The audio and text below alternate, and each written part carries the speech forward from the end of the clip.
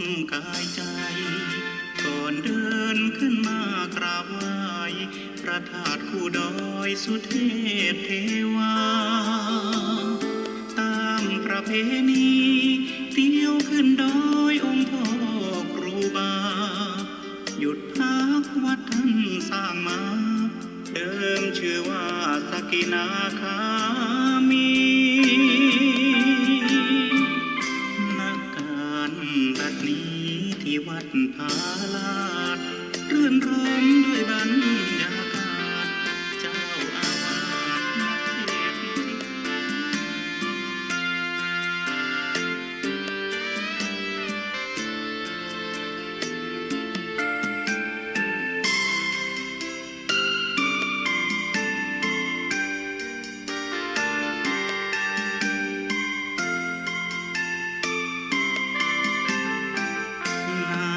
จากบ่อทิพย์ฉลมกายใจก่อนเดินขึ้นมากราบไหว้พระธาตุคู่ดอยสุเทพเทวาตามประเพณีเที่ยวขึ้นดอยองค์พ่อครูบา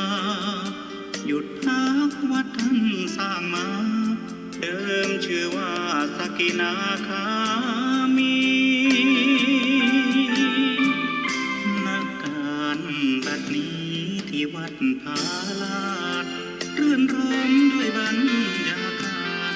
เจ้าอาวา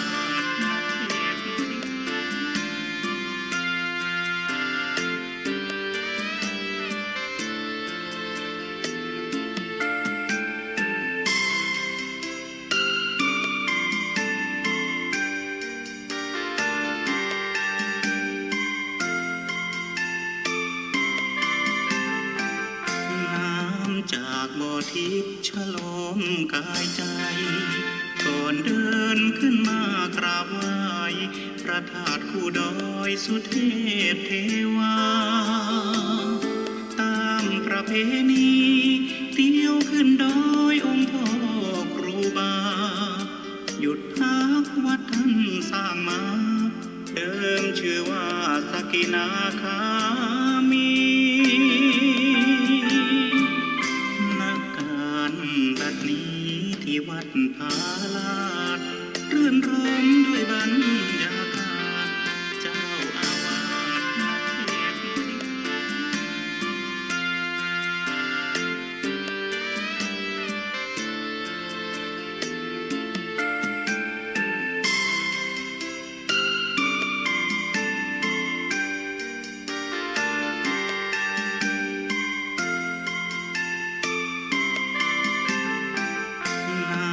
จากบ่อทิพย์ฉลมกายใจ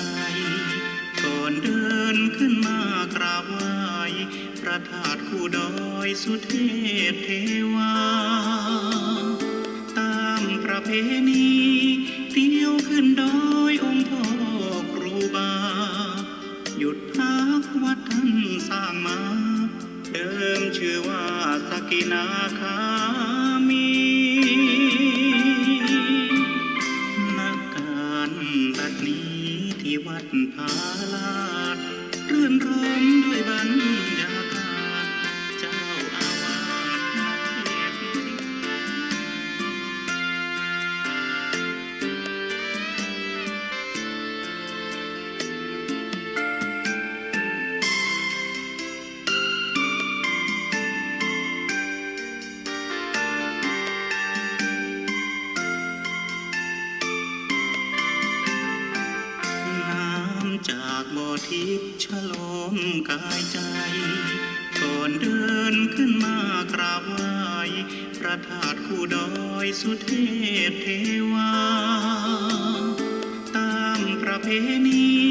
เที่ยวขึ้นดอยองค์พ่อครูบาหยุดพักวัดท่านสร้างมา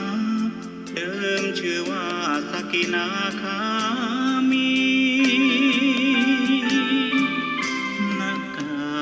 บัดนี้ที่วัดผาลาดรื่นรมด้วยบรรยากาศเจ้าอาวาส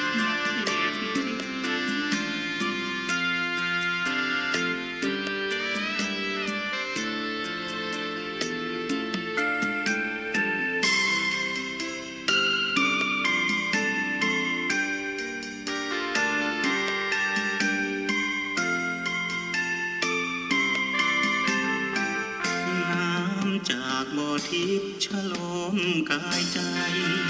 ก่อนเดินขึ้นมากราบไหว้พระธาตุคู่ดอยสุเทพเทวาตามประเพณีเที่ยวขึ้นดอยองค์พ่อครูบาหยุดพักวัดท่านสร้างมาเดิมชื่อว่าสกินาคามีนักการบัดนี้ที่วัดพาลาดรื่นรมด้วยบรรยากาศเจ้าอาวาสมาเทศน์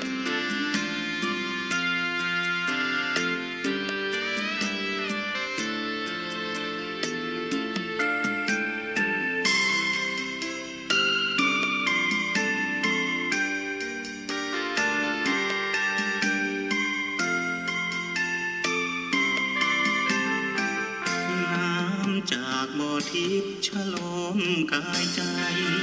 ก่อนเดินขึ้นมากราบไหว้พระธาตุคู่ดอยสุเทพเทวาตามประเพณีเที่ยวขึ้นดอยองค์พ่อ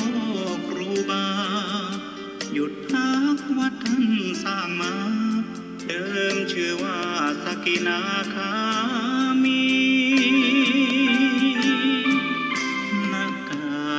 บัดนี้ที่วัดพาลาดรื่นรมด้วยบรรยากาศเจ้าอาวาสมาเทศน์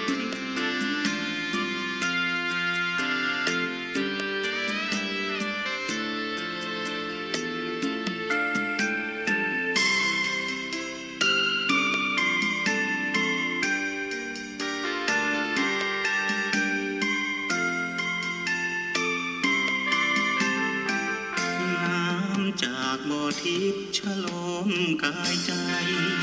ก่อนเดินขึ้นมากราบไหว้พระธาตุคู่ดอยสุเทพเทวาตามประเพณีเที่ยวขึ้นดอยองค์พ่อครูบาหยุดพักวัดท่านสร้างมาเดิมชื่อว่าสกินาคามี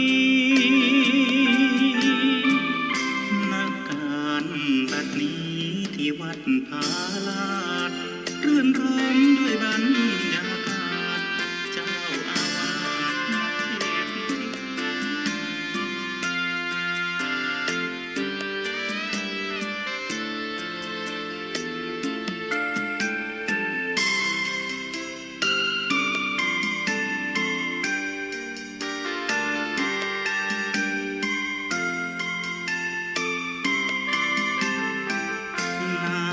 จากบ่อทิพย์ฉโลมกายใจก่อนเดินขึ้นมากราบไหว้พระธาตุคู่ดอยสุเทพเทวาตามประเพณีเที่ยวขึ้นดอยองค์พ่อครูบาหยุดพักวัดท่านสร้างมาเดิมชื่อว่าสกินาคามีบัดนี้ที่วัดพาลาดรื่นรมด้วยบรรยากาศเจ้าอาวาสมาเทศน์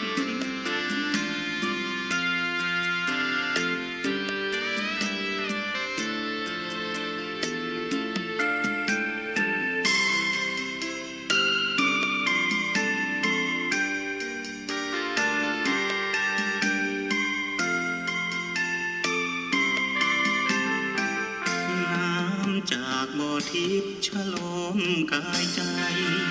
ก่อนเดินขึ้นมากราบไหว้พระธาตุคู่ดอยสุเทพเทวาตามประเพณีเที่ยวขึ้นดอยองค์พ่อครูบาหยุดพักวัดท่านสร้างมาเดิมชื่อว่าสกินาคามีบัดนี้ที่วัดพาลาดรื่นรมด้วยบรรยากาศเจ้าอาวาสมาเทศน์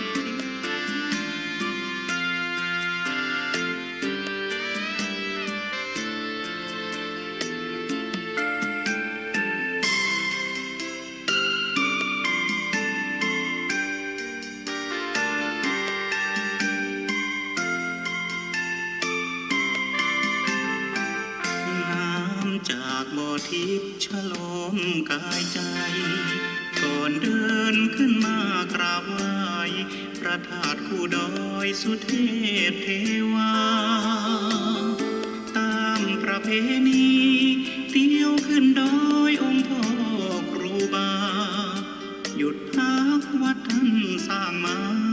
เดิมชื่อว่าสกินาคามีนักการบัดนี้ที่วัดผาลาดรื่นรมด้วยบรรยากาศเจ้าอาวา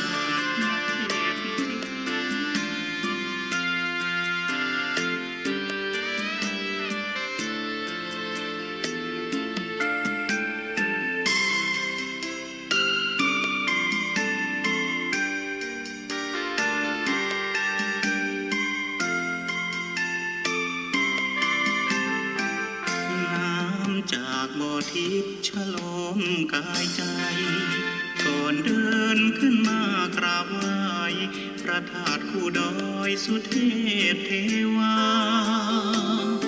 ตามประเพณีเที่ยวขึ้นดอยองค์พ่อครูบาหยุดพักวัดท่านสร้างมาเดิมชื่อว่าสกินาคามีบัดนี้ที่วัดผาลาดรื่นรมด้วยบรรยากาศเจ้าอาวา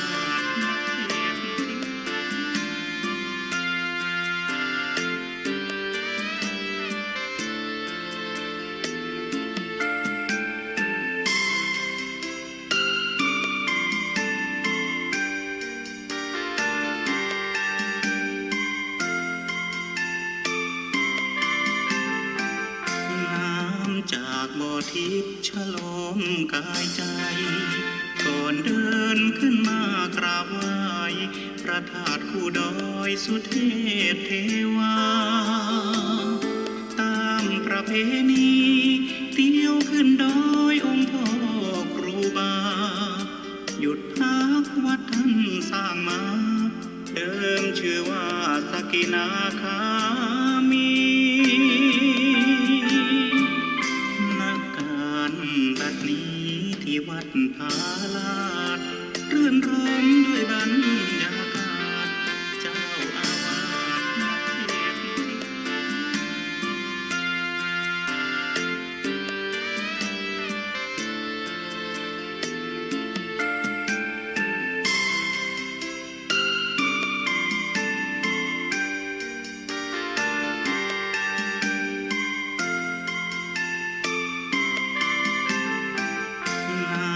จากบ่อทิพย์ฉโลมกายใจ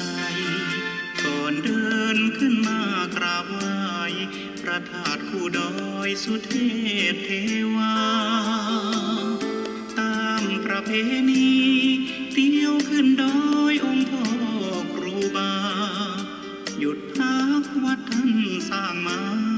เดิมชื่อว่าสกินาคามีบัดนี้ที่วัดผาลาดรื่นรมด้วยบรรยากาศเจ้าอาวา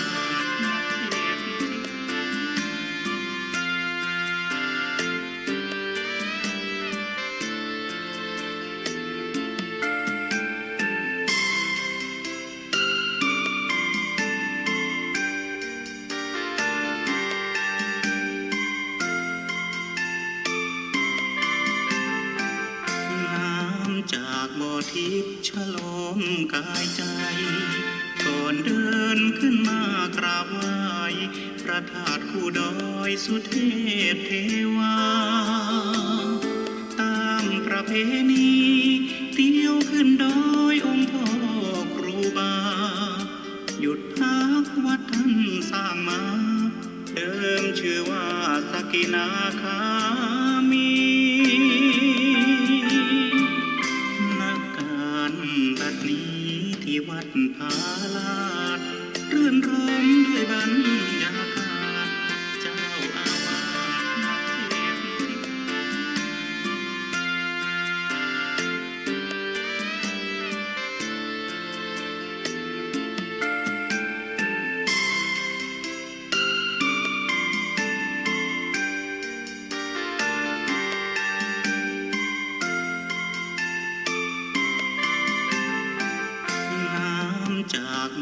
ทิพย์ฉโลมกายใจก่อนเดินขึ้นมากราบไหว้พระธาตุคู่ดอยสุเทพเทวา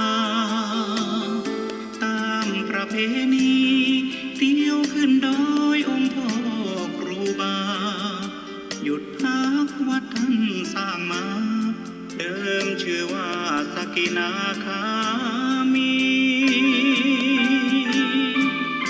นักการบัดนี้ที่วัดพาลาด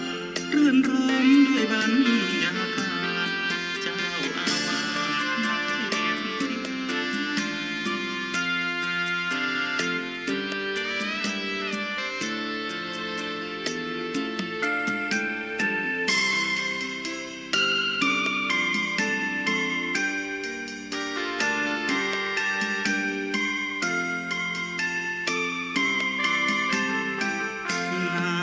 จากบ่อทิพย์ฉโลมกายใจ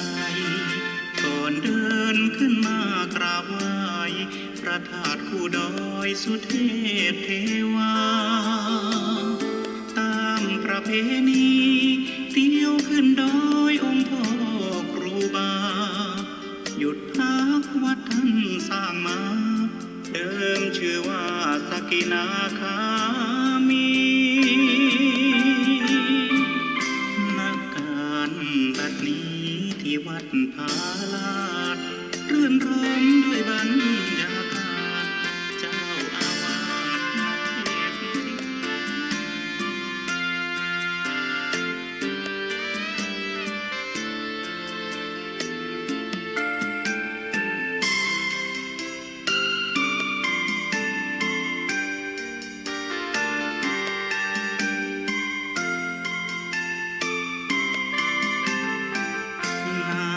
จากบ่อทิพย์ฉโลมกายใจ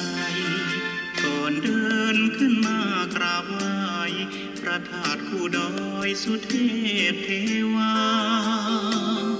ตามประเพณีเที่ยวขึ้นดอยองค์พ่อครูบาหยุดพักวัดท่านสร้างมาเดิมชื่อว่าสกินาคามีบัดนี้ที่วัดพาลาดรื่นรมด้วยบรรยากาศเจ้าอาวาสนักเทศน์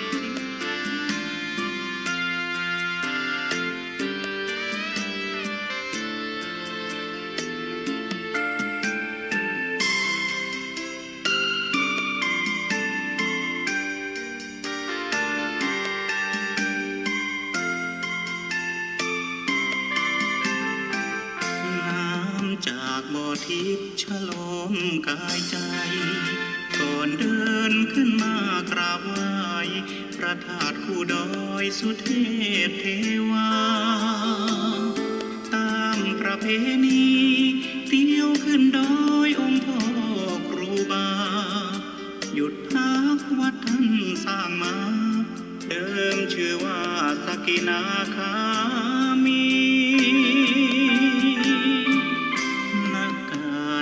บัดนี้ที่วัดพาลาด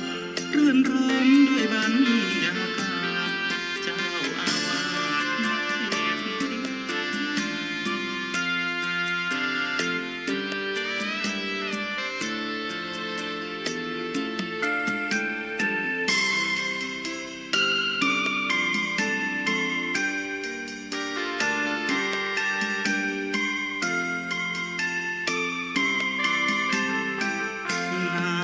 จากบ่อทิพย์ฉโลมกายใจก่อนเดินขึ้นมากราบไหว้พระธาตุคู่ดอยสุเทพเทวาตามประเพณีเที่ยวขึ้นดอยองค์พ่อครูบาหยุดพักวัดท่านสร้างมาเดิมชื่อว่าสกินาคามีบัดนี้ที่วัดพาลาดรื่นรมด้วยบรรยากาศเจ้าอาวาสนักเทศน์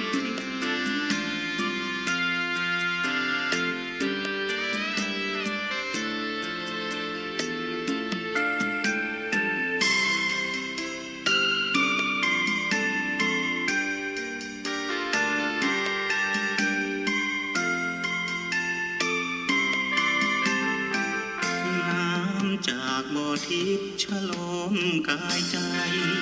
ก่อนเดินขึ้นมากราบไหว้พระธาตุคู่ดอยสุเทพเทวาตามประเพณีเที่ยวขึ้นดอยองค์พ่อครูบาหยุดพักวัดท่านสร้างมาเดิมชื่อว่าสกินาคามีนักการบัดนี้ที่วัดพาลาดรื่นรมด้วยบรรยากาศเจ้าอาวาสนักเทศน์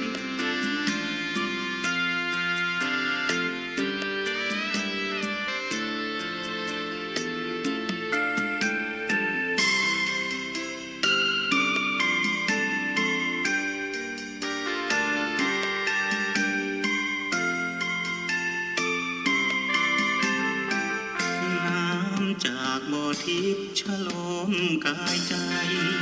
ก่อนเดินขึ้นมากราบไหว้พระธาตุคู่ดอยสุเท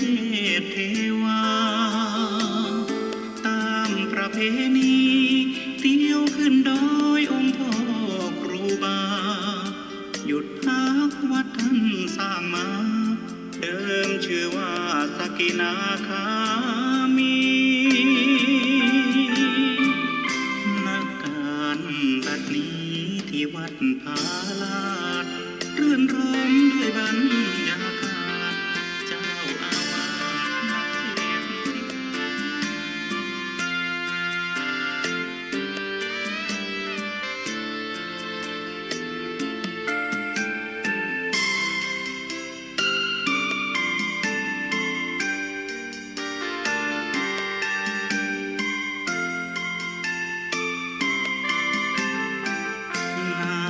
จากบ่อทิพย์ฉลมกายใจก่อนเดินขึ้นมากราบไหว้พระธาตุคู่ดอยสุเทพเทวาตามประเพณีเที่ยวขึ้นดอยองค์พ่อครูบา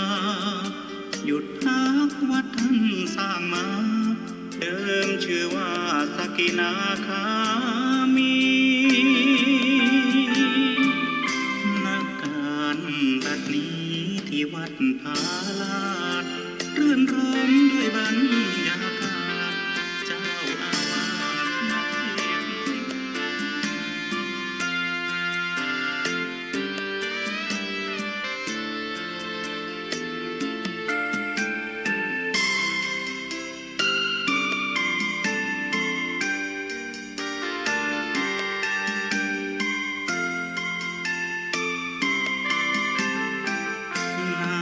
จากบ่อทิพย์ฉลมกายใจ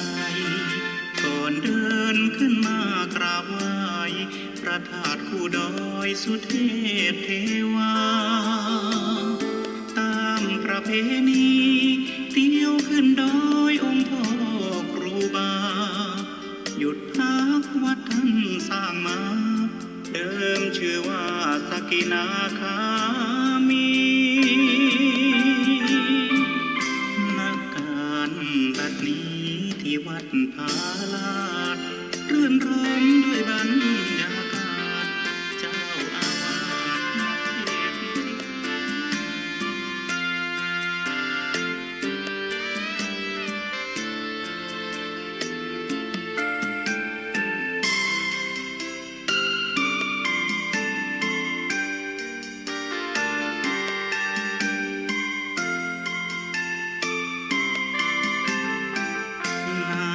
จากบ่อทิพย์ฉลมกายใจ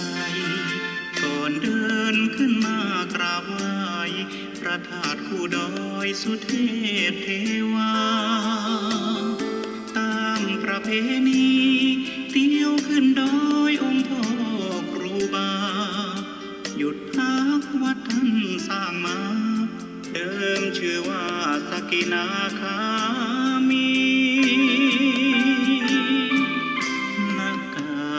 บัดนี้ที่วัดพาลาด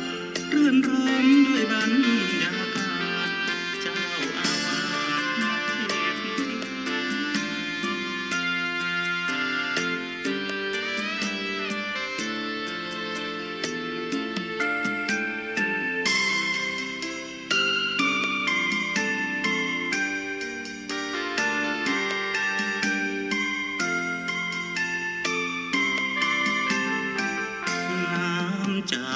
ทิพย์ฉโลมกายใจ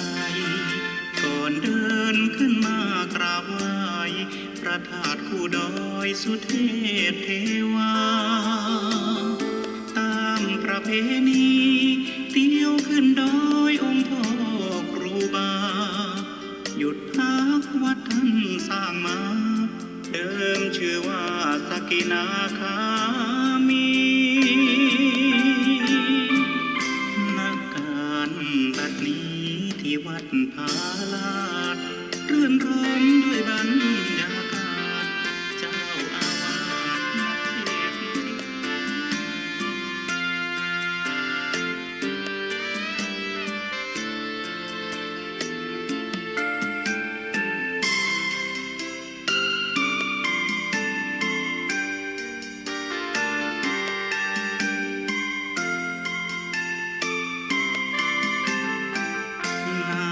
จากบ่อทิพย์ฉโลมกายใจ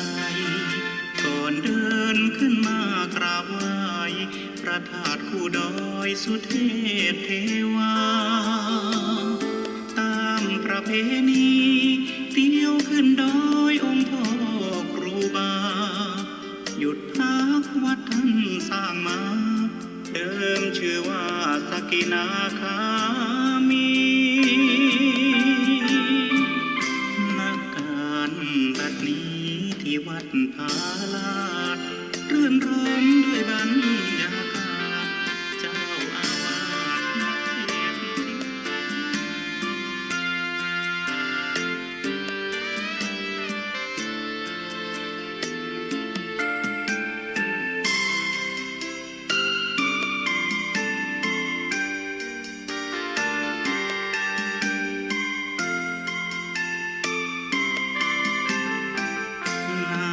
จากบ่อทิพย์ฉโลมกายใจ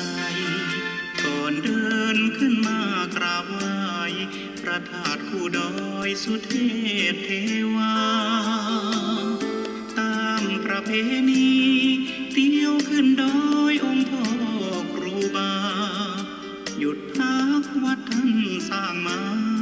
เดิมชื่อว่าสกินาคามีบัดนี้ที่วัดผาลาดรื่นรมด้วยบรรยากาศเจ้าอาวาสนักเทศ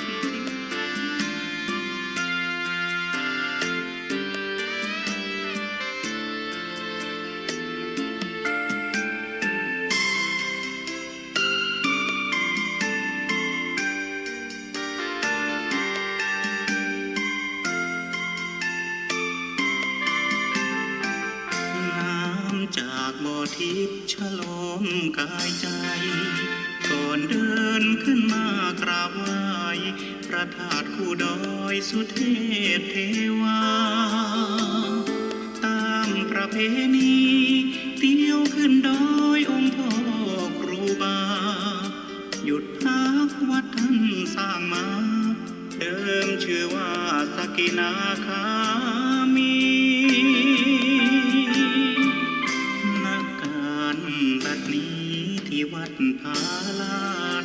รื่นรมด้วยบรรยากาศเจ้าอาวาสนักเทศ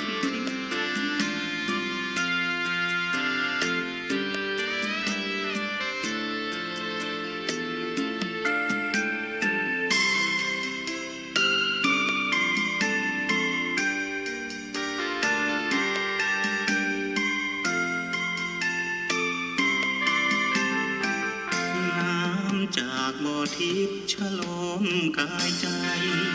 ก่อนเดินขึ้นมากราบไหว้พระธาตุคู่ดอยสุเทพเทวาตามประเพณีเที่ยวขึ้นดอยองค์พ่อครูบาหยุดพักวัดท่านสร้างมาเดิมชื่อว่าสกินาคามีบัดนี้ที่วัดผาลาดรื่นรมด้วยบรรยากาศเจ้าอาวาสนักเทศน์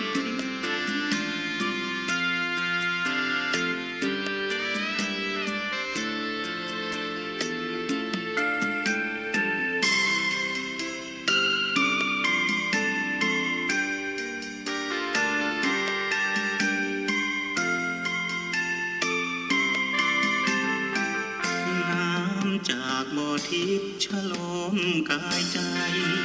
ก่อนเดินขึ้นมากราบไหว้พระธาตุคู่ดอยสุเทพเทวาตามประเพณีเที่ยวขึ้นดอยองค์พ่อครูบาหยุดพักวัดท่านสร้างมาเดิมชื่อว่าสกินาคามีนักการบัดนี้ที่วัดผาลาดรื่นรมด้วยบรรยากาศเจ้าอาวา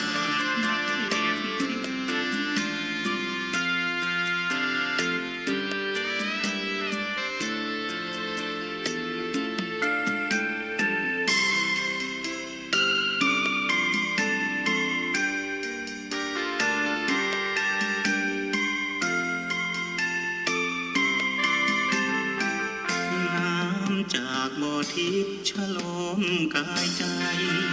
ก่อนเดินขึ้นมากราบไหว้พระธาตุคู่ดอยสุเทพเทวาตามประเพณีเที่ยวขึ้นดอยองค์พ่อครูบาหยุดพักวัดท่านสร้างมาเดิมชื่อว่าสกินาคามีบัดนี้ที่วัดผาลาดรื่นรมด้วยบรรยากาศเจ้าอาวา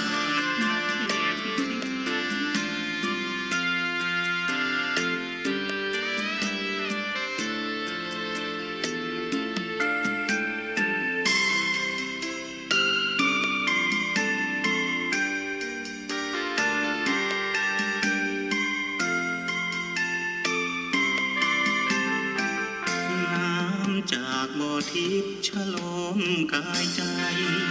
ก่อนเดินขึ้นมากราบไหว้พระธาตุคู่ดอยสุเทพเทวาตามประเพณีเที่ยวขึ้นดอยองค์พ่อครูบาหยุดพักวัดท่านสร้างมาเดิมชื่อว่าสกินาคามี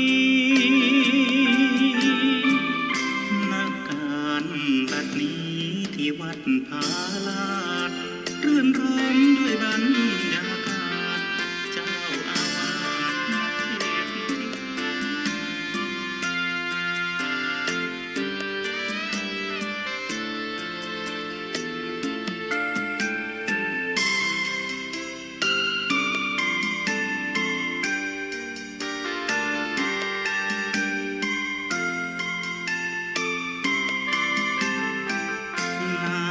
จากบ่อทิพย์ฉลมกายใจก่อนเดินขึ้นมากราบไหว้พระธาตุคู่ดอยสุเทพเทวาตามประเพณีเที่ยวขึ้นดอยองค์พ่อครูบาหยุดพักวัดท่านสร้างมาเดิมชื่อว่าสกินาคามีบัดนี้ที่วัดผาลาดรื่นรมด้วยบรรยากาศเจ้าอาวาส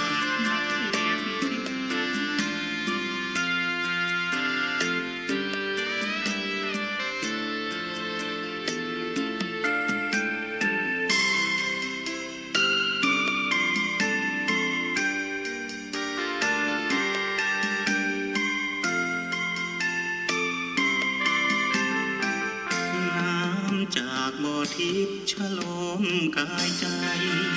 ก่อนเดินขึ้นมากราบไหว้พระธาตุคู่ดอยสุเทพเทวาตามประเพณีเที่ยวขึ้นดอยองค์พ่อครูบาหยุดพักวัดท่านสร้างมาเดิมชื่อว่าสกินาคามีบัดนี้ที่วัดผาลาดรื่นรมด้วยบรรยากาศเจ้าอาวาส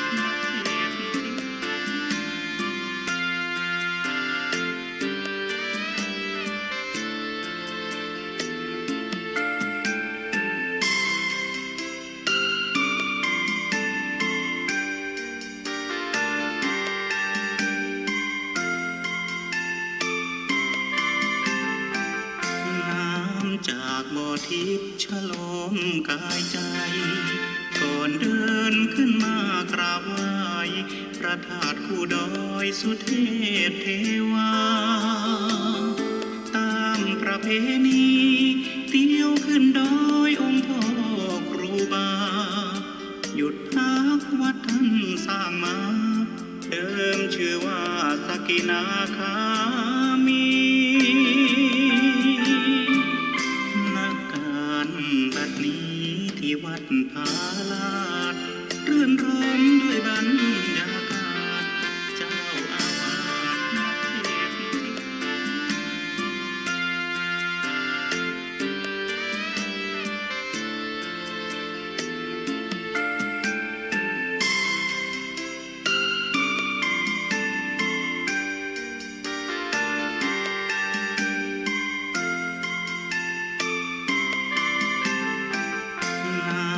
จากบ่อทิพย์ฉลมกายใจก่อนเดินขึ้นมากราบไหว้พระธาตุคู่ดอยสุเทพเทวาตามประเพณีเที่ยวขึ้นดอยองค์พ่อครูบาหยุดพักวัดท่านสร้างมาเดิมชื่อว่าสกินาคามีบัดนี้ที่วัดพาลาดรื่นรมด้วยบรรยากาศเจ้าอาวาสนักเทศน์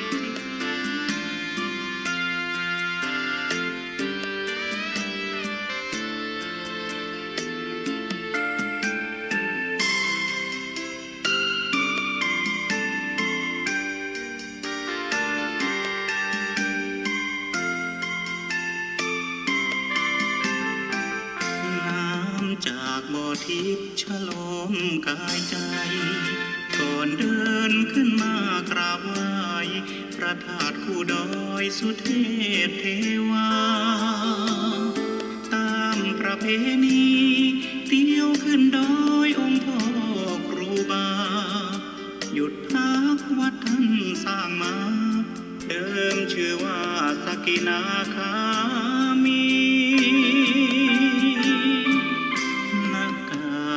บัดนี้ที่วัดพาลาดรื่นรมด้วยบรรยากาศเจ้าอาวาสนักเทศน์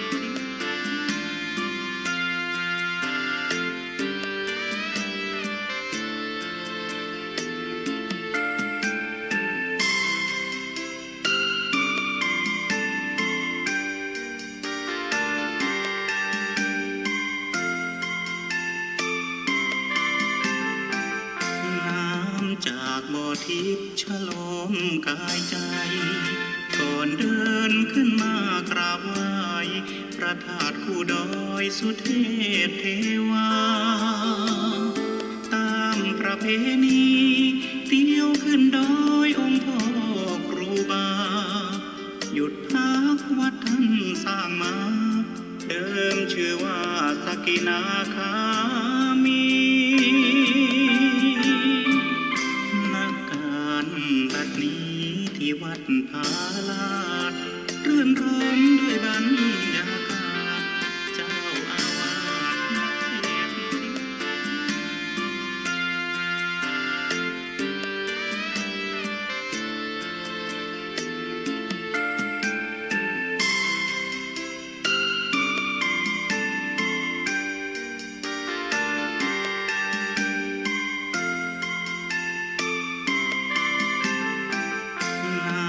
จากบ่อทิพย์ฉลมกายใจก่อนเดินขึ้นมากราบไหว้พระธาตุคู่ดอยสุเทพเทวาตามประเพณีเที่ยวขึ้นดอยองค์พ่อครูบาหยุดพักวัดท่านสร้างมาเดิมชื่อว่าสกินาคามี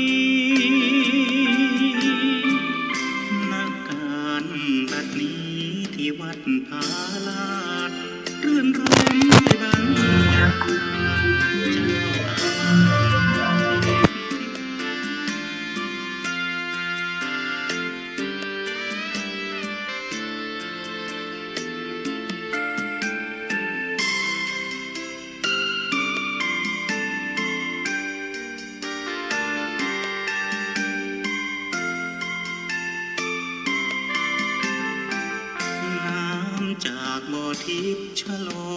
กายใจก่อนเดินขึ้นมากราบไหว้พระธาตุคู่ดอยสุเทพเทวาตามประเพณีเที่ยวขึ้นดอยองค์พ่อครูบาหยุดพักวัดท่านสร้างมาเดิมชื่อว่าสกินาคามีนักการบัดนี้ที่วัดพาลาดรื่นรมด้วยบรรยากาศเจ้าอาวา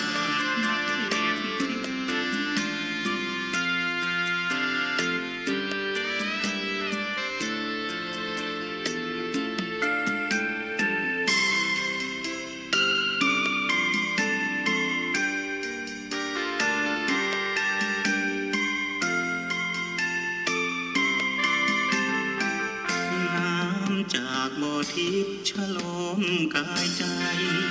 ก่อนเดินขึ้นมากราบไหว้พระธาตุคู่ดอยสุเทพเทวาตามประเพณีเที่ยวขึ้นดอยองค์พ่อครูบาหยุดพักวัดท่านสร้างมาเดิมชื่อว่าสกินาคามีบัดนี้ที่วัดพาลาดรื่นรมด้วยบรรยากาศเจ้าอาวา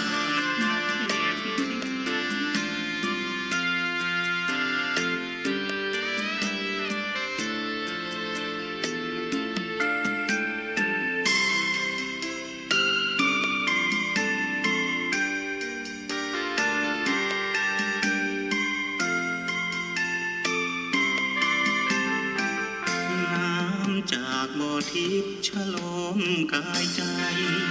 ก่อนเดินขึ้นมากราบไหว้พระธาตุคู่ดอยสุเทพเทวาตามประเพณีเที่ยวขึ้นดอยองค์พ่อครูบาหยุดพักวัดท่านสร้างมาเดิมชื่อว่าสกินาคามี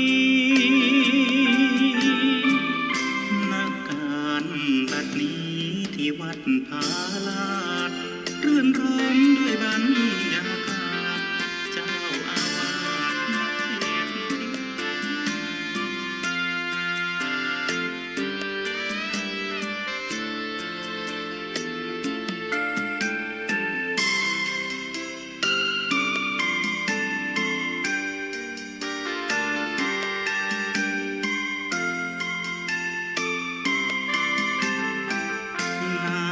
จากบ่อทิพย์ฉลมกายใจก่อนเดินขึ้นมากราบไหว้พระธาตุคู่ดอยสุเท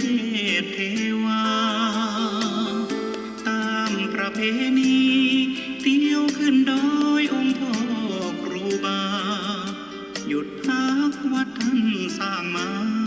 เดิมชื่อว่าสกินาคามีบัดนี้ที่วัดพาลาดรื่นรมด้วยบรรยากาศเจ้าอาวาส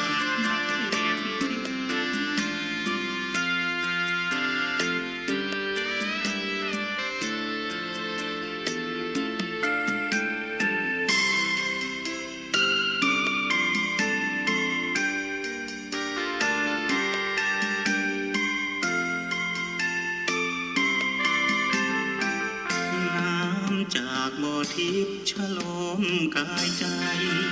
ก่อนเดินขึ้นมากราบไหว้พระธาตุคู่ดอยสุเทพเทวาตามประเพณีเที่ยวขึ้นดอยองค์พ่อครูบา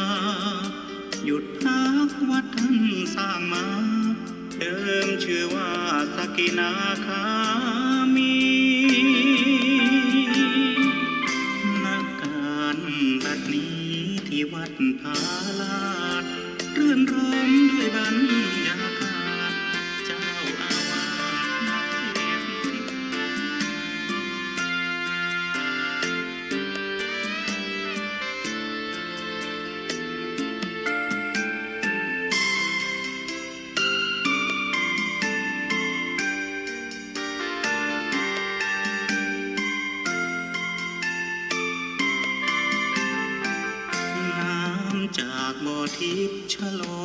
กายใจก่อนเดินขึ้นมากราบไหว้พระธาตุคู่ดอยสุเทพเทวาตามประเพณี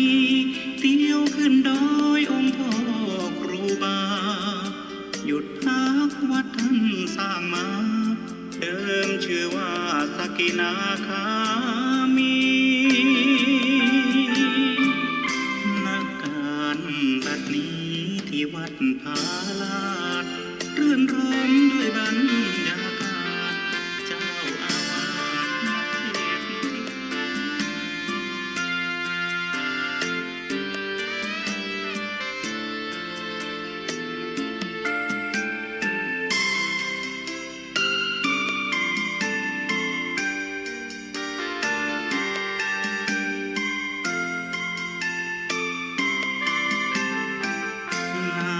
จากบ่อทิพย์ฉลมกายใจ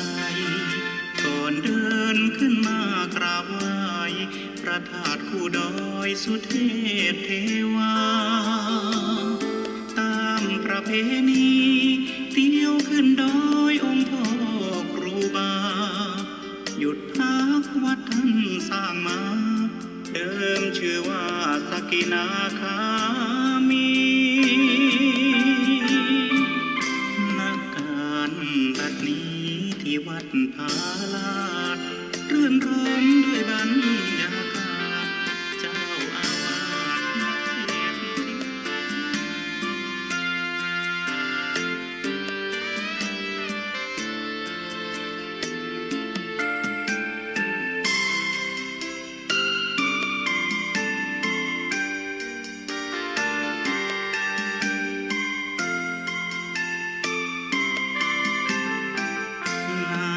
จากบ่อทิพย์ฉลมกายใจก่อนเดินขึ้นมากราบไหว้พระธาตุคู่ดอยสุเทพเทวาตามประเพณีเที่ยวขึ้นดอยองค์พ่อครูบาหยุดพักวัดท่านสร้างมาเดิมชื่อว่าสกินาคามี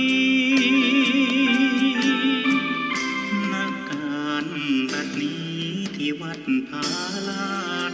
รื่นรมด้วยบรรยากาศเจ้าอาวาสนักเทศน์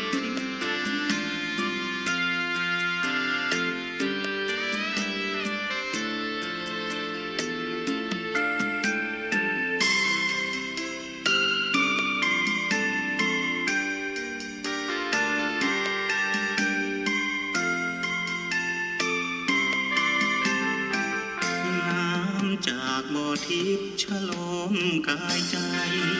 ก่อนเดินขึ้นมากราบไหว้พระธาตุคู่ดอยสุเทพเทวาตามประเพณีเที่ยวขึ้นดอยองค์พ่อครูบาหยุดพักวัดท่านสร้างมาเดิมชื่อว่าสกินาคามีบัดนี้ที่วัดพาลาดรื่นรมด้วยบรรยากาศเจ้าอาวาสนักเทศ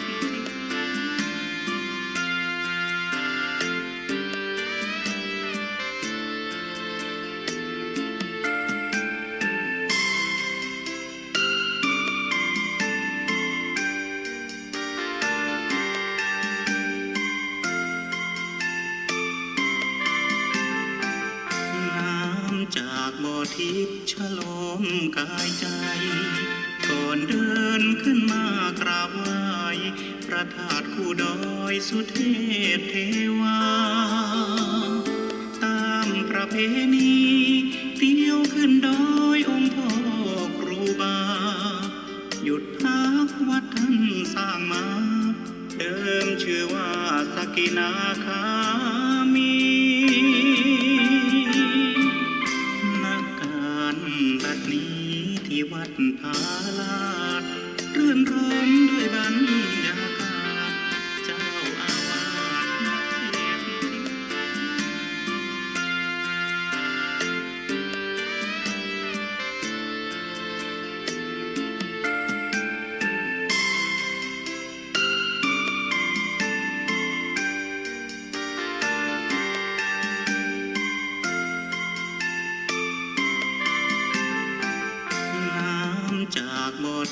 ฉโลมกายใจก่อนเดินขึ้นมากราบไหว้พระธาตุคู่ดอยสุเทพเทวาตามประเพณีเที่ยวขึ้นดอยองค์พ่อครูบาหยุดพักวัดท่านสร้างมาเดิมชื่อว่าสกินาคามีนักการบัดนี้ที่วัดพาลาดรื่นรมด้วยบรรยากาศเจ้าอาวาสนักเทศน์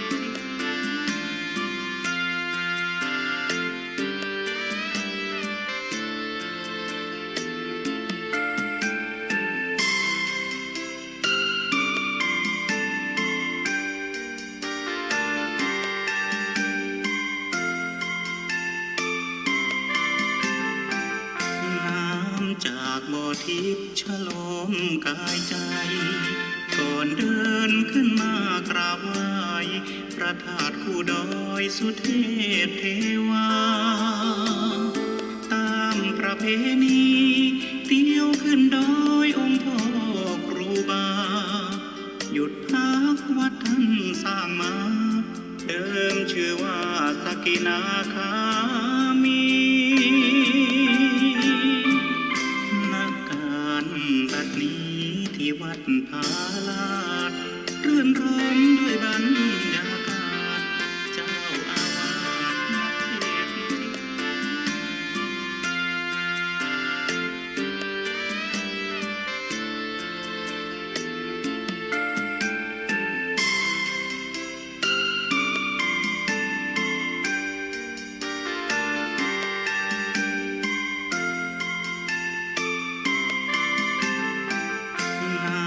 จากบ่อทิพย์ฉโลมกายใจ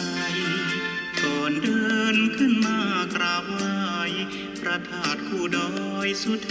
พเทวาตามประเพณีเที่ยวขึ้นดอยองค์พ่อครูบาหยุดพักวัดท่านสร้างมาเดิมชื่อว่าสกินาคามีบัดนี้ที่วัดพาลาดรื่นรมด้วยบรรยากาศเจ้าอาวาสนักเทศน์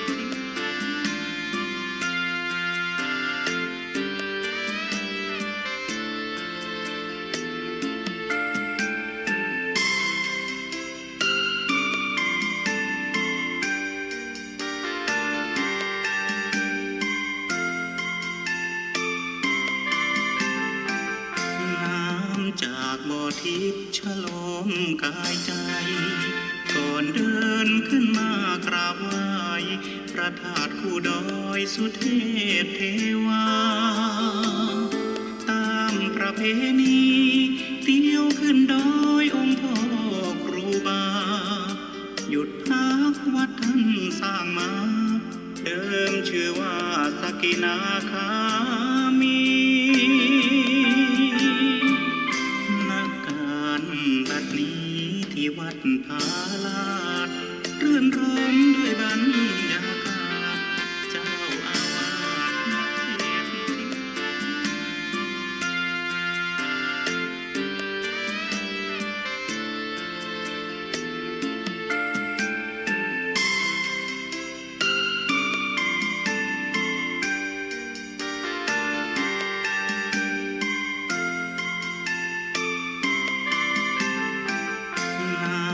จากบ่อทิพย์ฉโลมกายใจก่อนเดินขึ้นมากราบไหว้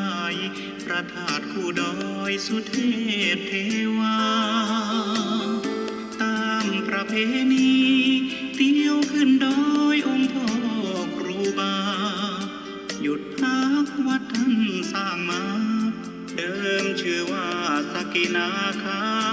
มี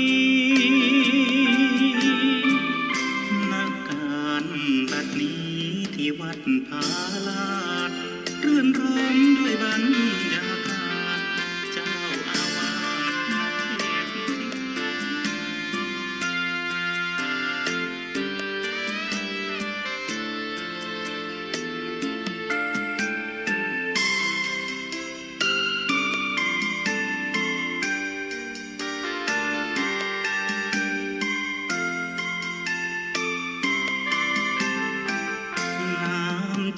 บ่อทิพย์ฉลมกายใจก่อนเดินขึ้นมากราบไหว้พระธาตุคู่ดอยสุเทพเทวาตามประเพณีเที่ยวขึ้นดอยองค์พ่อครูบาหยุดพักวัดท่านสร้างมาเดิมชื่อว่าสกินาคามีนักการบัดนี้ที่วัดผาลาดรื่นรมด้วยบรรยากาศเจ้าอาวา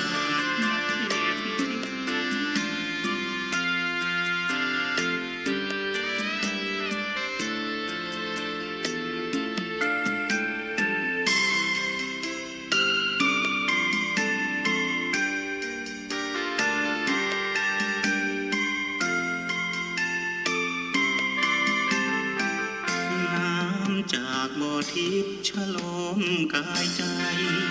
ก่อนเดินขึ้นมากราบไหว้พระธาตุคู่ดอยสุเทพเทวาตามประเพณีเที่ยวขึ้นดอยองค์พ่อครูบาหยุดพักวัดท่านสร้างมาเดิมชื่อว่าสกินาคามีบัดนี้ที่วัดผาลาดรื่นรมด้วยบรรยากาศเจ้าอาวา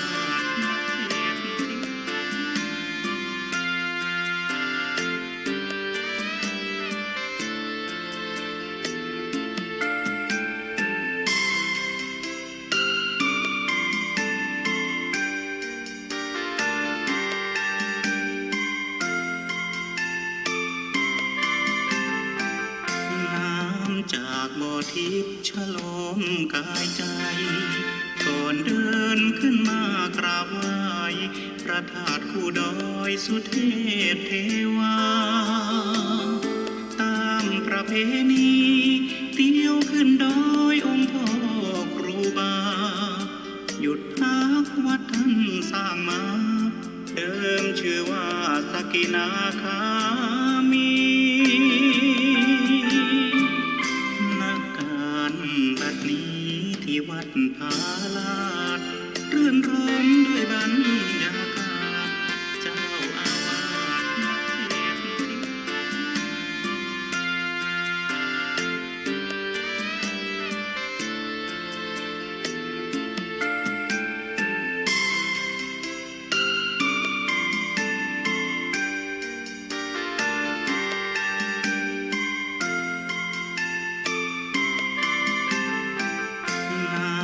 จากบ่อทิพย์ฉลมกายใจ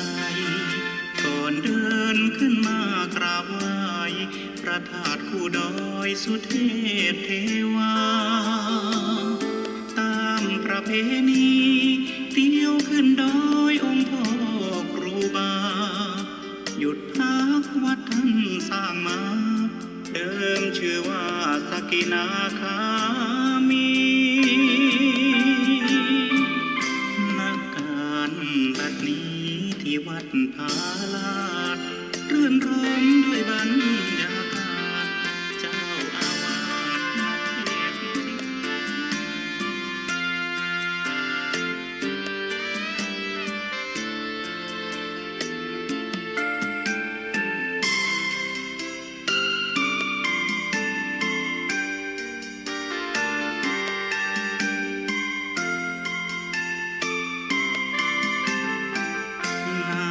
จากบ่อทิพย์ฉลมกายใจก่อนเดินขึ้นมากราบไหว้พระธาตุคู่ดอยสุเทพเทวาตามประเพณีเที่ยวขึ้นดอยองค์พ่อครูบาหยุดพักวัดท่านสร้างมาเดิมชื่อว่าสกินาคามีบัดนี้ที่วัดผาลาดรื่นรมไม่เคยเข้ามาแล้วทาง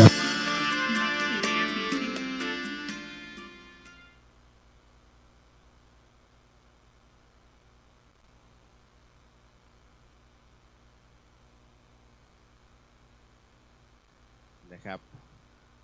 ก็มีในส่วนของการไปใส่บาตรนะครับพระภิกษุสงฆ์นะฮะในเขตตำบลสุเทพนะฮะบางส่วนก็ไปบิณฑบาตกันนะฮะที่ถนนเส้นวัฒนธรรมในมหาวิทยาลัยเชียงใหม่นะฮะบางส่วนก็มาอยู่ที่วัดฝายหินนะครับก็อาจจะต้องรอพิธีนิดหนึ่งนะครับเพราะวันนี้เราตามรอยประเพณีสืบสารกันอีกครั้งหนึ่งนะฮะกับการห่มพระธาตุแสนสุขนะครับพญาโคชสารยังไม่มานะครับเพราะทั้งหมดทั้งมวลเนี่ยต้องบอกว่าเราสืบสานขึ้นมานะฟื้นฟูเนื่องจากว่าในเขตของตำบลสุเทพนั้นเนี่ยนะครับก็จะมี3พิธีสำคัญนะที่เรียกว่าเรียงลำดับกันมานะฮะอันนี้คุณผู้ฟังทุกท่านนะฮะก็ได้ยินเสียงอยู่ตรงนี้นะครับผ่านทาง FM 104.50 MHz นะครับสถานีวิทยุพระพุทธศาสนาแห่งชาติและสังคมรวมไปถึงที่นี่คือศูนย์รวมนะฮะของการเผยแผ่นะในศูนย์ของจังหวัดเชียงใหม่นะครับเพื่อแพร่ภาพไปยังทั่วโลกนะผ่านช่องทางของช่อง YouTube นะแล้วก็สื่อต่างๆนะรวมไปถึงคลื่นสีขาวที่ถ่ายทอดสัญญาณภาพและเสียงนะผ่านไปยังทั่วโลกทั่วประเทศนะครับก็ในวันนี้นะฮะที่วัดฝายหินหลังมหาวิทยาลัยเชียงใหม่ของเรานั้นก็จะเป็นจุดเริ่มต้นในการสืบสารงานประเพณีนะที่เราชาวพุทธศาสนิกชนทั้งหมดทั้งมวลเนี่ยจะต้องนำเอาพระธาตุพระพุทธรูปดอกไม้นะรวมไปถึงพระบทนะครับแล้วก็พระธรรมนะขึ้นสู่วัดผาลาดนะฮะก็จุดเริ่มต้นจะเป็นที่วัดฝายหินแห่งนี้แหละครับนะฮะคือที่มาที่ไปนะก็เรียกว่าเป็นการฟื้นประเพณีหลังจากที่ค้นพบอะไรหลายอย่างนะฮะโดยเฉพาะอย่างยิ่งเรื่องของการส่งน้ำพระธาตุดอยสุเทพนะฮะ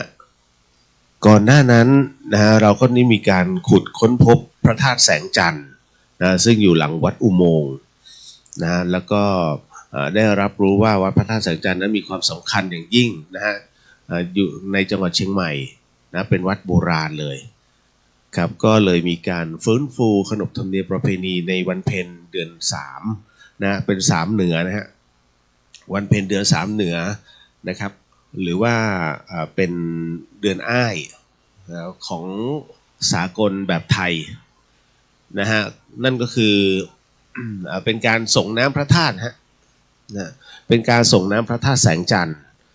แล้วมาเป็นเดือน5นะฮะเดือน5เหนือแต่เป็นเดือน3ไทยนะครับก็เนื่องจากว่าณตรงนี้นะครับก็จะเป็นการส่งน้ำเหมือนกันนะฮะแล้วก็จะเป็นการห่มพระธาตุแสนสุขนะซึ่งจุดพระธาตุแสงสุขนั้นก็คือวัดผาลาดนะฮะผาลาดไม่ใช่สกีทานะครับอาจารย์สง่าบอกจริงๆแล้วอาจารย์ไปเติมทีหลังนะครับก็เรียกว่าเป็นวัดผาลาดนะฮะโดยโบราณแล้วนะตรงนั้นคือจุดกึ่งกลางของการค้านะสำหรับผู้พักนะที่จะขึ้นไปสักการะวัดพระธาตุดอยสุเทพโดยใช้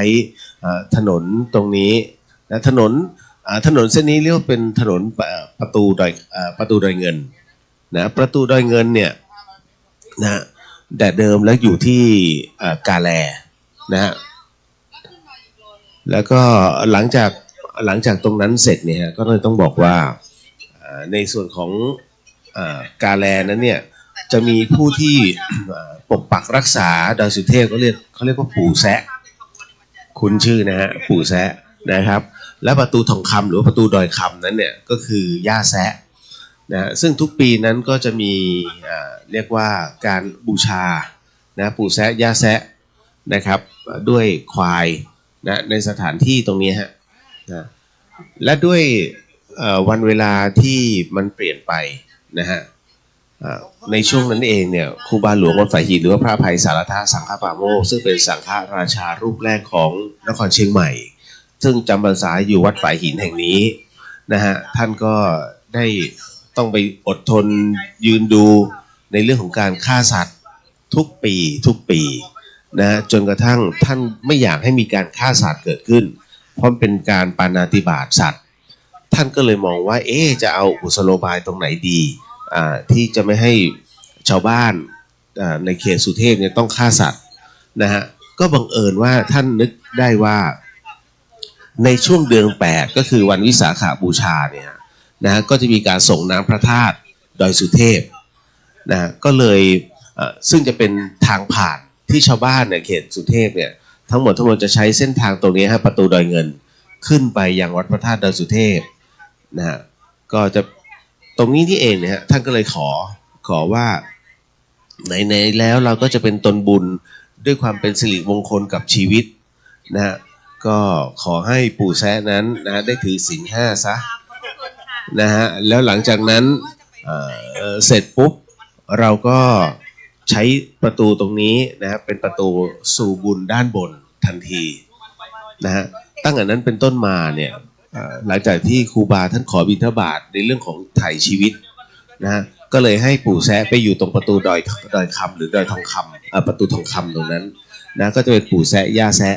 ที่อยู่บนที่อยู่ตรงหัวมุมก่อนขึ้นจะขึ้นดอยคำส่วนประตูดอยเงินนั้นเนี่ยฮะหลังจากที่การเวลาผ่านไปนะฮะกาแลนั้นก็ถูกประกาศเป็นเรียกว่าอยู่ในเขตของอุทยาน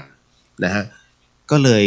เปลี่ยนประตูตรงนั้นนะเป็นจากประตูดอยเงินนะมาอยู่ตรงฝายหินนะตรงวัดฝายหินนะซึ่งก็จะถัดจากวัดฝายหินไปอีก800 เมตรนะฮะตรงนั้นเนี่ยเดี๋ยววันนี้นะฮะขบวนหลังจากที่เราได้นำเอาพญาโคชสาร2 เชือกนะฮะเพื่อที่จะมาแห่นะครับพระพุทธรูปดอกไม้นะครับก็จะไปหยุดกันที่ประตูดอยเงินซึ่งห่างจากวัดฝายหินเนี่ยทั้งหมดทั้งมวล800 กว่าเมตรนะครับดังนั้นหลังจากตรงนั้นก็จะเป็นการขออนุญาตผ่านประตูนะประตูป่านะแล้วก็จะเคลื่อนขบวนนะค่อยๆขึ้นไปนะจุดที่2ที่จะไปแวะพักโดยให้พญาโคชสารทั้ง2 เชือกไปหยุดพักก็คือวัดสามยอบที่มาที่ไปวัดสามยอบเนี่ยทำไมถึงชื่อวัดสามยอบเพราะว่าตอนที่อัญเชิญพระธาตุนะขึ้นไปดอยสุเทพนั้นเนี่ยฮะจุดตรงนี้นี่เองเนี่ย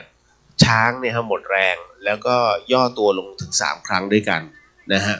ก็เลยเป็นที่มาที่ไปชื่อว่าวัดสามยอบนะแล้วจากนั้นก็เคลื่อนนะขึ้นไปสู่ดอยสุเทพนะแต่วันนี้เราจะหยุดแค่วัดผาลาดนะฮะเพราะเมื่อก่อนนี้วัดผาลาดคือจุดศูนย์กลางนะของคหบดีนะทั้งไทยและพม่านะฮะซึ่งก็จะตั้งร้านอยู่ตรงนั้นนะฮะอย่างแปะชวนเนี่ยซึ่งเป็นศิษย์วัดฝายหินเนี่ยครั้งหนึ่งก็เคยเอาขนมเปี๊ยะนะไปตั้งร้านนะฮะที่จุดของวัดผาลาดนะปัจจุบันนะครับแล้วก็พอปอเปี๊ยะหมดเสร็จปุ๊บเนี่ยก็ลงมาพักนะตรงนี้เพราะว่าบ้านของจะรับประเคนเมื่อกี้ พอแปะชวนมาพักตรงนี้มาพบกับครูบาหลวงวัดฝายหินเสร็จปุ๊บเนี่ยแปะชวนก็จะกลับไปบ้านตัวเองเดินนะฮะสมัยก่อนอยู่ตรงถนนช้างคลานนะฮะทั้งหมดทั้งมวลเนี่ยเป็นเรื่องราวการค้นพบทางประวัติศาสตร์ซึ่งมีหลักฐานนะฮะในช่วงของตรงนั้นเนี่ยข้าบดีเห็นว่าจุดของวัดผาลาดนะเป็นจุดที่มีความสงบร่มเย็นนะก็เลยรวบรวมเงินปัจจัยนะฮะเรียกว่าสร้างเป็นองค์เจดีย์ขึ้นมานะที่ท่านได้เห็นกันนะฮะแล้วจากนั้นเนี่ยจุดตรงนี้เกิดก็เรียกว่าเมื่อมีการสร้างทางขึ้นวัดพระธาตุดอยสุเทพผ่านทางวัดศรีโสดาเนี่ยนะตรงนี้เองก็เลยเป็นที่รกร้างทันทีนะฮะก็มีการบูรณะขึ้นมาใหม่อีกครั้งหนึ่งนะฮะด้วยท่านพระครูธีรสุตพจน์นะฮะหรือว่าท่านพระอาจารย์สง่านะฮะเดี๋ยววันนี้ท่านก็จะมาน ขบวนขึ้นไปสู่วัดผาลาดนะครับเมื่อวานนี้นะครับก็เลยต้องบอกก่อนว่าช่วงบ่ายก็เป็นการนำเอาพระธาตุดอกไม้ซึ่งภาพที่คุณผู้ชมเห็นอยู่นี่แหละนะครับซึ่งประดิษฐานอยู่บนศาลาจตุรมุขของพระภัยสารทะสังฆปาโมกข์นะฮะนำณตรงนี้ฮะเมื่อวานนี้ก็มีอัญเชิญมาจากวัดแสนเมืองมาที่มาที่ไปของพระดอกไม้เนี่ยฮะนะพระพุทธรูปดอกไม้ก็คือเป็นดอกไม้จำนวนทั้งสิ้น100,000 ดอกนะฮะเป็นดอกไม้ที่ใช้เป็นเครื่องสักการะบูชานะที่เป็นพุทธบูชานะทุกครั้งทุกปีและท่านอาจารย์สง่าเนี่ยท่านก็จะขอนะเอาใครที่อยากจะเอาดอกไม้นะฮะมาเป็นมวลสารก็เอาไปนะตรงนั้นพอครบ100,000 ดอกเสร็จปุ๊บท่านก็เลยจัดการทำแห้งฮะแล้วก็ทำเป็นมวลสารทั้งหมดทั้งมวลก็ได้เป็นองค์พระที่สวยงามทำพิธีนะฮะเรียกว่าถ้าภาษาพระเราก็เรียกพุทธาภิเษกนะฮะภาษาอีสานเรียกว่าปลุกขวัญนะฮะให้พระนั้นท่านได้มีพลังได้มีกำลังนะฮะก็ยังความสวยงามความหอมสดชื่นนะครับในองค์พระเป็นธรรมชาติแต่บังเอิญว่าเมื่อปีที่แล้วครับนะเป็นปีแรกที่อัญเชิญขึ้นไปสู่วัดผาลาดนั้นด้วยบนวัดผาลาดนั้นมีความชื้นสูงก็เลยทำให้พระดอกไม้เนี่ยฮะเกิดขึ้นราพอขึ้นราเสร็จปุ๊บเนี่ยพระอาจารย์ท่านก็เลยตามช่างนะให้มาช่วยซ่อมช่างก็ทำการทั้งกำจัดนะฮะทั้งอบนะและทั้งทาในส่วนตัวเคลือบเอาไว้นะจนรานั้นหายหมดก็อยู่ได้แค่3 วันราขึ้นอีกฮะ เพราะว่าตัวอับสปอร์มันยังอยู่ในดอกไม้นะฮะท่านก็มองว่าไม่ได้การแล้วอยู่ถ้านิมนต์ไว้วัดผาลาดตลอดเวลาเนี่ยนะฮะเดี๋ยวพระจะต้องมาทำความสะอาดแทนที่จะได้ทำจำพรรษาอยู่อย่างมีความสุขนะฮะท่านก็เลยอัญเชิญกลับมาสู่วัดแสนเมืองมาพอกลับมาสู่วัดแสนเมืองมาเนี่ยด้วยอุณหภูมิที่อุ่นนะฮะแล้วอุณหภูมินั้นได้ที่ก็ปรากฏว่าทำให้พระนั้นเนี่ยกลับสู่สภาวะเป็นปกติท่านก็เลยมองว่าถ้าอย่างนั้นเราก็จะเป็นการอัญเชิญและกันปีนี้เป็นการอัญเชิญนะฮะเหมือนกับนิมนต์ธุดงค์ชั่วคราวนะฮะก็คือนำเอาพระพุทธรูปดอกไม้เดี๋ยวขึ้นบนพญาช้างนะฮะแล้วก็เดินขึ้นไปนะนำไปประดิษฐานไว้บนวัดผาลาดและพอช่วงในส่วนของจะเข้าพรรษานะฮะก่อนจะเข้าพรรษาก็จะนิมนต์ท่านกลับสู่วัดแสนเมืองมานะอันเนื่องมาจากว่าจะได้ไม่มีความชื้นนะฮะอันนี้ก็เป็นประวัติคร่าวๆนะฮะประวัติคร่าวๆเดี๋ยวในส่วนตรงนี้นี่เองถ้าตามกำหนดการเนี่ยนะฮะเราต้องเริ่มพิธีแล้วแต่เนื่องจากว่ามันไปตรงกัน2 พิธีฮะคุณผู้ชมครับก็คือว่าตรงกับวันมาฆบูรณมีบูชานะซึ่งพระภิกษุสงฆ์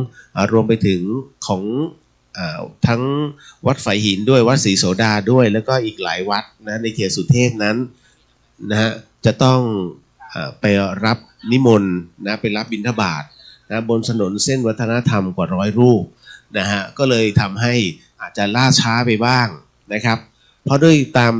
ตามเหตุปัจจัยแห่งเวลาแล้วเนี่ยณช่วงเวลานี้นะครับคณะฟ้อนเนี่ยนะครับก็จะเริ่มแล้วก็ขบวนช้างก็จะมาถึงนะตอนนี้ก็เหลือรอนะฮะเราเรียกว่าพระเถรานุเถระรวมไปถึงแขกผู้ใหญ่นะฮะทั้งหน่วยงานข้าราชการห้างร้านต่างๆรวมถึงคณะศรัทธาสาธุชนนะพุทธศาสนิกชนนะฮะก็จะมารวมกันนะตรงนี้ท่านใดที่เพิ่งมาใหม่นะก็ขอเชิญนะฮะโรงทานอยู่ด้านในนะครับข้าวปลาอาหารนั้นนะฮะมีพร้อมห้องน้ำห้องท่ามีนะครับก็เลยต้องบอกว่าณตอนนี้นะครับทั้งภาพและเสียงของวัดฝายหินก็เต็มที่นะครับที่สวนสมาธิของเรานะสวนสารทะด้านนอกก็ขอเชิญนะฮะนั่งได้แต่ก็ให้ระวังสปริงเกอร์เป็นน้ำตกนะเป็นแบบเป็นทานน้ำน้อยๆนะครับที่เอาไว้นั่งสมาธิกันนะครับที่วัดฝายหินแห่งนี้เนี่ยต้องบอกว่า เป็นวัดที่พระครูบาอภัยสารทะสังฆปาโมกข์นะฮะจำพรรษาอยู่นะท่านจะเป็นผู้ที่รักสันโดษและหลีกหนีผู้คนท่านเชื่อไหมว่าหากเมื่อไหร่ก็ตามที่วัดเนี่ยมีงานขนาดเนี้ยและมีทั้งข้าราชการพ่อค้าทั้งหลายเนี่ยมาเยอะขนาดนี้ครูบาท่านจะหนีฮะท่านจะหนีไปจำพรรษาหรือว่าหนีเขาเรียกหลบไปอยู่ที่ในถ้ำหลายคนก็เอาแล้วถ้ำมีไหมตรงนี้มีฮะถ้ำที่พระครูบานั้นหนีไปหลบภัยขออภัยเป็นหนีไปหลบความวุ่นวายจะอยู่ตอนนี้อยู่ในเขตของสวนสัตว์เชียงใหม่ห่างจากนี้ไปประมาณ200 เมตรจะมีถ้ำนะครับที่มันจะอยู่ในเงื้อผาเล็กๆนะก็เข้าไปขนาดคน5 คนแค่นั้นเองนะท่านก็จะไปจำอยู่ตรงนั้นเพื่อเรียกว่าไปเข้ากรรมหรือว่าฝึกสมาธินั่งกรรมฐานอยู่นะตรงนั้นนะนอกจากว่าใครที่มีเรื่องราวอะไรจริงๆเนี่ยท่านก็จะให้น้องเนนนะฮะเดินไปตามมาที่ผาเงิบตรงนั้นนะตรงถ้ำนะฮะท่านก็จะมาให้จริงๆแล้วสถานที่แห่งนี้ฮะที่ท่านยืนอยู่นะเป็นสถานที่แห่งประวัติศาสตร์นะฮะอะไรหลายๆอย่างนะครับที่เกิดขึ้นนะตรงนี้บนวัดฝายหินนั้นก็ต้องบอกว่าพระครูบาหลวงเนี่ยฮะนะท่านถือว่าเป็นอีกหนึ่งรูปที่เรียกว่าทรงอภิญญาพอสมควรก็มีคุณผู้ชมนั้นนะถามว่าแล้วครูบาฝายหินเนี่ยฮะพระอภัยสารทะสังฆปาโมกข์เนี่ยหรือว่าครูบาอุ่นเรือนนะท่านมี5 ชื่อนะฮะนะจะมีพระอภัยสารทะมีสามเณรควายมีครูบาอุ่นเรือนนะฮะแล้วก็อีก2 ชื่อขออภัยจำไม่ได้ นะโอ้ลืมเลือนมากทำหนังสือท่านอยู่นะครับพอมาถึงตรงนี้นะครับก็ต้องบอกว่ายังมีอีกหลายๆที่นะครับที่ต้องบอกว่ายังเป็นประวัติศาสตร์อยู่ตอนนี้ท่านพระครูธีรสุตพจน์ก็เดินทางมาถึงแล้วนะฮะจากวัดผาลาดฮะสาธุฮะครับผมพระอาจารย์สง่าฮะครับผมเนี่ยฮะท่านฮะอันไหนนะอ๋อจะถวายไม้ให้ท่านเลยใช่ไหมฮะอาจารย์ยังไม่เตรียมตัวฮะนะครับเดี๋ยวนี้ก็เดี๋ยวนำถวายภัตตาหารนะฮะนะก็จะมีเหล่าคณะสงฆ์นะฮะในเขตเทศบาลตำบลสุเทพนะครับเมื่อกี้พูดถึงแค่2 เทศกาลเองนะเทศกาลที่2เนี่ยเพิ่งผ่านพ้นไปก็คือห่มผ้าพระธาตุแสนสุขนะครับเทศกาลสุดท้ายก็คือเพ็ญเดือน8นะฮะก็คือวันวิสาขบูรณมีบูชาอันนี้นะครับซึ่งเราท่านชาวเหนือหรือว่าชาวเชียงใหม่ของเรานะฮะแล้วก็พี่น้องชาวไทยนะอาจจะได้ยินคำว่าเตวขึ้นดอยนะฮะเป็นเทศกาลอันยิ่งใหญ่นะตรงนั้นเนี่ยประชาชนนับหมื่นเลยใช้คำว่านับหมื่นนะฮะเพราะหลักพันไม่ค่อยจะเห็นนะก็จะปิดถนนตั้งแต่ถนนห้วยแก้วเป็นต้นไปนะฮะหน้ามหาวิทยาลัยเชียงใหม่นะเพื่อให้พี่น้องประชาชนได้เดินนะเดินขึ้นไปสู่วัดพระธาตุดอยสุเทพณตรงนั้นจะมีพิธีการหรือว่านิทรรศการต่างๆของวัดนะฮะที่อยู่ในเขตเทศบาลตำบลสุเทพนะฮะแล้วก็วัดในเขตที่เรียกปกครองของวัดพระธาตุดอยสุเทพนั้นก็จะไปตั้งนะเรียกว่าไปตั้งบูธนะครับด้านบนนะก่อนที่จะให้พี่น้องประชาชนนั้นได้เดินสู่วัดพระธาตุดอยสุเทพนะฮะนี่ก็คือ3 เทศกาลใหญ่ๆของเขตเทศบาลตำบลสุเทพอำเภอเมืองจังหวัดเชียงใหม่นะฮะก็ขอเชิญนะฮะท่านที่มาใหม่นะส่วนรถนะครับที่จะตามมาที่หลังเราต้องบอกว่าเนื้อที่มันมีจำกัดนะฮะก็อาจจะต้องขอความร่วมมือนิดนึงนะครับด้านล่างตรงธรรมสถานมหาวิทยาลัยเชียงใหม่นั้นจะเป็นลานจอดรถซึ่งรองรับรถได้จำนวน50 คันนะครับและเขตบริเวณรอบๆอีกประมาณ30 คันนะก็เบ็ดเสร็จแล้ว80 คันนะฮะ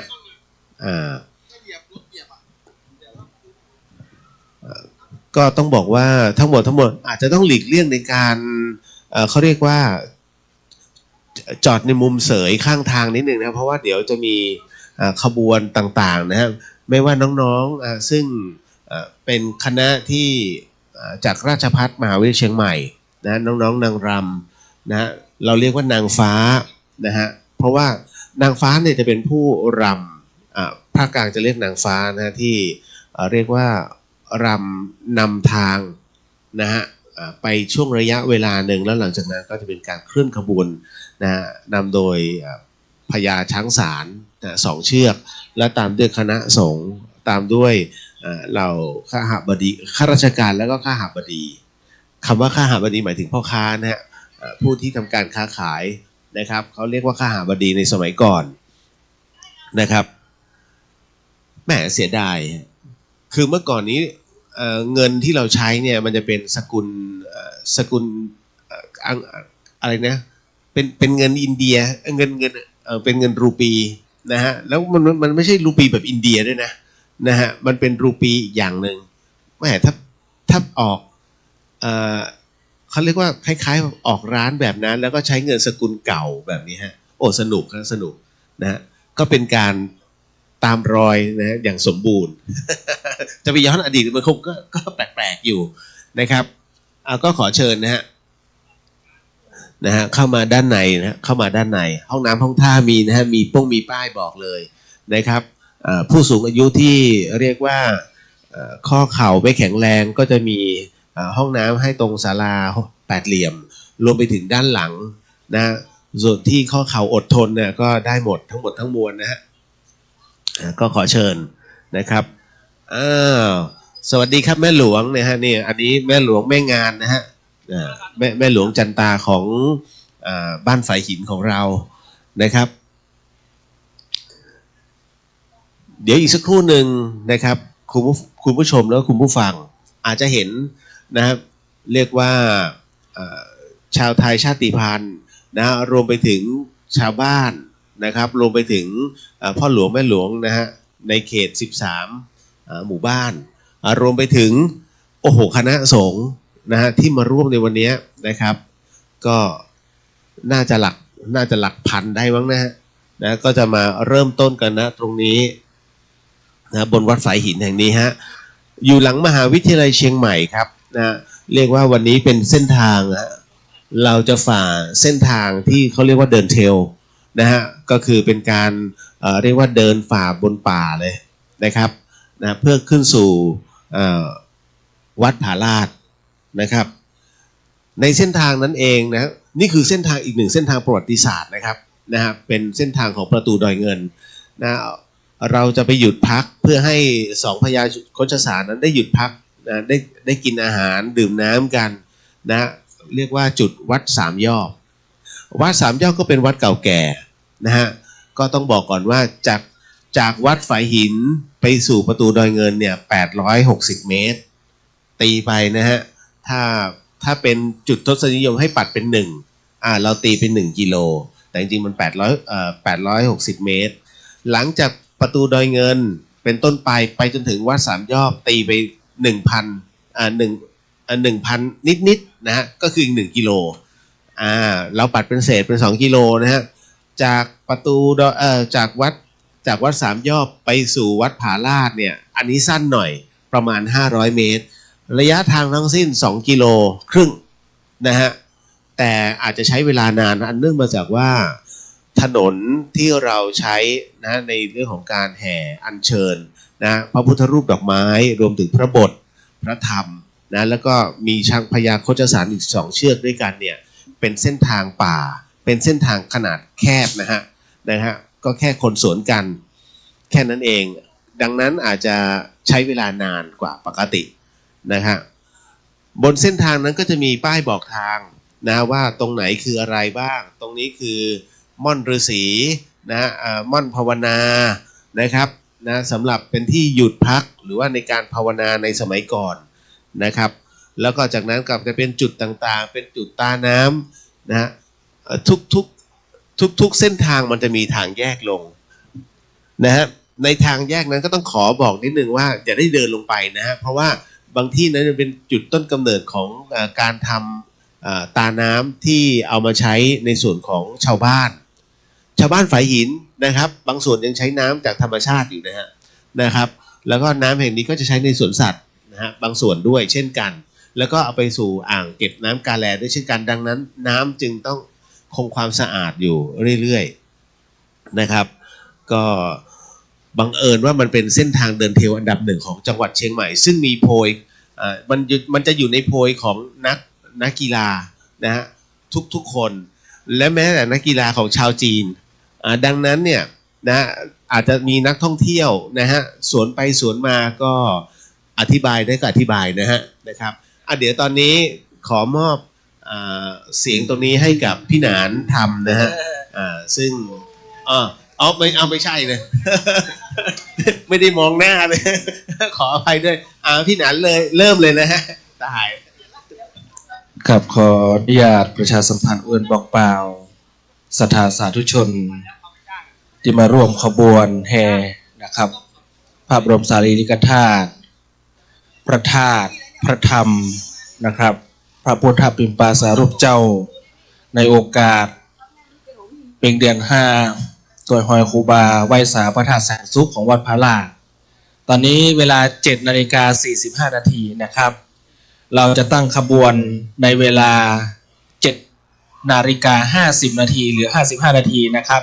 และเราก็จะเคลื่อนขบวนเวลา 8:09 นาทีเพราะฉะนั้นนะครับก็ขอใช้เสียงนี้ประชาสัมพันธ์บอก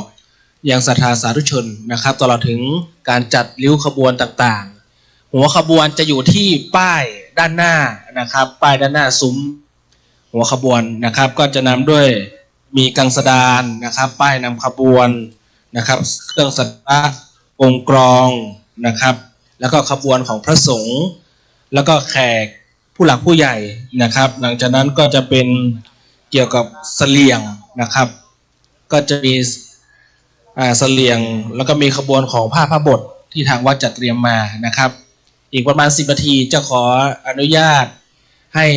นะครับทีมงานของมหาวิทยาลัยราชภัฏเชียงใหม่ที่เราจะได้จัดเตรียมขบวนนะครับได้ไปเซตขบวนและหลังจากนั้นจะได้กราบอาราธนานิมนต์พระอาจารย์เชิญพระพุทธรูปดอกไม้นะครับเพื่อมายังขบวนแล้วก็จะได้เรียนเชิญศรัทธาสาธุชนทุกท่านได้ร่วมในกุศลอันยิ่งใหญ่ในครั้งนี้ครับขอประชาสัมพันธ์ครับ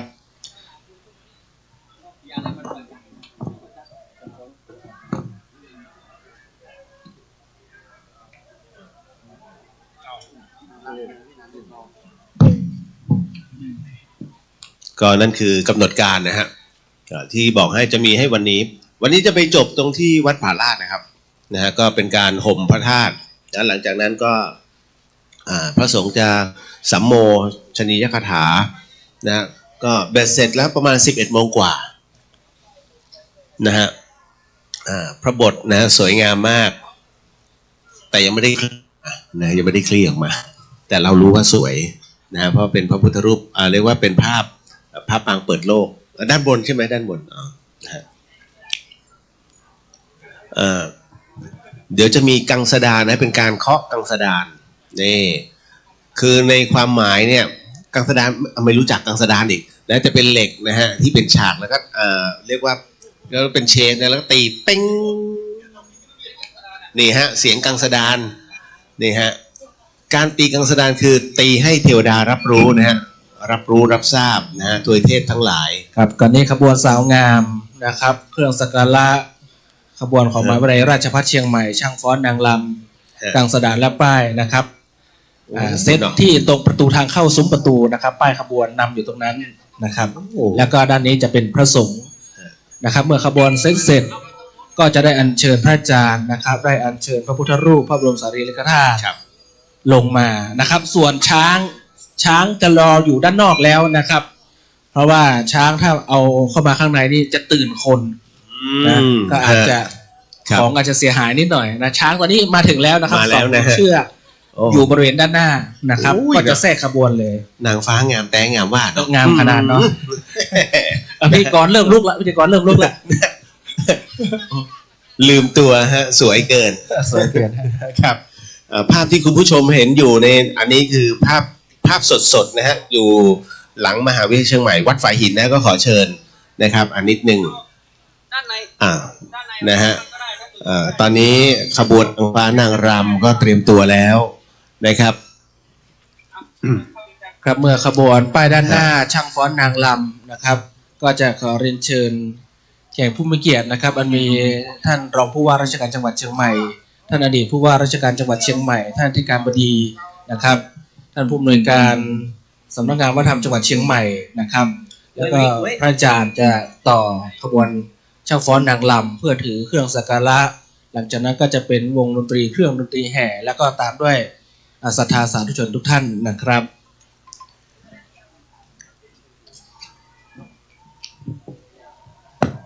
อย่างที่ว่าพระพุทธรูปดอกไม้นะฮะก็มีคงความสวยงามอยู่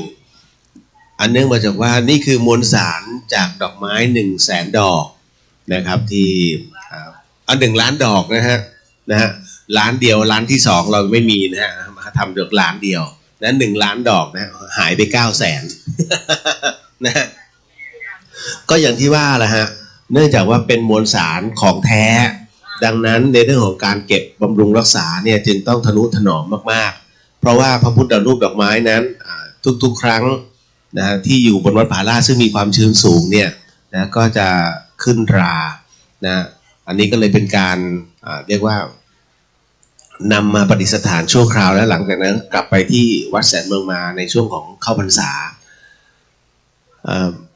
ณตอนนี้เนี่ยจะเป็นการนำเอาเสลี่ยงนะฮะเอาพระบทใช่ไหมฮะอันนั้นหรือว่าพระธรรมฮะนะฮะเอาพระธรรมนะขึ้นเสลี่ยงนะฮะแล้วก็จะมีพระพุทธรูปดอกไม้นะฮะเพราะเดี๋ยวจะนำเอาจากตรงเสลี่ยงนั้นขึ้นเทินสู่บนหลังพญาโคจสาร2 เชือกท่านอาจจะไม่เห็นนะในภาพพญาโคจสารเพราะว่าตอนนี้นะฮะเอาไว้อยู่ทางปากประตูของวัดฝายหินเหตุเพราะว่าขวานเกรงว่าจะตื่นนะผู้คนนะฮะดังนั้นเพื่อความปลอดภัยเนี่ยเอาไว้ด้านนอกดีกว่านะฮะหลังจากนั้นเดี๋ยวอีกสักครู่หนึ่งนะครับเมื่อขบวนตั้งเป็นที่เรียบร้อยก็จะเป็นการอัญเชิญนะครับหรือว่าเชิญมาแล้วฮะเดี๋ยวจะมีภาพพระบทด้วยเนาะนะฮะอัญเชิญเอาพระพุทธรูปดอกไม้นะฮะขึ้นเสลี่ยงแล้วก็แห่แล้วนะครับเพราะเราจะต้องใช้เวลาพอสมควรระยะเวลา2 กิโลครึ่งเนี่ยฮะนะจนถึงวัดผาลาดนะครับก็ต้องบอกว่าจะใช้เวลานานพอสมควรเหตุเพราะว่าเป็นเส้นทางธรรมชาติแล้วตัวเส้นทางมันโดนบีบด้วยธรรมชาตินะครับดังนั้นจึงใช้เวลาพอสมควรนะฮะหลายๆท่านนะก็อาจจะเรียกว่าเตรียมตัวมานะครับคิดว่าโอ้โหมันคงจะเหนื่อยมากถามว่าเหนื่อยไหมเหนื่อยฮะ เพราะมันเป็นทางลาดขึ้นนะฮะมันเป็นการเดินสวนแรงโน้มถ่วงของโลกดังนั้นจึงอาศัยว่ามันจะเมื่อยมากและมากนะครับเพราะว่าช่วงเวลาในการเดินขึ้นไปขนาดวัดยังชื่อ3 ยอบนะวัดที่เราจะต้องไปพักครึ่งทางเนี่ยชื่อว่าวัด3 ยอบนะฮะ3 ยอบนี้หมายถึงว่าช้างยังเมื่อยนะฮะซุดตัวลง3 ครั้งด้วยกันนะครับก็ณจุดตรงนั้นเนี่ยก็จะเป็นจุดพักนะฮะก็จะมีการให้ช้างนั้นได้พักกินน้ำนะกินอาหารสักหน่อยหนึ่งนะแต่ส่วนใหญ่แล้วช้างจะไม่ค่อยกินนะเพราะมันเหนื่อย มันกินแต่น้ำนะฮะขอเชิญนะฮะครับเดี๋ยวอีกสักครู่หนึ่งนะเดี๋ยวข้างในกลับรถได้นะครับนะฮะเพียงแต่ว่าการจอดรถอาจจะลำบากนิดนึงเพราะโดยปกติแล้วจะให้จอดรถด้านล่างหน้าธรรมสถานมหาวิทยาลัยเชียงใหม่เพราะเป็นลานจอดรถขนาดใหญ่นะฮะแล้วก็จะใช้ในการเดินขึ้นบันไดนาคมาแต่เนื่องจากว่าวัดฝายหินมันเข้าได้3 ทางนะฮะมันก็เลยค่อนข้างจะลำบากนิดหนึ่งก็ขอเชิญนะฮะวันนี้จะเป็นการถ่ายทอดสดนะฮะผ่านสัญญาณสถานีวิทยุ FM 104.50 เมกะเฮิรตซ์นะฮะแล้วก็ผ่านไปยังคณะสงฆ์คลื่นสีขาว นะครับซึ่งกระจายเสียงและภาพผ่านช่อง YouTube วัดฝายหินเชียงใหม่เนี่ยทั่วโลกนะฮะดังนั้นก็จะเป็นการถ่ายทอดตลอดระยะเวลา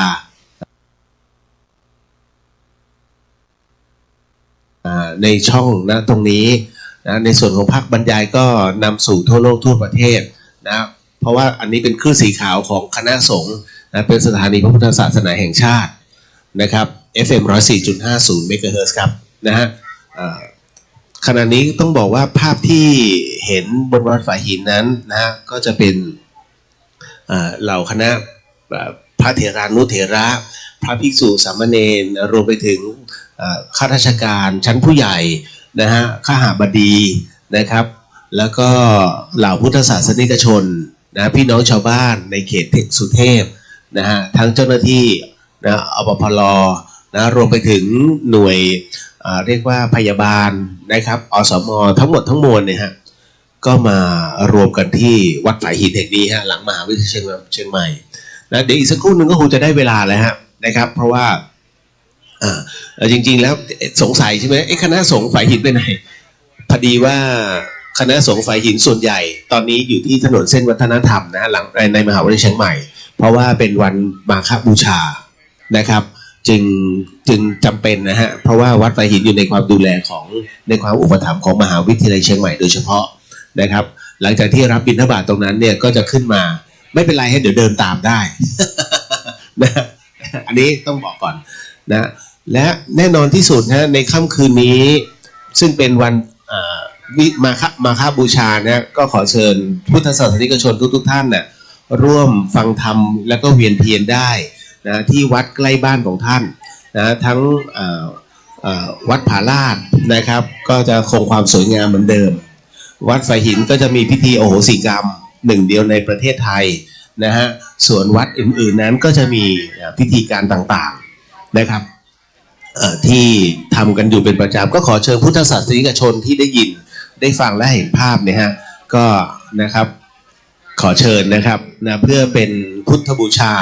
นะเพื่อเป็นสิริมงคลกับตัวเราแล้วก็เป็นการทำเป็นพุทธมามกะที่ดีนะโดยเฉพาะในการเวียนเทียนนะอันนี้เห็นไหมฮะอันนี้คือพลังของเราชาวพุทธนะครับแล้วก็การสืบสานประเพณีโบราณนะการเตวขึ้นดอยนะเป็นประเพณีเดือน5นะฮะเป็นเดือน5เหนือแต่เป็นเดือน3ไทยนะฮะเดือน5เหนือก็คือกุมภาพันธ์นี่แหละมาฆบูชานะครับเดือน3ไทยก็คือที่เรารู้กันว่าเป็นเรียกว่าเป็นครั้งแรกเป็นวันแรกของงานประเพณีก็คือมาฆบูชานะซึ่งเป็นวันที่พระภิกษุนะฮะ1,250 รูปเจอนะฮะขบวนได้ตั้ง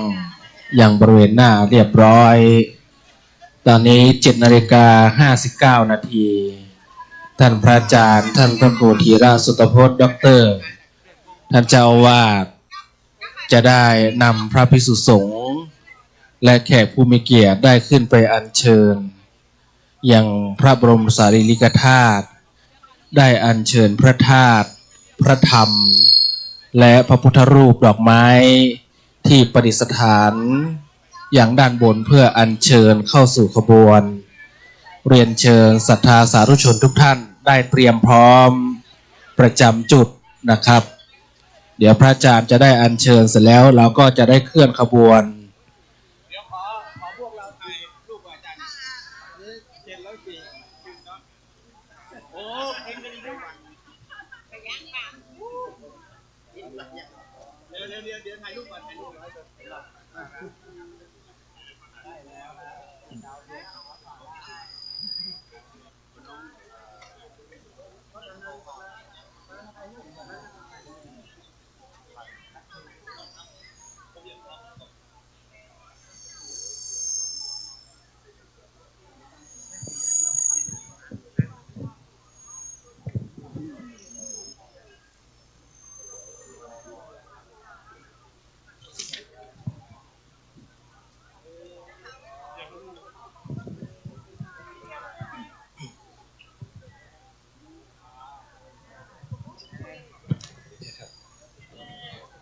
ครับตอนนี้ท่านพระอาจารย์ประธานสงฆ์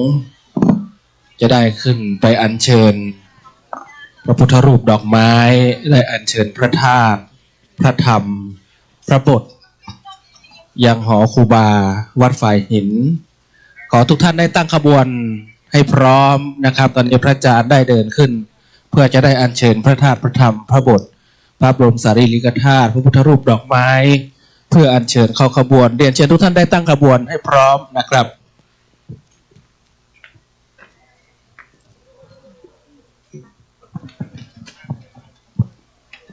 ตอนนี้ภาพที่คุณผู้ชมเห็นอยู่นะฮะในวิหารนะครับก็จะเป็นที่ประดิษฐานของพระพุทธรูปดอกไม้แล้วก็พระบทนะรวมถึงพระธาตุแล้วก็พระบรมสารีริกธาตุหลายๆท่านก็สงสัยนะว่าพระธาตุคืออะไรพระบรมสารีริกธาตุคืออะไรนะคำว่าพระบรมสารีริกธาตุนั้นเราใช้เรียกกระดูกพระพุทธเจ้านะฮะส่วนพระธาตุนั้นเป็นในส่วนของตั้งแต่พระสาวกเป็นต้นมาจนถึงพ่อแม่ครูบาอาจารย์ที่กระดูกท่านแปรสภาพนะฮะเป็นเมล็ดนะที่เป็นผลึกนะอันนั้นนะเราเรียกว่าพระธาตุดังนั้นเราจะไม่เรียกปนกันนะครับก็ตอนนี้ท่านพระอาจารย์สง่านะฮะก็ยืนอยู่ด้านบนนะฮะตรงศาลาจตุรมุขพระภัยสารทะนะฮะเพื่อที่ท่านจะอัญเชิญเอาพระพุทธรูปดอกไม้นะฮะตอนนี้พระอาจารย์ก็ได้นั่งลงตรงด้านหน้านะครับตรงพระพุทธรูปดอกไม้ครับนะฮะก็กำลังไหว้สากราบกรานนะฮะอัญเชิญนะพระพุทธรูปนะครับนะภาพที่คุณผู้ชมได้เห็นอยู่นะฮะณตรงนี้เดี๋ยวท่านกำลังรออยู่อาจจะต้องมีพระภิกษุรอรับพระพุทธรูปด้านบนนิดนึงนะฮะพระอาจารย์ก็นั่งอยู่บนอาสนะ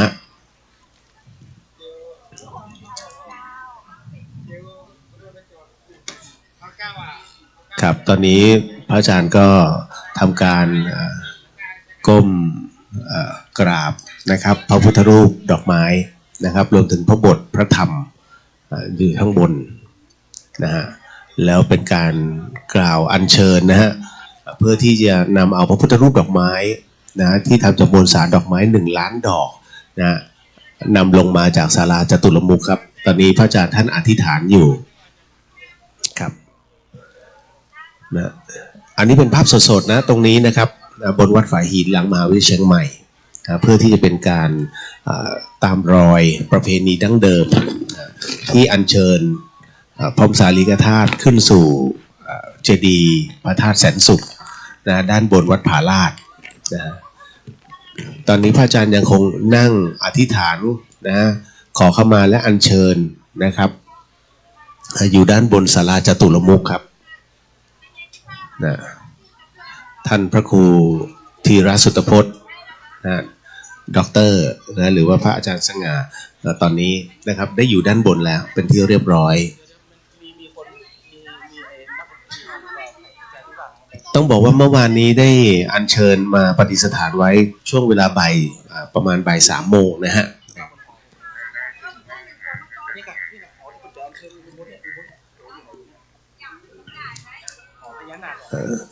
นิดนึงนะครับเพราะว่าพระอาจารย์ตอนนี้เป็นการขอเข้ามาไหว้สาเป็นที่เรียบร้อยท่านก้มกราบนะฮะ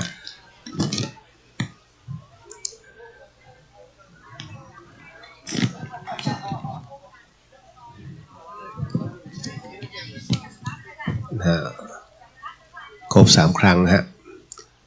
ก็ต่อไปก็จะเป็นการเคลื่อนนะฮะเป็นการเคลื่อนก็ต้องดูว่าพระอาจารย์จะนำส่วนใดลงมาก่อนนะฮะ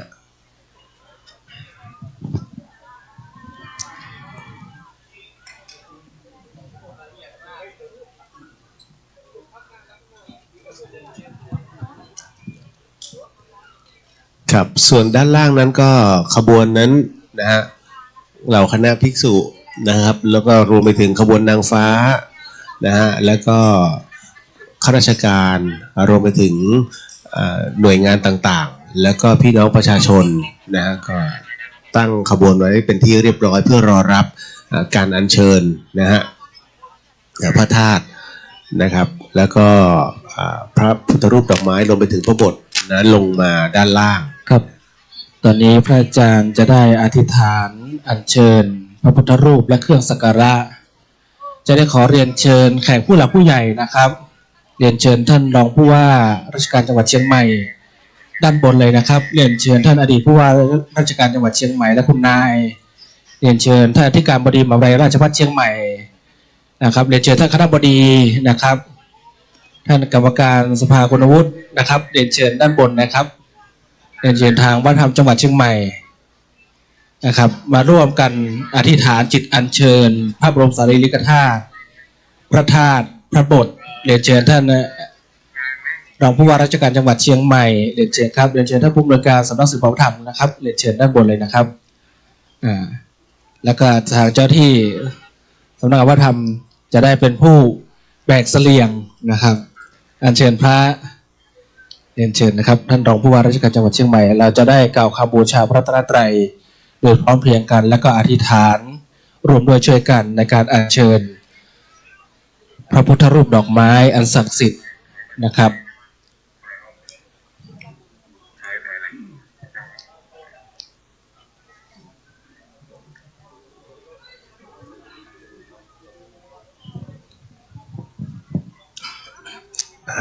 ตอนนี้ภาพที่อยู่ด้านบนนะครับ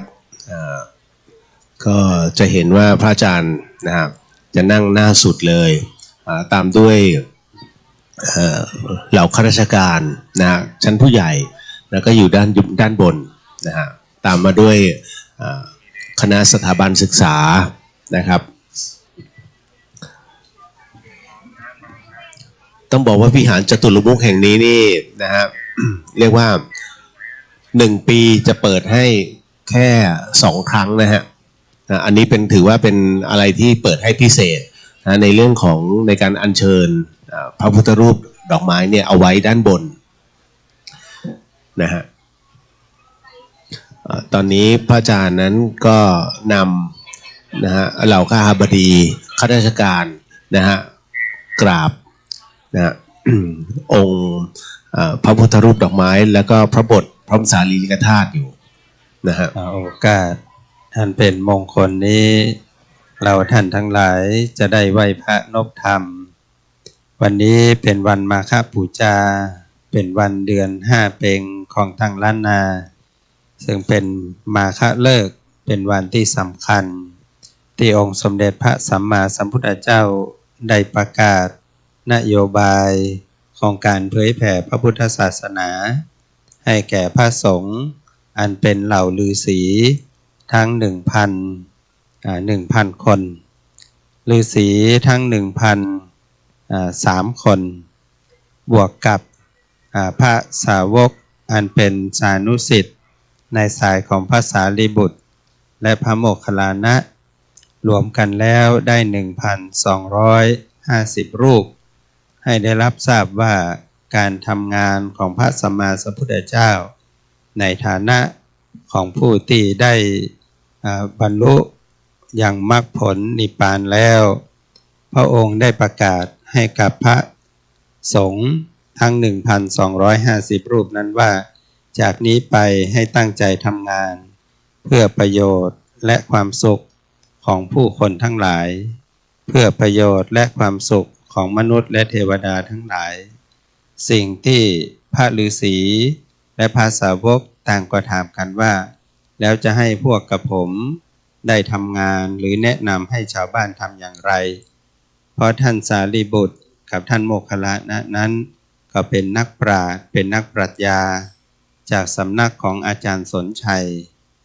ท่านอุลุเวนกัสสปะนาทีกัสสปะขยากัสสปะล้วนแล้วแต่เป็นพระฤาษีเพ่งกสิณเพ่งน้ำเพ่งไฟเพ่งลมมาตลอดชีวิตพระพุทธองค์ได้ตรัสรวมว่าทำสิ่งที่เราเคยทำแต่ขอให้ประชาชนได้รับประโยชน์คือ สอนให้เขาละจากความชั่วทั้งหลายที่ทำอยู่ สิ่งใดที่ไม่ดีให้สอนให้เขาละอันที่สองสอนให้เขาทำความดีอันที่สามที่สำคัญก็คือผู้สอนต้องทำด้วยความบริสุทธิ์ใจ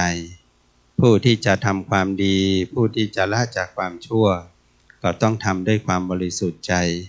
ไม่มีวาระซ่อนเร้นไม่มีอะไรแอบแฝงทุกอย่างที่เราทำนั้นด้วยใจเจตนาที่บริสุทธิ์ที่ดีที่งามบัดนี้เราท่านทั้งหลายได้มาถึงมงคลการแล้ว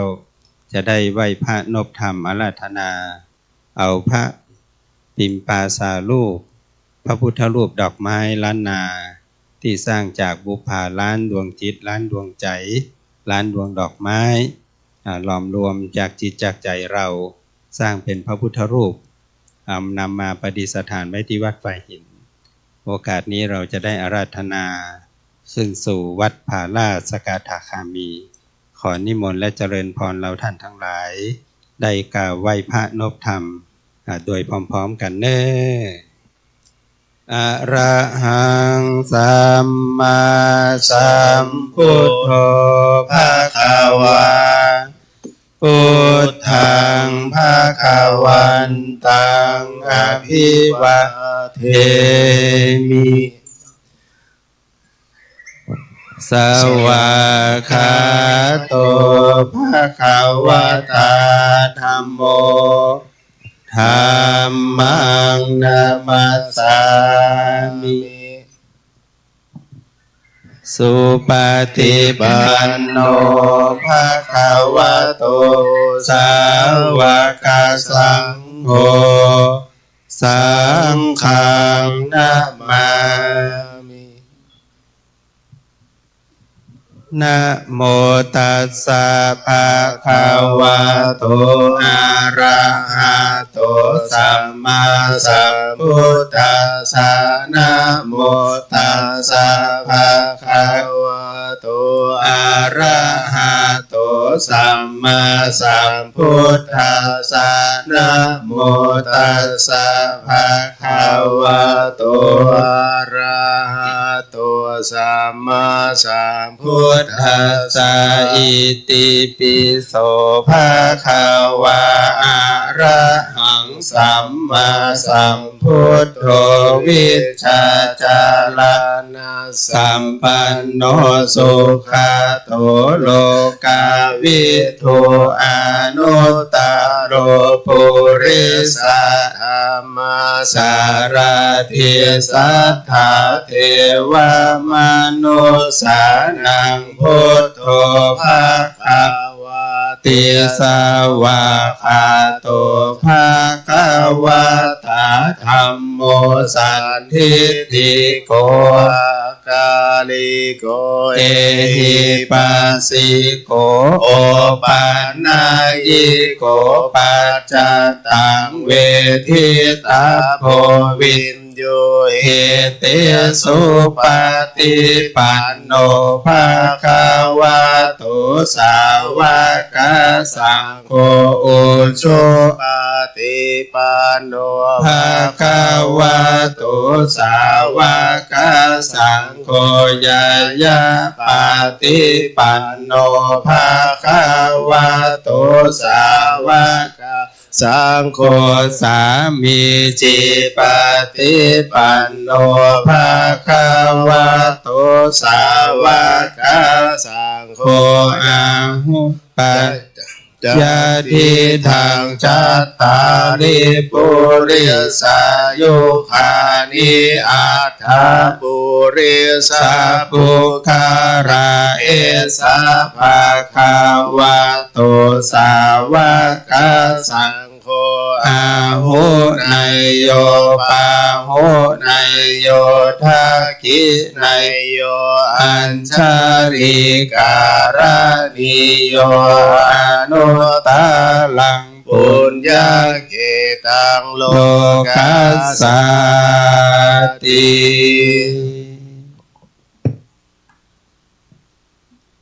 ในตอนนี้ด้านบนศาลาจตุรมุขนะฮะท่านพระอาจารย์สง่าด็อกเตอร์รวมไปถึงข้าราชการก็ โอ ได้ก กา รา ส บ นี้เราจะได้ขอขมา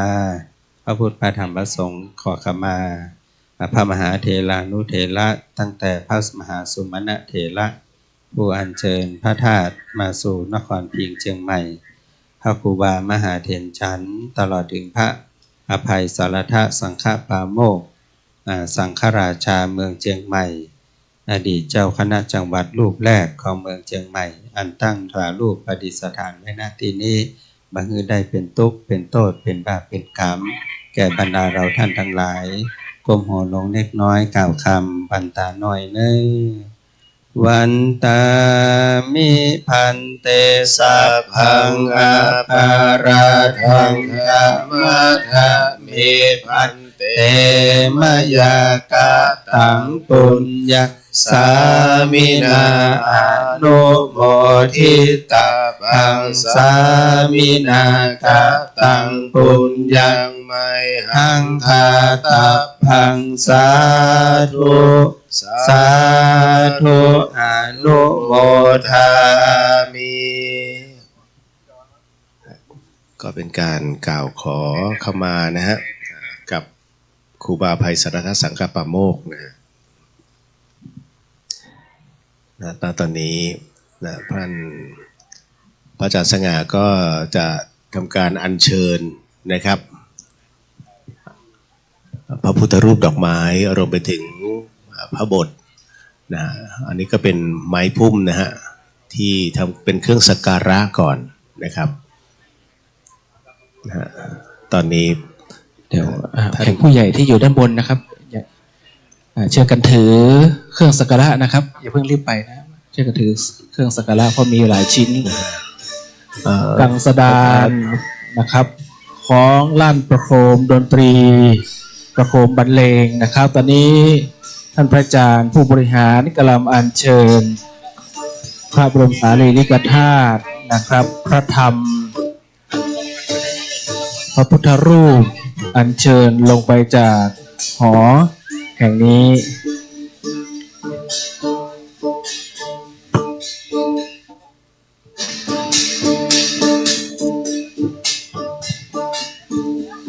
เรียนเชิญท่านคณบดีครับเรียนเชิญครับ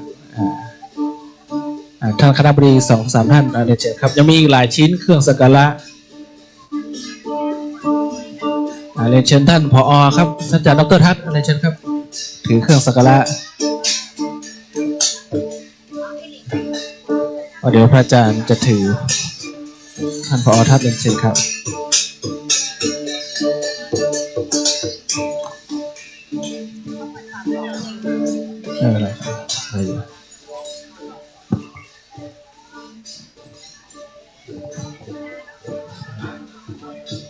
ตอนนี้ด้านบนนะครับก็กำลังเชิญครับเรียกว่าพระอาจารย์กำลังให้เอาเครื่องสักการะนะครับให้แต่ละท่านได้ถือกันเดี๋ยวอีกสักครู่หนึ่งก็ขอเจ้าหน้าที่จะลงมาอีกสัก 2-3 ท่านครับในส่วนงานของวัฒนธรรมส่วนของบุคลากรของทางวัฒนธรรมจังหวัดเชียงใหม่จะเป็นผู้อัญเชิญพระแล้วก็แบกเสลี่ยงนะครับแล้วก็จะมีพระโบสถ์อีก3 อันนะเรียนเชิญทางเจ้าที่ของทางวัฒนธรรมมีอีกไหมครับทางเจ้าที่ของทางวัฒนธรรมนะฮะทางเจ้าที่ของทางวัฒนธรรมอีกสัก 2-3 ท่านครับถือพระโบสถ์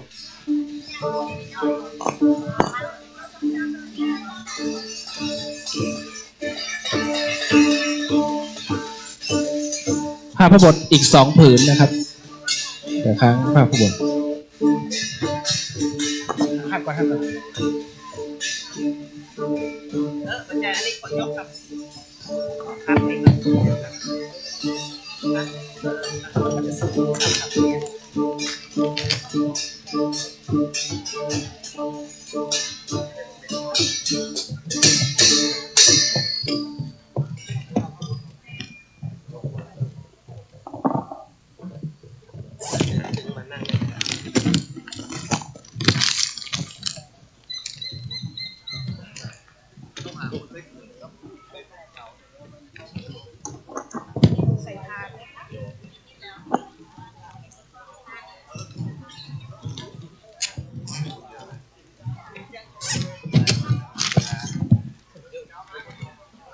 เดี๋ยวรอพระอาจารย์นิดนึงนะครับนะฮะตอนนี้ก็จะเป็นการตั้งแถวเพื่อเตรียมอัญเชิญนะพระพุทธรูปดอกไม้ขึ้นเสลี่ยงนะฮะตามมาด้วยพระบทนะฮะพระบทก็คือรูปของพระพุทธเจ้านะไม่แน่ใจปางลำพึงใช่ไหมฮะนะฮะ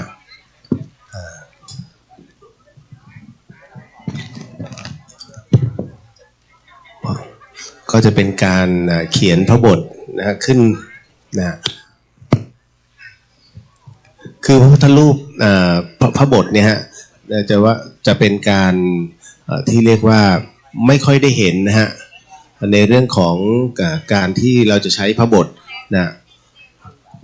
มาร่วมณตรงนี้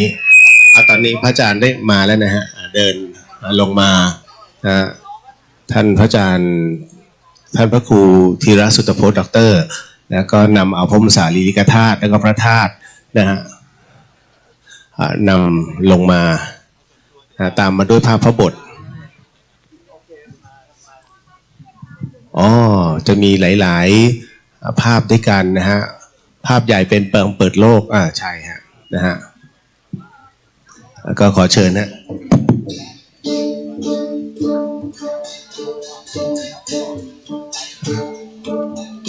ครับในส่วนตรงนี้นะฮะเดี๋ยวอีกสักครู่หนึ่งขบวนก็จะเริ่มนะฮะเคลื่อนจากวัดฝายหินนะขึ้นไปบนถนนเส้นธรรมชาตินะสู่วัดผาราชนะฮะทางด้านเส้นทางธรรมชาตินะครับโดยจะผ่านไปยังส่วนต่างๆนะฮะไม่ว่าจะเป็นในส่วนของวัดสามยอบนะฮะหรือว่าในช่วงของเส้นทางธรรมชาติซึ่งเป็นป่าล้วนๆนะฮะเป็นป่าเขตอุทยานสุเทพปุยนะฮะอันนี้ภาพที่ท่านเห็นอยู่นะครับก็จะมีภาพของพระพุทธรูปดอกไม้ซึ่งทำจากดอกไม้1 ล้านดอกนะฮะตอนนี้ขึ้นเสลี่ยงนะครับแล้วก็แห่นะครับเริ่มแห่แล้วนะฮะในส่วนตรงนี้นะครับเป็นการเริ่มต้นนะครับปีที่2ของการฟื้นฟูประเพณีดั้งเดิมนะฮะของชาวเทศบาลตำบลสุเทพของเรานะอันนี้เป็นประเพณีที่2แห่งปีนะฮะครั้งแรกนั้นนะครับก็จะเป็นการแห่นะฮะส่งน้ำพระธาตุแสงจันทร์ครั้งนี้คือครั้งที่2นะฮะเพื่อห่มพระธาตุนะครับเป็นพระธาตุแสนสุขบนวัดผาลาดนะฮะและอีกครั้งหนึ่งก็คือวันวิสาขบูชานะฮะอันนั้นจะเป็นการส่งน้ำพระธาตุดอยสุเทพครับนะฮะก็ภาพที่คุณผู้ชมนั้นได้เห็นอยู่นะตอนนี้นะคือพี่น้องประชาชนเหล่ากหบดีนะครับซึ่งก็ต้องบอกว่าเราทำการถ่ายทอดสดนะครับผ่านช่อง YouTube นะฮะถ่ายทอดสดผ่านช่องทางสถานีวิทยุ FM 104.50 เมกะเฮิรตซ์ดังนั้นผู้ที่รับฟังอยู่นั้นเขาจะไม่เห็นภาพก็ต้องขออนุญาตบรรยายนะให้เหล่าพุทธศาสนิกชนนั้นได้เห็นภาพนะว่าตอนนี้บนวัดฝายหินของเรากำลังทำอะไรอยู่นะฮะก็เป็นส่วนที่คณะต่างๆนะฮะเขาก็ร่วมนะตั้งขบวนกันนะฮะโดยการรำนะฮะนางรำนางฟ้อนคณะแรกก็จากมหาวิทยาลัยราชภัฏนะฮะชุดแรกเขาก็จะมีด้วยกัน4ชุดด้วยกันนะครับตามส่วนต่างๆนะฮะภาพที่ยังเห็นอยู่นะครับก็คือการจัดลำดับนะฮะเพื่อที่อีกสักครู่หนึ่งนะก็จะเป็นการเคลื่อนขบวนแล้วฮะคุณผู้ชมฮะเป็นภาพพิธีการนะครับในส่วนของตรงนี้ก็ต้องขออนุญาตนะฮะส่งเสียงเป็นระยะตอนนี้ขบวนนั้นได้เคลื่อนแล้วนะครับสู่ด้านหน้านะประตูของวัดฝายหินนะค่อยๆเคลื่อนไปทีละนิดนะฮะ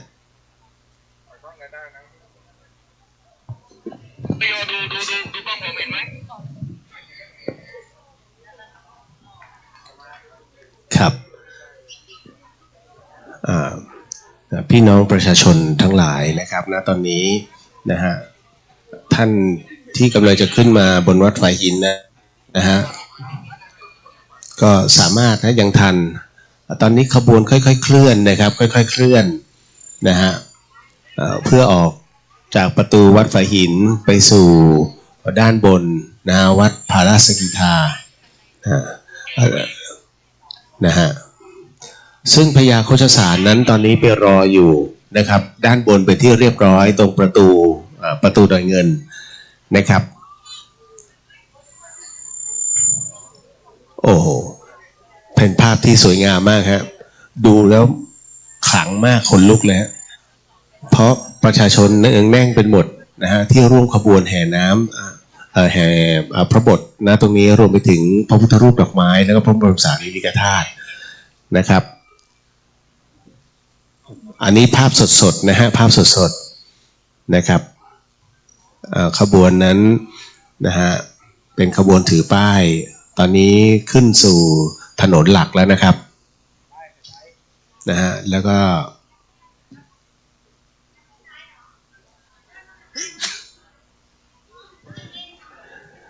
ตามด้วยมา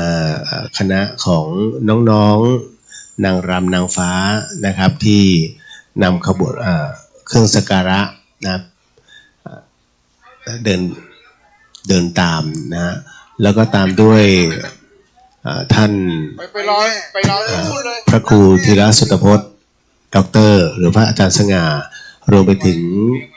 ท่านข้าราชการจังหวัดนะฮะก็คือท่านรองผู้ว่าราชการจังหวัดเชียงใหม่นะอดีตผู้ว่าราชการจังหวัดนะแล้วก็รวมถึงเหล่าข้าราชการนะฮะในส่วนของไม่ว่าจะเป็นวัฒนธรรมนะฮะก็ร่วมกันนะตามมาด้วยขบวนเสลี่ยงของพระพุทธรูปดอกไม้แล้วก็องค์เครื่องเคียงต่างๆที่เป็นพระพุทธรูปทำจากดอกไม้แล้วก็ตามด้วยพระบทนะฮะอีกประมาณ5องค์ด้วยกัน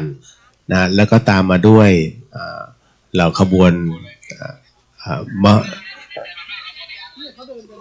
เครื่องฟ้อนนะฮะขบวนแรกผ่านไปแล้วฮะขบวนที่2นั้นภาพที่ท่านกำลังเห็นอยู่นะก็เป็นขบวนต่างที่เอาองค์พระธรรมนะฮะขึ้นนะฮะแล้วก็ตามด้วยเราคณะพุทธศาสนิกชนนะฮะก็เดินตามไปนะฮะทั้งหมดทั้งมวลนะฮะภาพที่เห็นนี่ฮะด้านหลังพี่น้องชาติพันธุ์นะครับรวมไปถึงอันนี้ก็เป็นเหล่าคณะข้าราชการนะแล้วก็ผู้ร่วมที่จะเดินตรงนี้คณะสื่อมวลชนนะฮะตอนนี้ภาพอาจจะมีบางส่วนที่กระตุกบ้างนะฮะเพราะว่าด้านบนนั้นเนี่ยไม่มีสัญญาณนะเท่าไหร่นะครับนะเราก็จะเห็นนะครับว่าณตอนนี้นักเรียนจากโรงเรียนบ้านเชิงดอยก็มาร่วมด้วยนะเราคณะกำนันผู้ใหญ่บ้านนะ13หมู่บ้านนะครับของตำบลสุเทพก็มานะตรงนี้นะฮะอันนี้เราตามเลยนะฮะกล้องเราตามให้เห็นเลยนะครับว่าทั้งหมดทั้งมวลนั้นเดินจริงๆนะครับไม่มีการขึ้นรถเด็ดขาดนะเพราะว่าเป็นการตามรอยนะดั้งเดิมของเรานะฮะ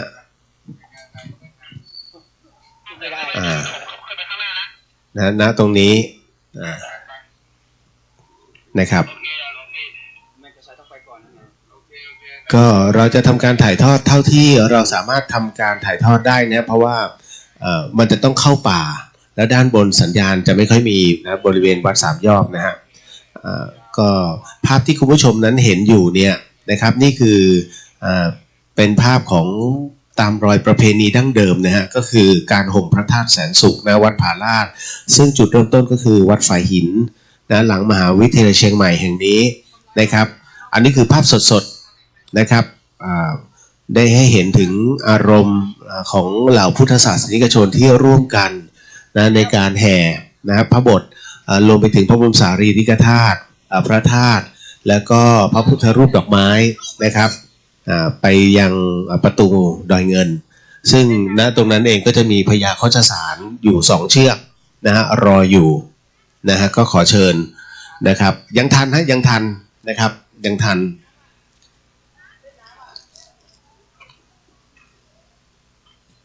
นะครับดังนั้นต้องบอกว่าครับ ในวันนี้นะฮะเดี๋ยวหลังจากที่ขบวนได้เดินทางนะขึ้นไปเรียกว่าขบวนธรรมยาตรานะขึ้นสู่วัดผาลาดนั้นจะถึงวัดผาลาดประมาณ9 โมงนะถึง9 โมงครึ่งด้วยกันซึ่งระยะทางเนี่ย2 กิโลครึ่งนะฮะแต่เป็น2 กิโลที่ลาดชันนะฮะดังนั้นก็เหมือนกับเราไปดอยพระห่มปกฮะระยะทาง3 กิโลแต่ใช้เวลาเดินทาง4 ชั่วโมงนะฮะคือท่านใดที่จะขึ้นดอยพระห่มปกนะฮะที่อำเภอฝางเนี่ยนะฮะท่านจะต้องขึ้นตี 3ถ้าอยากจะถ่ายภาพพระอาทิตย์ขึ้นนะฮะขึ้นตี 3มันจะไปถึงยอดพระห่มปกประมาณ6 โมงเช้าระยะทาง3 กิโลนะฮะอารมณ์เดียวกับว่าผาลาดนะ2 กิโลครึ่งนะแต่ใช้เวลาเป็นชั่วโมงฮะนะฮะนี่ภาพที่เห็นเนี่ยสดๆเลยนะครับคุณผู้ชมก็พี่น้องประชาชนร่วมกันเกือบ1,000 คนฮะต้องบอกน่าจะ1,000 คนนะฮะ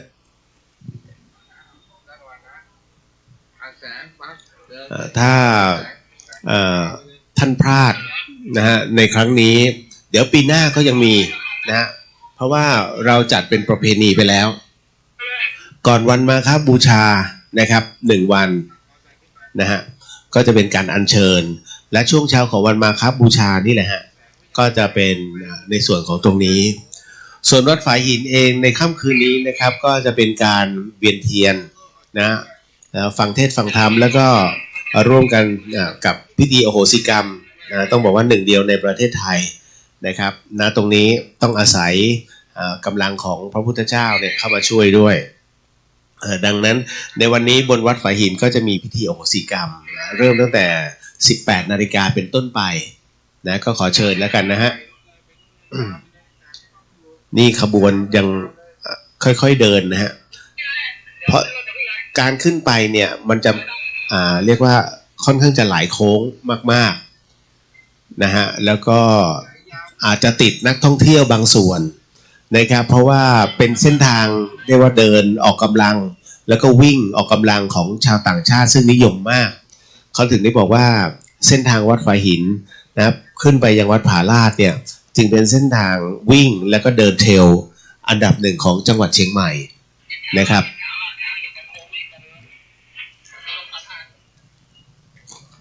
นะฮะ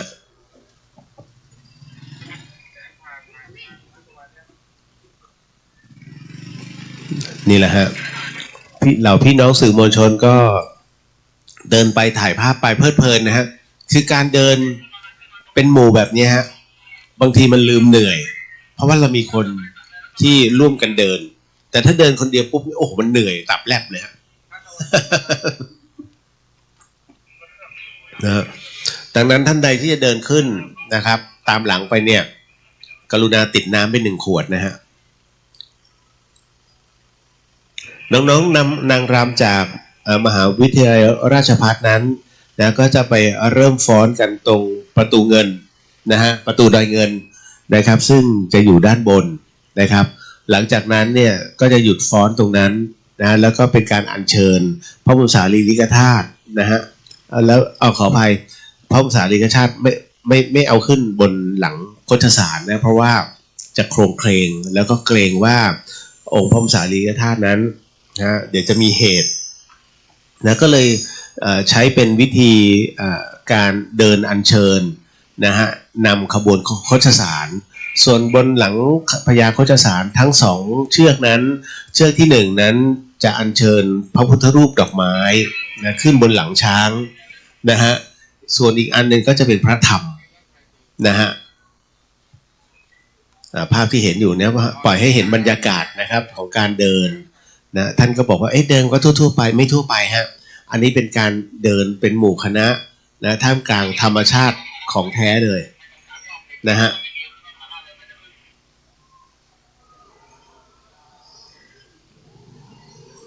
นะครับ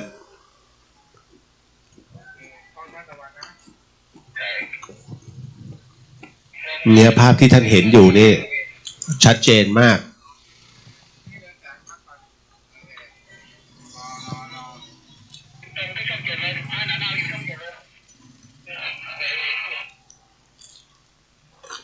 นี่ฮะพญาโฆษสารรออยู่ตรงหัวโค้งนะฮะภาพที่เห็นนี่ต้องบอกว่าเป็นงานพระธรรมทั้งนั้นนะฮะทั้งพระทั้งเนรช่วยกันถ่าย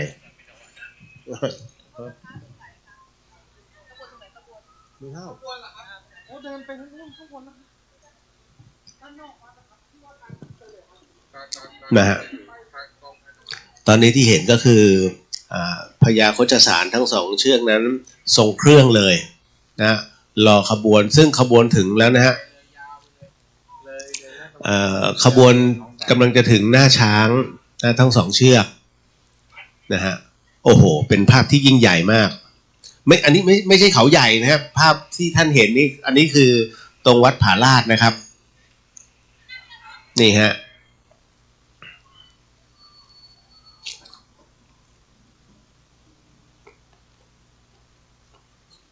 ก็จะมีการแจกน้ำเป็นจุดๆไป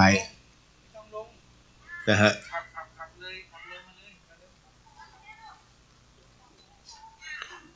หลายคนสงสัยโอ้โหนี่เขาใหญ่หรือเปล่า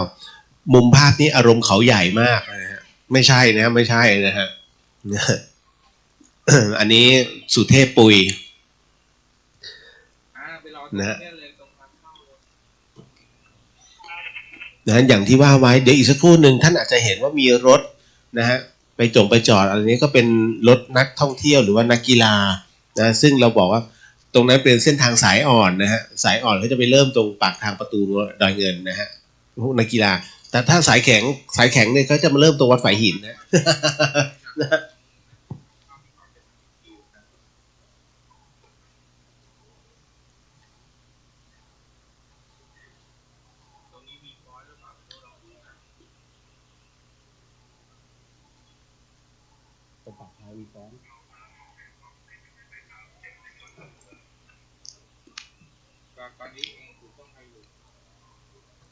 นี่ฮะภาพที่เห็นนะฮะ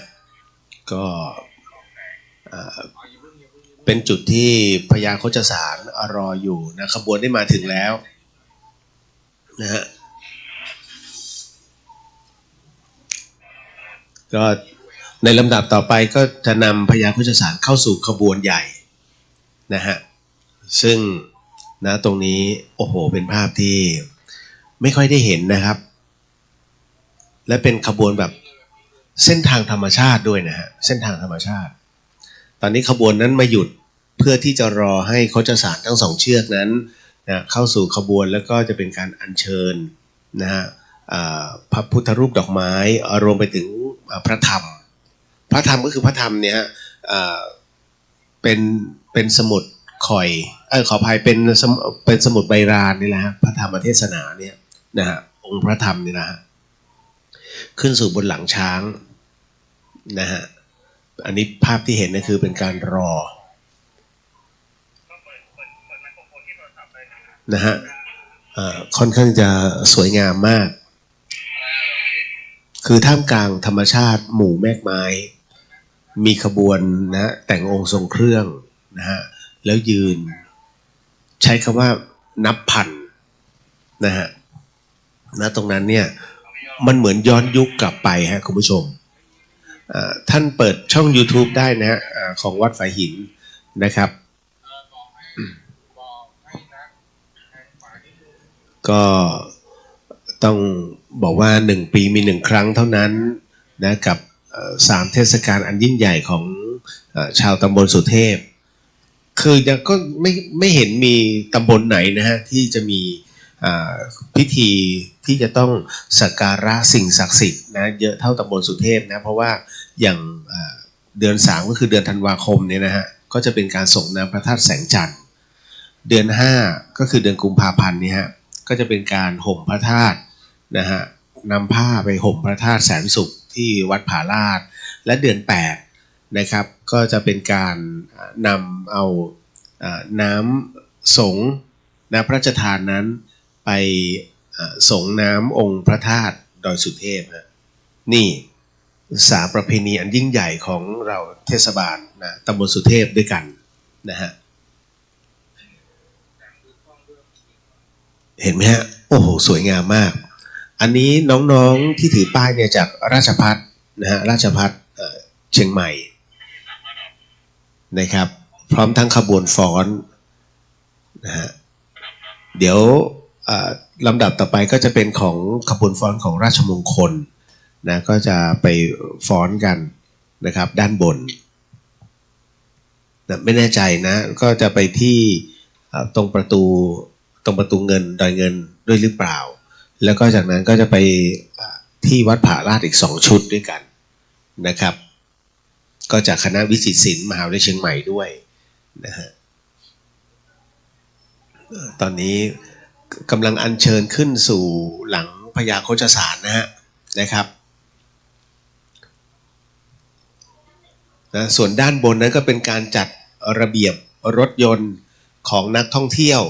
เพราะว่าเขาไม่รู้หรอกฮะว่าวันนี้จะมีการเอาขบวนนะฮะของขบวนช้างนะฮะแล้วก็ขบวนทั้งหมดทั้งมวลเนี่ยขึ้นวัดผาลาดเพราะส่วนใหญ่เป็นนักท่องเที่ยวชาวต่างชาติแล้วก็นักกีฬานะที่เขาใช้เส้นทางนี้ในการเดินเทรลดังนั้นก็จะมีรถที่เขามาจอดรอรับเนี่ยฮะค่อนข้างจะเกะกะตอนนี้จัดระเบียบอยู่ด้านบนนะฮะส่วนขบวนนั้นยังไม่ได้ถึงหรอกครับนะยังอยู่ครึ่งทางนะเพื่อรอนำพระพุทธรูปดอกไม้นั้นนะวางนะให้แน่นหนาเพราะว่าเวลาอยู่บนหลังช้างเนี่ยถ้าใครได้เคยขี่ช้างเนี่ยมันจะโครงเคลงนะค่อนข้างจะเรียกว่าทุลักทุเลหน่อยก็กันให้พระพุทธรูปนั้นไม่ให้ตกลงมานะครับตอนนี้ขบวนนั้นได้เริ่มเคลื่อนแล้วนะครับได้เริ่มเคลื่อนต่อ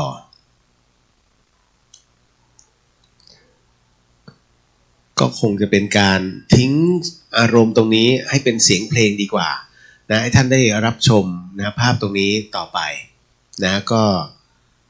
ให้รับรู้ว่านี่คือภาพสดๆนะครับที่เราได้ทำการถ่ายทอดให้เห็นนะว่านี่คือการตามรอยประเพณีอันดั้งเดิมเก่าแก่ยาวนานของชาวเทศบาลตำบลสุเทพนะครับก็คือการนำเอาพระพุทธรูปดอกไม้รวมไปถึงพระบทรวมไปถึงพระบรมสารีริกธาตุนั้นขึ้นสู่วัดผาลาดนะครับนะฮะก็ขอเชิญรับชมภาพต่อไปนะก็จะเป็นการสลับไปมันมีกระตุกบ้างเพราะว่าช่วงระหว่างทางนะไม่ค่อยจะมีสัญญาณนะฮะ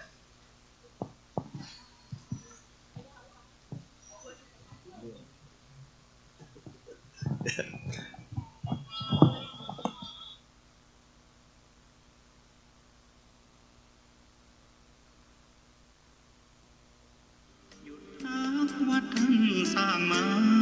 เดิมชื่อว่าสกินาคามีนักการบัดนี้ที่วัดผาลาด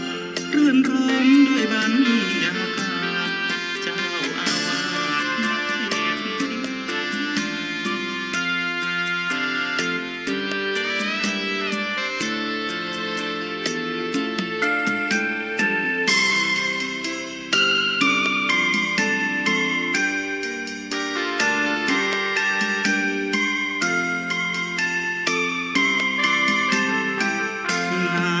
จากบ่อทิพย์ฉลมกายใจก่อนเดินขึ้นมากราบไหว้พระธาตุคู่ดอยสุเทพเทวาตามประเพณีเที่ยวขึ้นดอยองค์พ่อครูบาหยุดพักวัดท่านสร้างมาเดิมชื่อว่าสกินาคามีบัดนี้ที่วัดผาลาด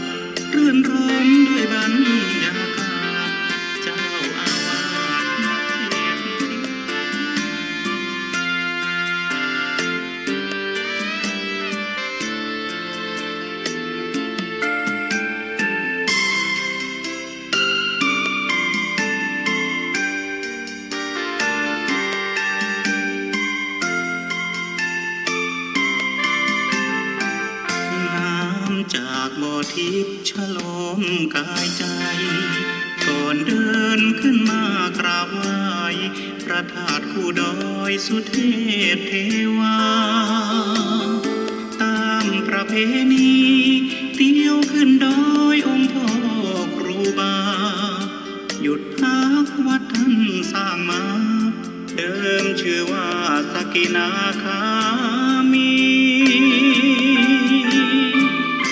นักการบัดนี้ที่วัดพาลาดรื่นรมด้วยบรรยากาศเจ้าอาวาสเทพธิ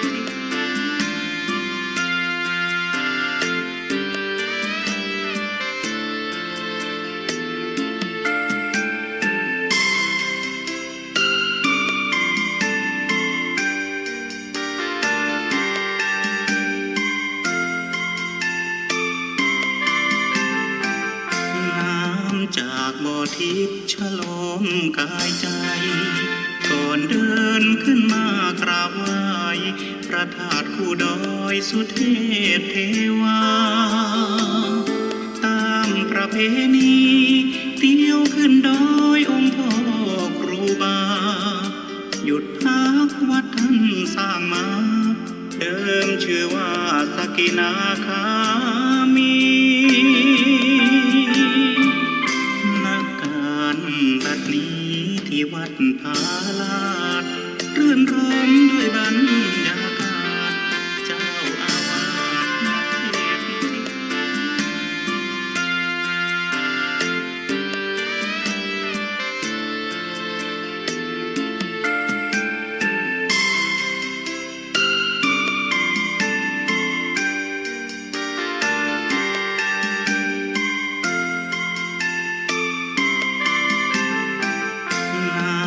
จากบ่อทิพย์ฉลมกายใจก่อนเดินขึ้นมากราบไหว้พระธาตุคู่ดอยสุเทพเทวาตามประเพณีเที่ยวขึ้นดอยองค์พ่อครูบาหยุดพักวัดท่านสร้างมาเดิมชื่อว่าสกินาคามีบัดนี้ที่วัดพาลาดรื่นรมด้วยบรรยากาศเจ้าอาวาสเทพธิ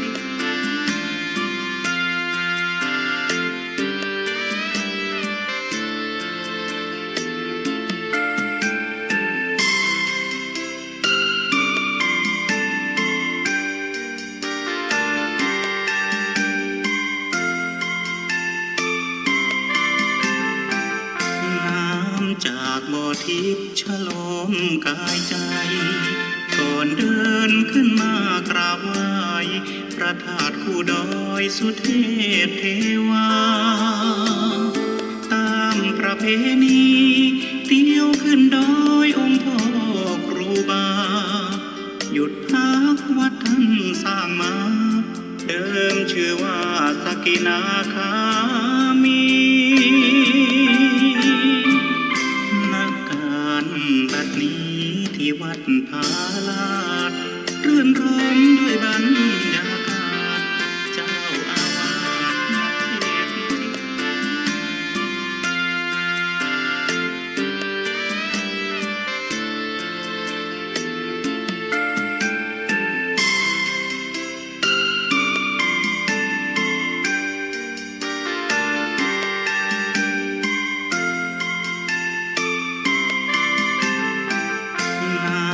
จากบ่อทิพย์ฉลมกายใจก่อนเดินขึ้นมากราบไหว้พระธาตุคู่ดอยสุเทพเทวาตามประเพณีเที่ยวขึ้นดอยองค์พ่อครูบาหยุดพักวัดท่านสร้างมาเดิมชื่อว่าสกินาคามีบัดนี้ที่วัดพาลาดรื่นรมด้วยบรรยากาศเจ้าอาวาสเทพธิ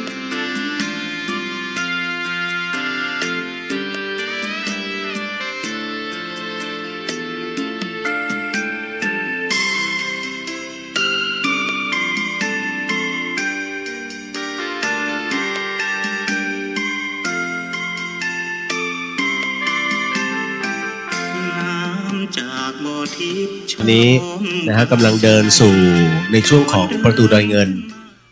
นะครับเราข้าหาบดีพี่น้องประชาชนนะก็จะไปรอตรงนั้นเดี๋ยวอีกสักครู่หนึ่งจะเป็นการทำพิธีนะฮะเป็นการขอพรเทพเทวดานะไปทางประตูป่าตรงนี้ประตูดอยเงินนี่แหละนะฮะเขาจะไปทำพิธีก็โดยมีท่านพระครูธีรสุตโพธิ์ด็อกเตอร์หรือว่าพระอาจารย์สง่านะฮะนะครับไปจะไปยืนอยู่ตรงนั้นนะฮะแล้วก็เรียกว่าอัญเชิญนะทวยเทพเทวดาให้รับรู้นะให้งานนี้ราบรื่นนะครับ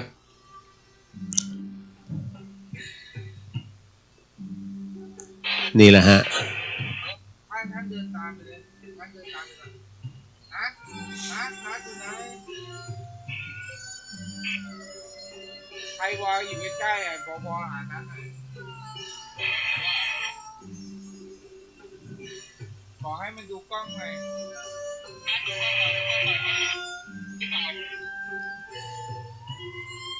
ตอนนี้คณะพี่น้องประชาชนนะฮะทั้งหมดทั้งมวลนะฮะก็รอนะฮะในการทำพิธี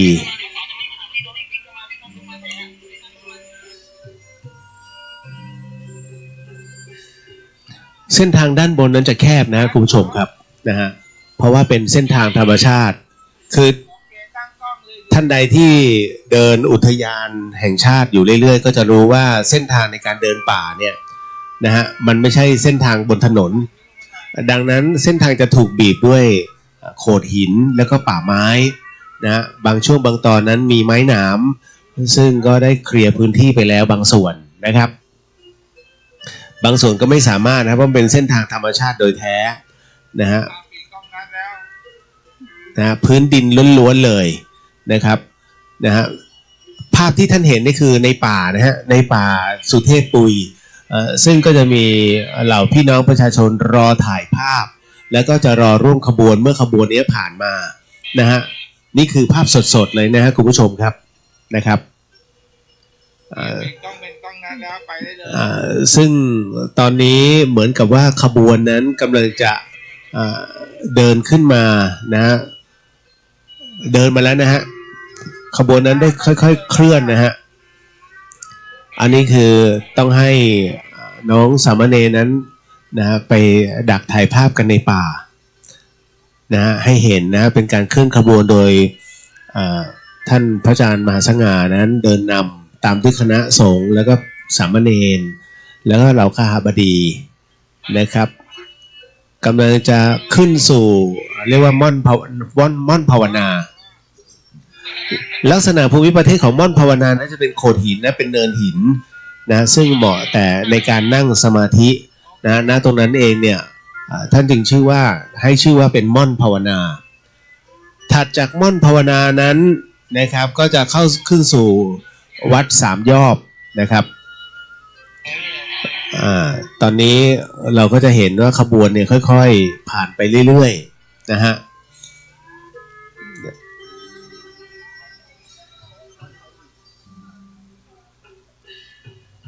อันนี้ที่ท่านเห็นก็เป็นคณะพระภิกษุจากวัดผาลาดนะท่านก็มาเก็บภาพนี่แหละ นะฮะแหม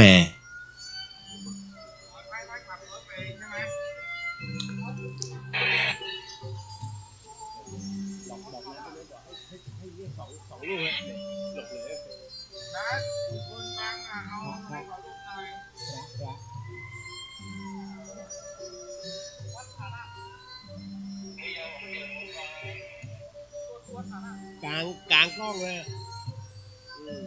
บอกท่านหน่อย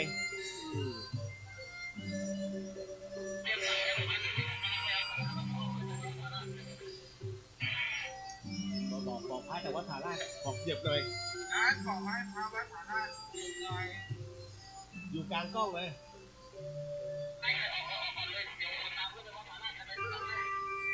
ไม่แล้วทำไมต้องไปยืนหนังแล้วไอ้พระเขาด้วยพระมายืน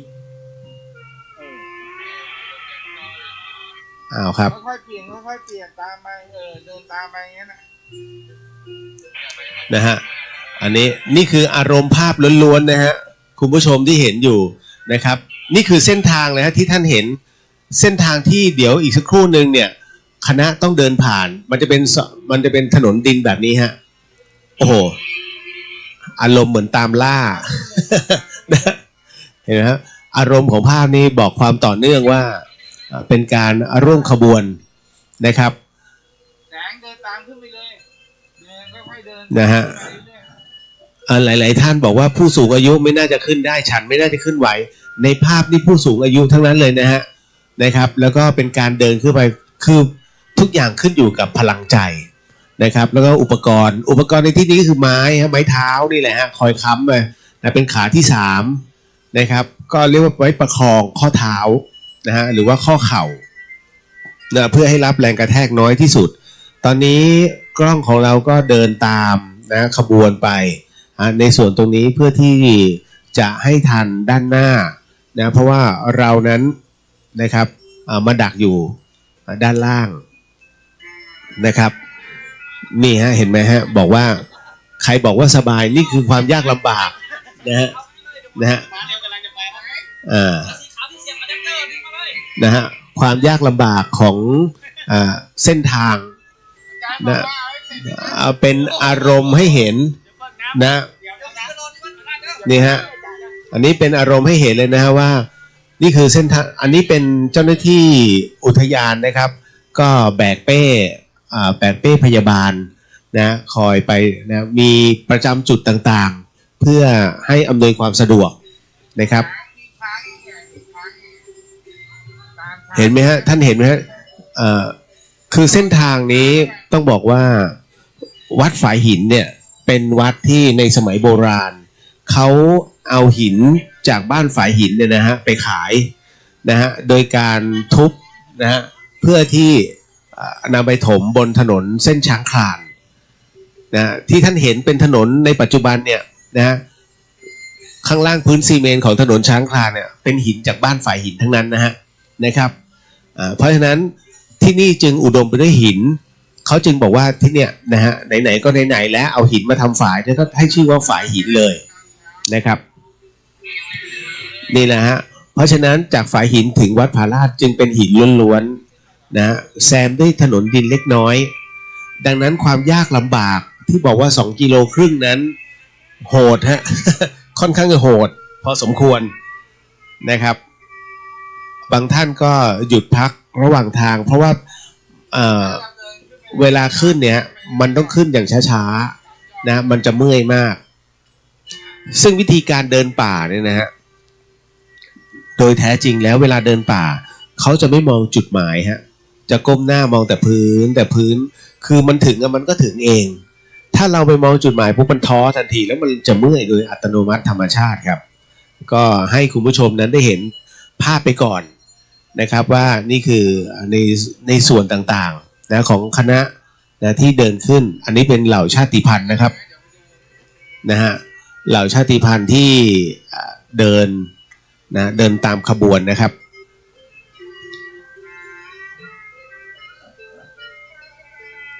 ก็อาจจะมีบ้างนะครับที่เราอาจจะเห็นอยู่มุมเดียวเพราะว่ากล้องนั้นตอนนี้ move ไปที่วัดผาลาดแล้วก็ต้องอาศัยระยะเวลาหนึ่งนะฮะเพื่อจะไปดักตรงนั้นแต่คณะเนี่ยจะไปอยู่ที่วัดสามยอดก่อนนะฮะจะไปพักก่อนเพราะว่ามันเป็นครึ่งทางของการสู่วัดผาลาดนะให้ช้างนั้นได้พักแต่จริงๆเนี่ยถามว่าช้างเขาพักไหมไม่พักนะครับช้างมักจะเดินทีเดียวถึงเลยนะครับอันนี้ก็จะเห็นว่ามีนักท่องเที่ยวนักกีฬานะครับเดินสวนลงมานะเพราะเขาเองก็ไม่รู้ไม่ทราบหรอกครับว่าวันนี้จะมีพิธีการนะเป็นพิธีการโบราณแบบนี้ประเพณีโบราณสืบสานกันมาแบบนี้นะครับก็ FM 104.50 เมกะเฮิรตซ์นะครับแล้วก็ผ่านช่อง YouTube เชียงใหม่วัดฝายหินเชียงใหม่ก็ถ่ายทอดให้เห็นอารมณ์แบบนี้นะครับท่านใดที่เพิ่งจะหมุนคลื่นมาก็จะบอกว่านี่เป็นเสียงที่เราพากกันสดๆนะบรรยายสดๆนะฮะกับพิธีเดินขึ้นวัดพระธาตุวัดดอยสุเทพนะฮะวัดดอยสุเทพขออภัยวัดผาลาดนะครับณตรงนี้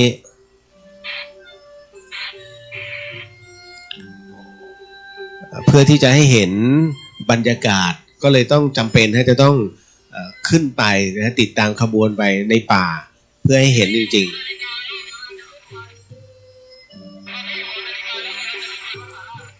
นะฮะในช่วงเดือนกุมภาพันธ์นะเป็นรอยต่อของมีนาคมนะตรงนี้เนี่ยก็จะเป็นช่วงของฤดูใบไม้ที่กำลังผลัดใบดังนั้นเนี่ยความร้อนของบรรยากาศความร้อนของอากาศนะฮะก็แน่นอนที่สุดนะฮะเมื่อใบไม้น้อยการเผาผลาญของแสงมันก็เยอะนะตอนนี้เองเนี่ยมันก็เลยทำให้ร้อนที่เห็นนี่ก็คืออีกหนึ่งพญาโฆษสารนะครับที่กำลังจะเดินนะอัญเชิญพระพุทธรูปดอกไม้นะครับขึ้นสู่นะฮะขึ้นสู่วัดสามยอดนะฮะช้างจะมีด้วยกัน2เชือกเชือกที่1เชือกที่1นะฮะก็อัญเชิญพระพุทธรูปดอกไม้นะครับขึ้นสู่บนหลังช้างนะฮะรูปที่เชือกที่2นั้นจะเป็นการอัญเชิญพระธรรม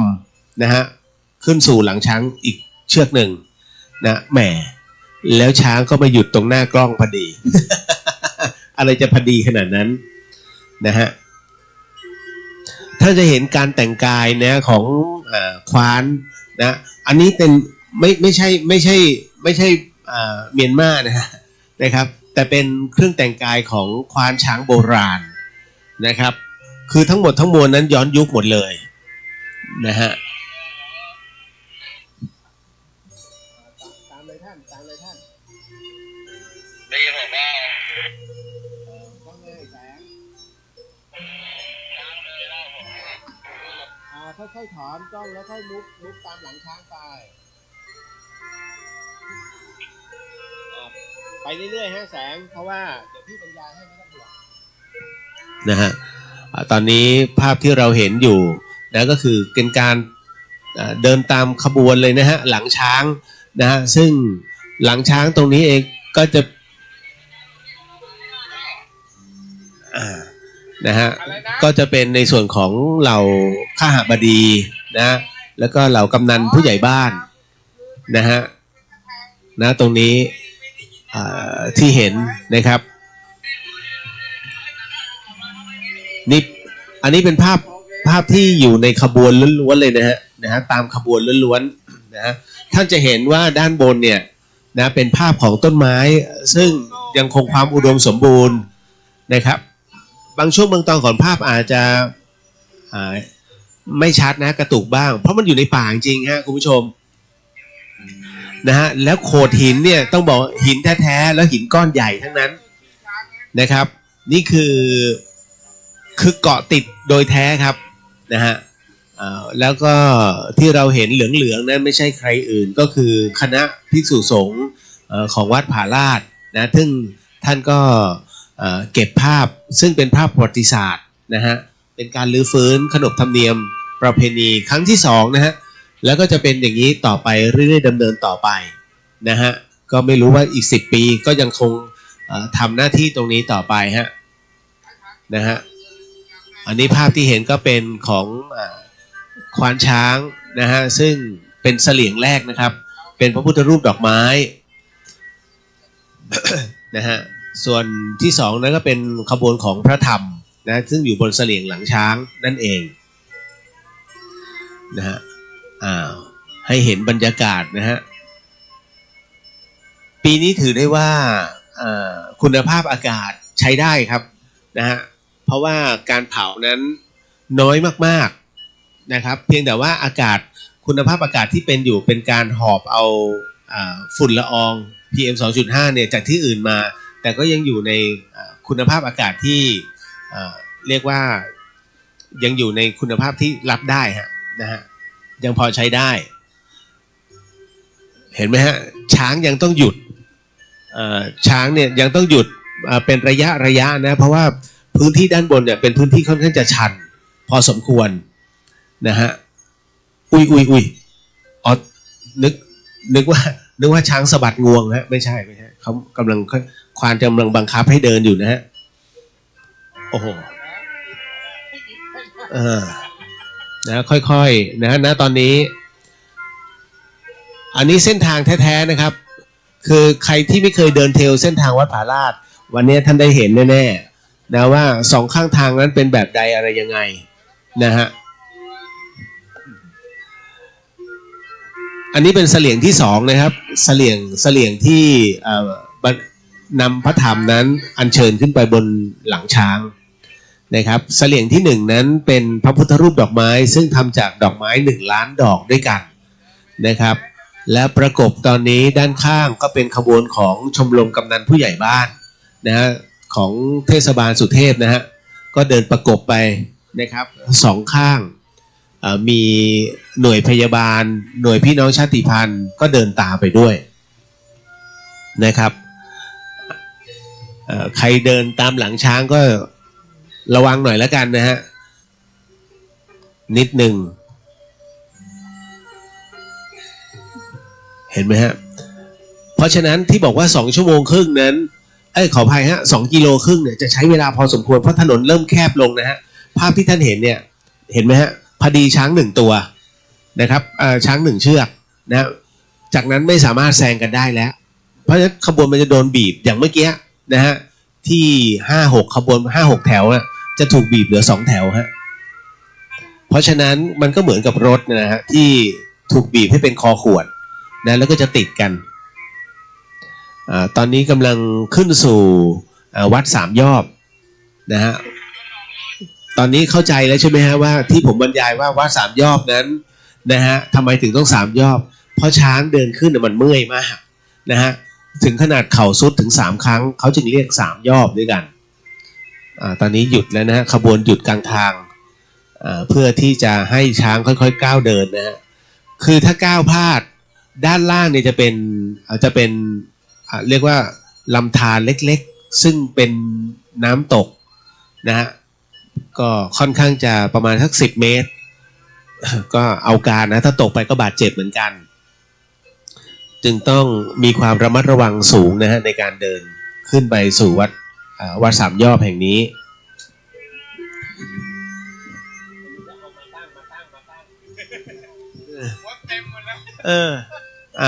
นะฮะ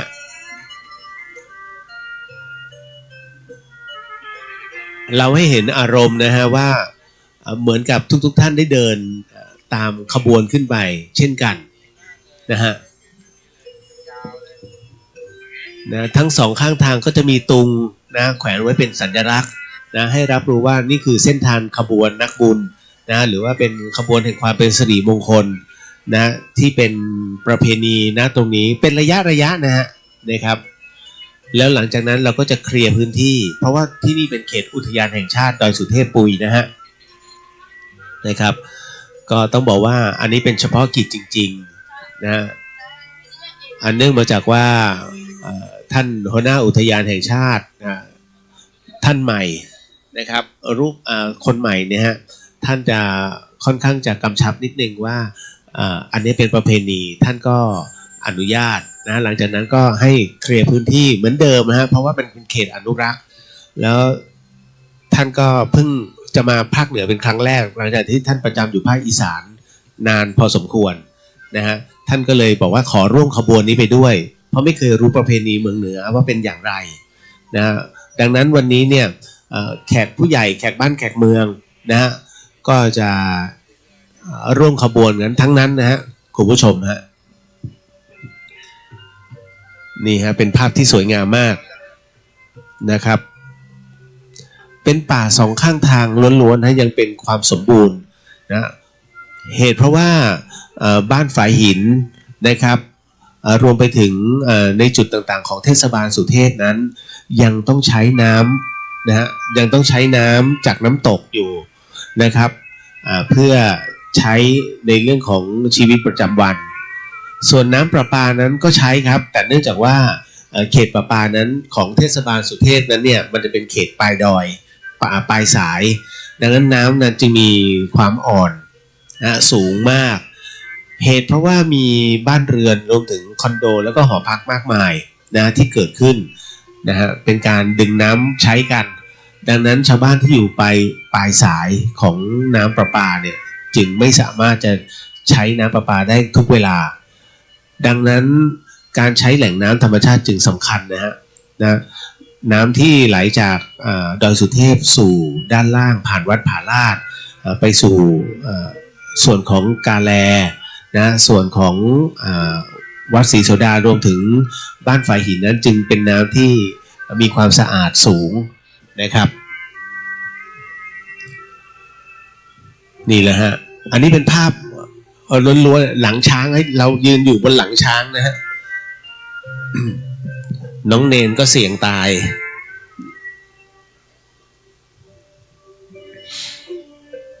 ครับครั้งนี้เป็นครั้งที่2นะครับคุณผู้ชมครับในการที่มีขบวนนะอัญเชิญพระพุทธรูปดอกไม้เนี่ยขึ้นสู่วัดผาลาดนะปีที่แล้วค่อนข้างจะลองผิดลองถูกแล้วฮะนะครับปีนี้ก็ถามว่ามีความผิดพลาดไหมน้อยมากๆปีหน้าก็คิดว่าราบรื่นนะครับเพราะว่าเป็นการถือได้ว่าค่อนข้างจะสมบูรณ์แล้วนะครับในเรื่องของการเตรียมงานแล้วก็หน่วยงานต่างๆความร่วมมือต่างๆแล้วก็ระยะทางนะครับการเตรียมตัวนี่แหละฮะ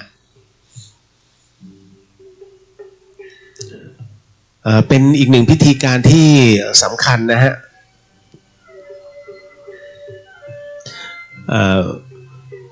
ทั้งหมดทั้งมวลเนี่ยจะใช้ระยะเวลาประมาณ4 ชั่วโมงด้วยกันในการทำพิธีหลังจากที่ถึงเครื่องขบวนนั้นไปสู่วัดผาลาดแล้วนะก็จะเป็นพิธีการถวายทั้งพระผ้าพระบทนะรวมไปถึงพระพุทธรูปดอกไม้แล้วก็จะเป็นการเอาผ้าไปห่มพระธาตุแสนสุขนะหลังจากนั้นก็จะเป็นการสวดเจริญพุทธมนต์แล้วหลังจากนั้นก็เป็นการถวายภัตตาหารเพลแล้วก็สัมโมชนียคถาเป็นอันจบพิธีนะฮะก็เบ็ดเสร็จแล้ว 11 โมงนิดๆนะก็เป็นการเสร็จพิธีนะครับ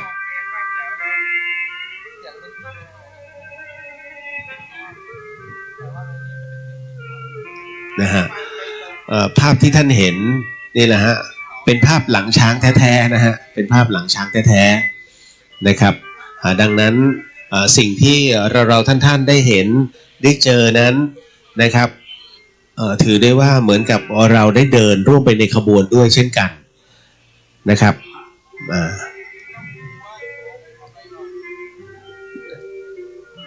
เพราะว่าจุดสิ้นสุดจุดพักจุดแรกเราจะพักแค่2 จุดนะจุดแรกก็คือวัด3 ยอดจุดที่2ก็คือจุดแห่งพิธีเลยบนวัดผาลาดนะฮะดังนั้น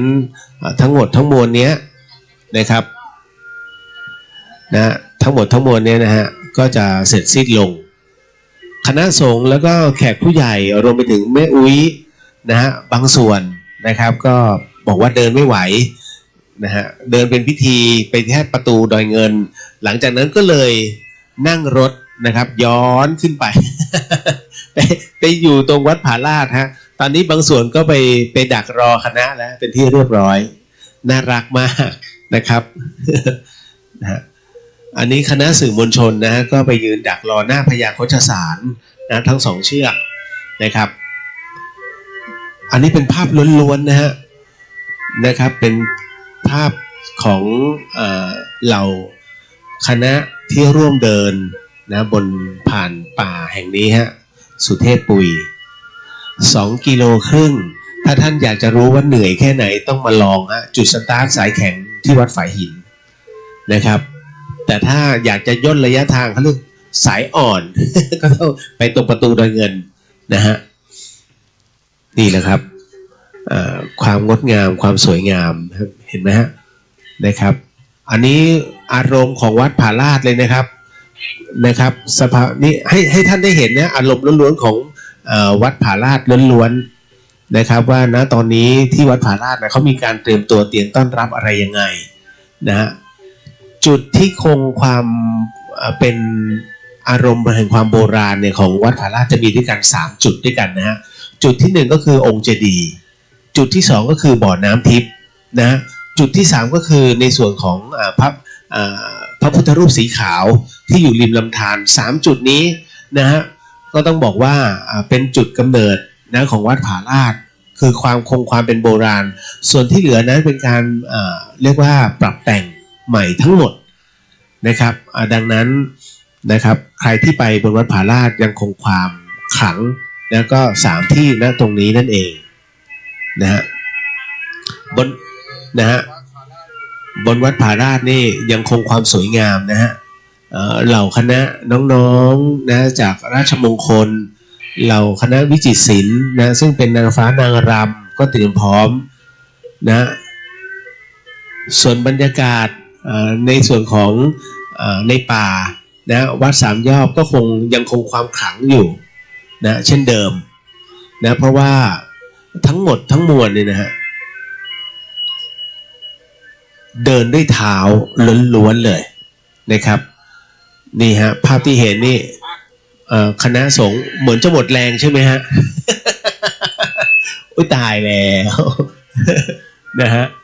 อันนี้ถึงบริเวณวัดสามยอดนะฮะนะก็เป็นการหยุดพักนะคณะสงฆ์ก็ท่านก็นั่งกันเป็นหมู่คณะเพื่อจะพักเช่นกันนะเราก็บดีก็พักนะเป็นการแจกจ่ายน้ำนะชั่วคราวนะฮะโอ้โหคือต้องขออภัยที่จับภาพนะตรงนี้เนี่ยให้เห็นถึงความหมดสภาพฮะนะหรือหมดแรงครับ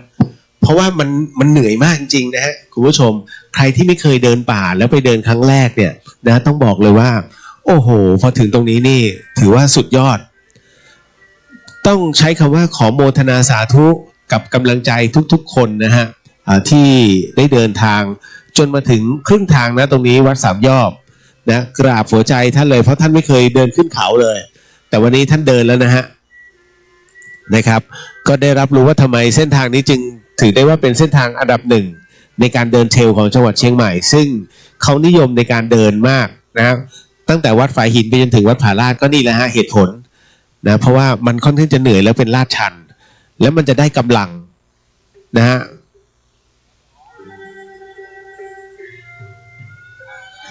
นะก็ถ้าย้อนกลับไปประมาณเกือบประมาณสัก10 ปีนะ10 ปีที่แล้วนั้นนะเส้นทางตรงนี้นี่เองนะก็เรียกว่าสมเด็จพระองค์เจ้าพัชรกิติยาภานั้นนะครับท่านใช้เส้นทางนี้ในการเรียกว่าออกกำลังนะครับท่านเห็นอย่างนี้ฮะนะพระองค์ท่านเนี่ยเดินขึ้นลงเนี่ย10 กว่ารอบนะเป็นการออกกำลังเลยฮะนะครับเพราะตอนนั้นท่านกำลังจะเข้าแข่งขันเหมือนกับจะเป็นการเดินเทรลนะน่าจะเป็นการชิงแชมป์หรือว่าเก็บคะแนนนะฮะเก็บคะแนนโลกนะก็เลยจะใช้เส้นทางของวัดฝายหินก็ถึงวัดผาลาดไปจนถึงวัดพระธาตุดอยสุเทพท่านจะใช้เป็นสถานที่ที่ออกกำลังพระวัชรวรกายนะฮะอยู่เสมอทุกเย็นเลยนะฮะท่านเดินขึ้นลง10 รอบเรียกว่าชาวบ้านยังอึ้งว่าโอ้โหพระองค์นั้นนะฮะมีเรียกว่าสรีระนะเพราะสรีระของท่านเนี่ยค่อนข้างจะร่างเล็กแต่ท่านนี้โอ้โหหัวใจนักกีฬาสุดยอดมากเรียกว่าเราคณะของนักกีฬาด้วยกันเนี่ยถึงกับอึ้งนะครับในความที่ท่านมีวิริยะในเรื่องของความอดทนสูงมากนะฮะตั้งแต่นั้นเป็นต้นมาเส้นทางนี้จึงได้รับความนิยมนะฮะในเรื่องของการเดินเทรลนะครับตั้งแต่นั้นเป็นต้นมานี่แหละฮะตอนนี้คณะขบวนช้างก็ได้หยุดตรงที่วัดสามยอดเป็นการให้น้ำนะแล้วก็อาหารกับช้างนะครับบริเวณนั้นภาพที่เห็นอาจจะกระตุกหน่อยนะเพราะว่าบริเวณวัดสามยอดนั้นนะสัญญาณโทรศัพท์นะครับอาจจะน้อยนะครับแต่เราก็พยายามจะให้เห็นภาพนะอารมณ์ล้วนๆนะตรงนี้นะฮะตอนนี้ให้เห็นบริเวณทานน้ำตกนะครับนะทานน้ำตกของบนวัดผาลาดน้ำตกตรงนี้นี่เองนะครับถือได้ว่าเป็นสายเลือดอีกหนึ่งสายเลือดของชาวบ้านฝายหินแล้วก็ เป็นส่วนหนึ่งที่นำไปสู่อ่างเก็บน้ำกาแลเพื่อนำไว้ใช้ในช่วงของเหมันฤดูนะครับในส่วนของฤดูร้อนนั่นเองนะก็อยากให้คุณผู้ชมนั้นได้เห็นอารมณ์ต่างๆนะฮะสลับสับเปลี่ยนกันไปนะก็จะมีเหล่าพุทธศาสนิกชนนั้นรอนะบางส่วนที่วัดผาลาดเป็นที่เรียบร้อยนะครับในส่วนของนะตรงนี้นะครับบรรยากาศร่มรื่นนะฮะนะนักท่องเที่ยวมักจะเดินทางไปอยู่ตรงนั้นอยู่เรื่อยๆนะครับเสมอๆนะครับมีอันที่เห็นน่าตกใจมากครับเหมือนมือใครสักคนหนึ่งนะครับผมตกใจครับเมื่อกี้เหมือนมีไม่ใช่ภาพติดวิญญาณนะฮะมือใครสักคนนะปัดหน้ากล้องนะอันนี้เป็นภาพด้านในนะเป็นภาพด้านในของวัดผาลาดสกิทานะครับเป็นส่วนของภาคน้ำตกแล้วก็เป็นส่วนของช่องทางเดินธรรมชาติตรงนี้นี่เองเนี่ยฮะเป็นเส้นทางที่เดินลงไปสู่วัดสามยอดเดี๋ยวอีกสักครู่หนึ่งนะฮะขบวนก็จะขึ้นจากวัดสามยอดถึงวัดผาลาดเนี่ย400 กว่าเมตรฮะนะเกือบ500 เมตรดังนั้นจึงเป็นระยะทางสั้นๆนะครับไม่มั่นใจว่านะตรงนี้เนี่ยจะนำเอาพญาโคชสารทั้ง2 เชือกนั้นเดินขึ้นมาด้วยหรือเปล่าหรือจะเป็นการอัญเชิญพระพุทธรูปดอกไม้นะแล้วก็พระธรรมนั้นลงมานะฮะแล้วก็เดินเท้าด้วยเสลี่ยงขึ้นมาสู่วัดผาลาดนะครับอันนี้ยังไม่มั่นใจนะฮะบรรยากาศที่ร่มรื่นบนวัดผาลาดนะก็มีละครหลายเรื่องแล้วฮะมาถ่ายทำนะตรงนั้นนะฮะพระเพอก็ไม่ได้มีการเรียกว่า ไม่ได้มีเวลาสำหรับบำเพ็ญเลยฮะได้แต่รับโยมนะเพราะว่าพอสวยเกินไปก็อย่างนี้แหละฮะสวยไปก็ทุกข์นะฮะโทรมไปก็ทุกข์ดังนั้นมัชฌิมาปฏิปทาอยู่กลางๆนะฮะ ดีที่สุดนี่ฮะสายน้ำตรงนี้นะฮะที่มาสู่วัดฝายหินนะตรงนี้คือถ้าน้ำตรงนี้แห้งวัดฝายหินก็แห้งนะครับก็ยังเสี่ยงอยู่ว่าน้ำตกด้านหน้าของวัดฝายหินเรานะจะอยู่นานไหมแต่เท่าที่เห็นสายน้ำนี่ยังแรงอยู่แสดงว่าน้ำยังคงเต็มอยู่นะฮะ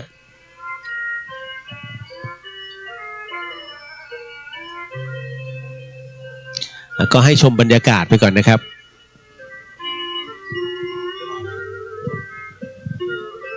นอนแล้วไม่ไหวแล้ว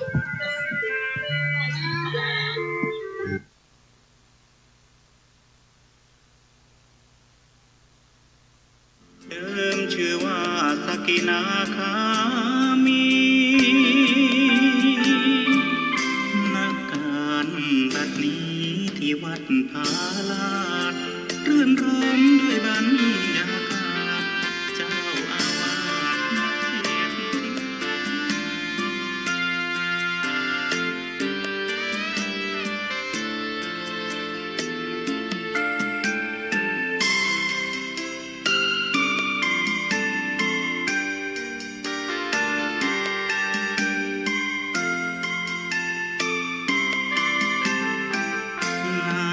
จากบ่อทิพย์ฉลมกายใจ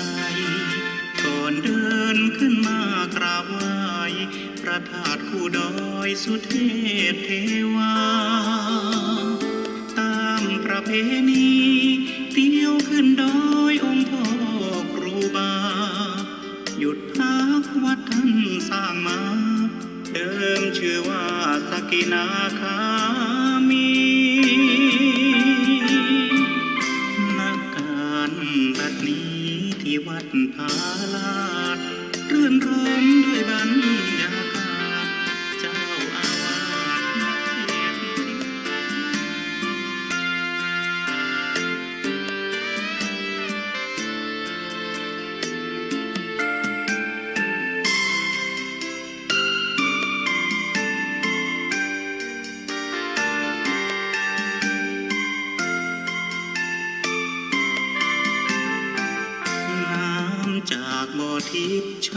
มกายใจก่อนเดินขึ้นมากราบไหว้พระธาตุคู่ดอยสุเทพเทวาตามประเพณี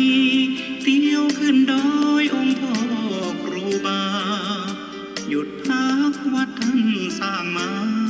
เดิมชื่อว่าสกินาคามีนักการบัดนี้ที่วัดผาลาดรื่นรมด้วยบรรยากาศเจ้าอาวา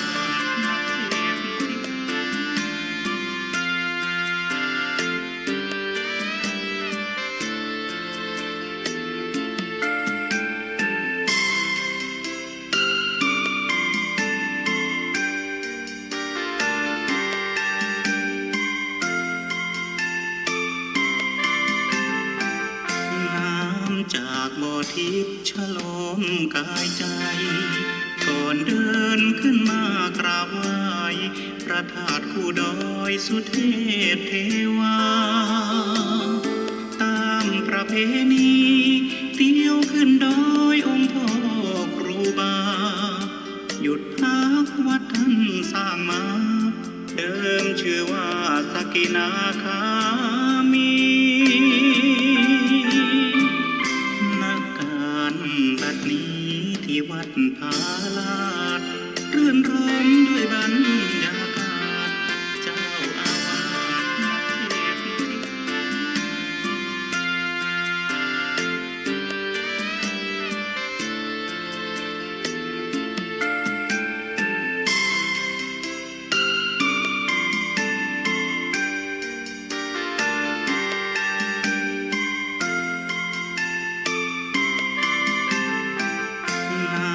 จากบ่อทิพย์ฉลมกายใจก่อนเดินขึ้นมากราบไหว้พระธาตุคู่ดอยสุเทพเทวาตามประเพณีเที่ยวขึ้นดอยองค์พ่อครูบาหยุดพักวัดท่านสร้างมาเดิมชื่อว่าสกินาคามีบัดนี้ที่วัดผาลาดรื่นรมด้วยบรรยากาศเจ้าอาวา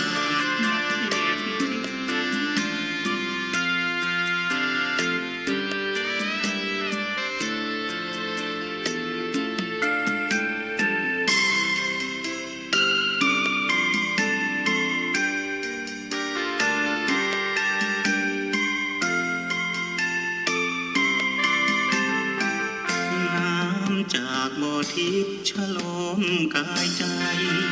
ก่อนเดินขึ้นมากราบไหว้พระธาตุคู่ดอยสุเทพเทวาตามประเพณีเที่ยวขึ้นดอยองค์พ่อครูบาหยุดพักวัดท่านสร้างมาเดิมชื่อว่าสกินาคามีบัดนี้ที่วัดผาลาดรื่นรมด้วยบรรยากาศเจ้าอาวาส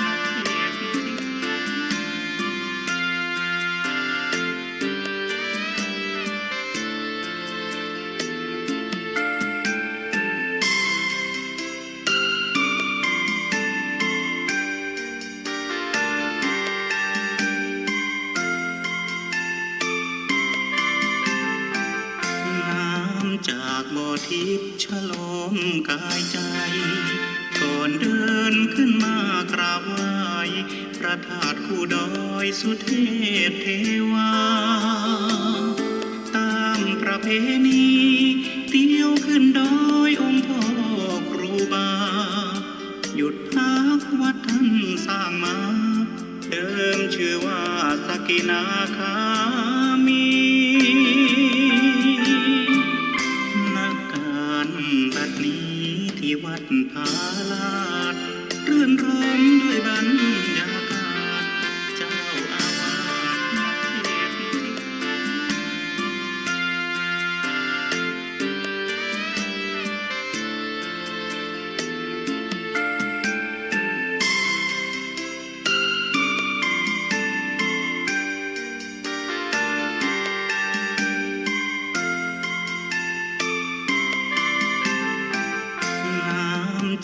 บ่อทิพย์ฉลมกายใจก่อนเดินขึ้นมากราบไหว้พระธาตุคู่ดอยสุเทพเทวาตามประเพณีเที่ยวขึ้นดอยองค์พ่อครูบาหยุดพักวัดท่านสร้างมาเดิมชื่อว่าสกินาคามีนักการบัดนี้ที่วัดพาลาดรื่นรมด้วยบรรยากาศเจ้าอาวา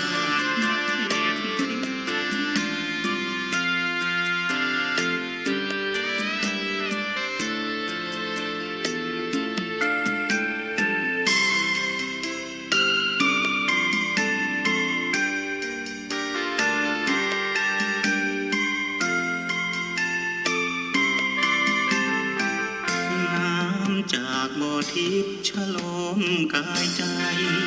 ก่อนเดินขึ้นมากราบไหว้พระธาตุคู่ดอยสุเทพเทวาตามประเพณีเที่ยวขึ้นดอยองค์พ่อครูบาหยุดพักวัดท่านสร้างมาเดิมชื่อว่าสกินาคามี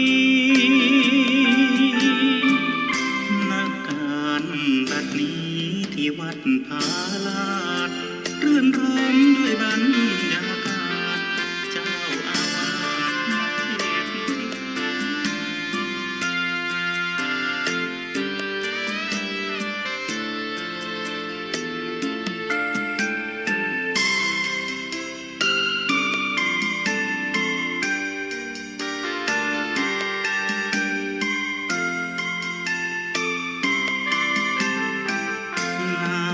จากบ่อทิพย์ฉลมกายใจก่อนเดินขึ้นมากราบไหว้พระธาตุคู่ดอยสุเทพเทวาตามประเพณีเที่ยวขึ้นดอยองค์พ่อครูบาหยุดพักวัดท่านสร้างมาเดิมชื่อว่าสกินาคามีบัดนี้ที่วัดพาลาดรื่นรมด้วยบรรยากาศเจ้าอาวา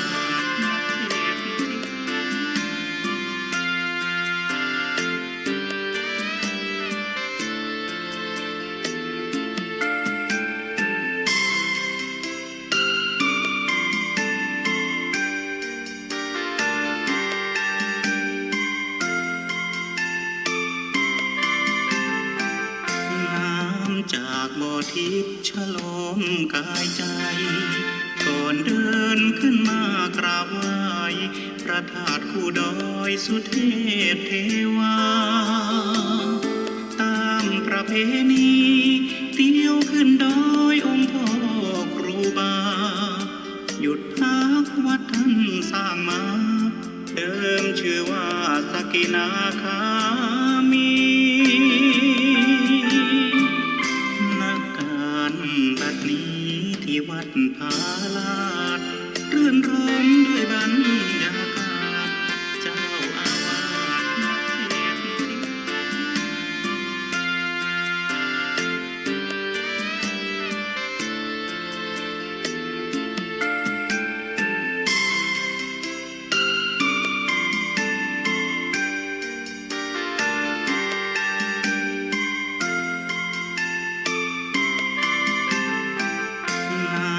จากบ่อทิพย์ฉลมกายใจก่อนเดินขึ้นมากราบไหว้พระธาตุคู่ดอยสุเทพเทวา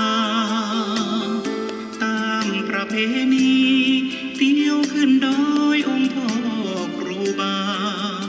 หยุดพักวัดท่านสร้างมาเดิมชื่อว่าสกินาคามีบัดนี้ที่วัดพาลาด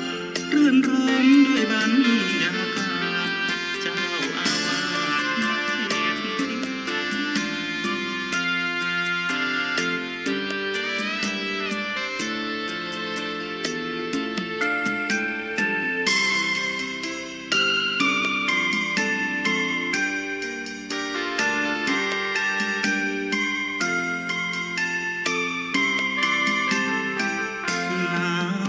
จากบ่อทิพย์ฉโลมกายใจ ก่อนเดินขึ้นมากราบไหว้พระธาตุคู่ดอยสุเทพเทวา ตามประเพณีเที่ยวขึ้นดอยองค์พ่อครูบา หยุดพักวัดท่านสร้างมา เดิมชื่อว่าสกินาคามีนักการบัดนี้ที่วัดพาลาดรื่นรมด้วยบรรยากาศเจ้าอาวา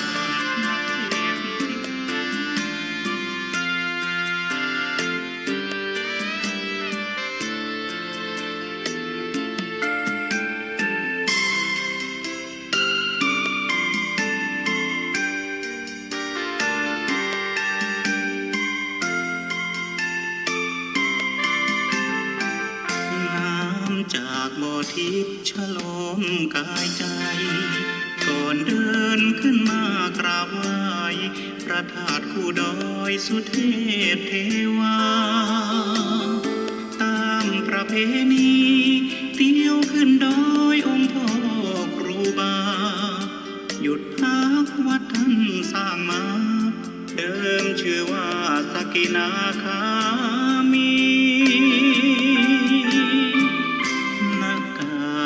บัดนี้ที่วัดพาลาดรื่นรมด้วยบรรยากาศเจ้าอาวา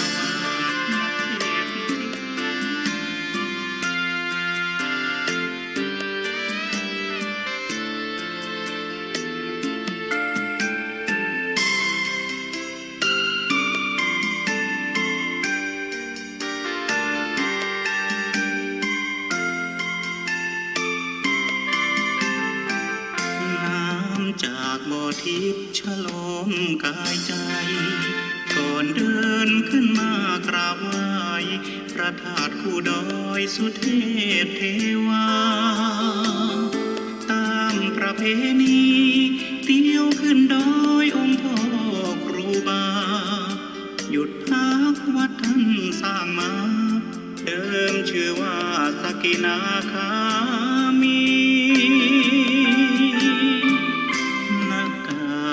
บัดนี้ที่วัดพาลาดรื่นรมด้วยบรรยากาศเจ้าอาวา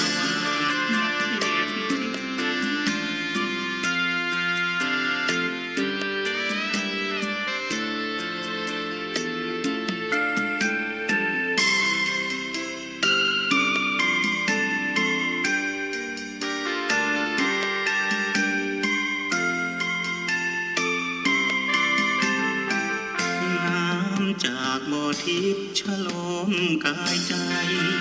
ก่อนเดินขึ้นมากราบไหว้พระธาตุคู่ดอยสุเทพเทวา ตามประเพณีเที่ยวขึ้นดอยองค์พ่อครูบา หยุดพักวัดท่านสร้างมา เดิมชื่อว่าสกินาคามีบัดนี้ที่วัดพาลาดรื่นรมด้วยบรรยากาศเจ้าอาวา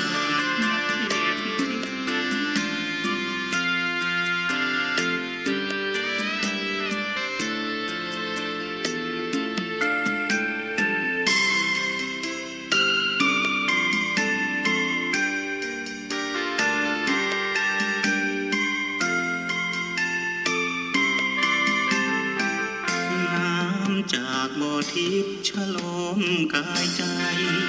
ก่อนเดินขึ้นมากราบไหว้พระธาตุคู่ดอยสุเท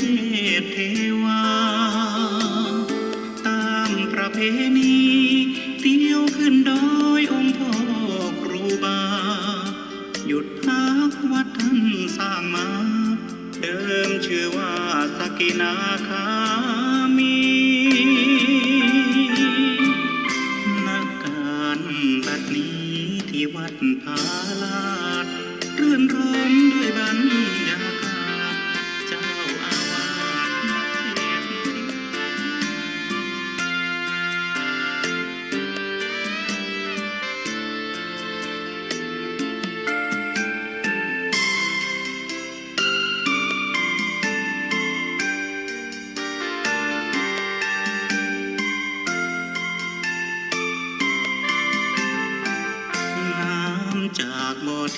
ฉโลมกายใจ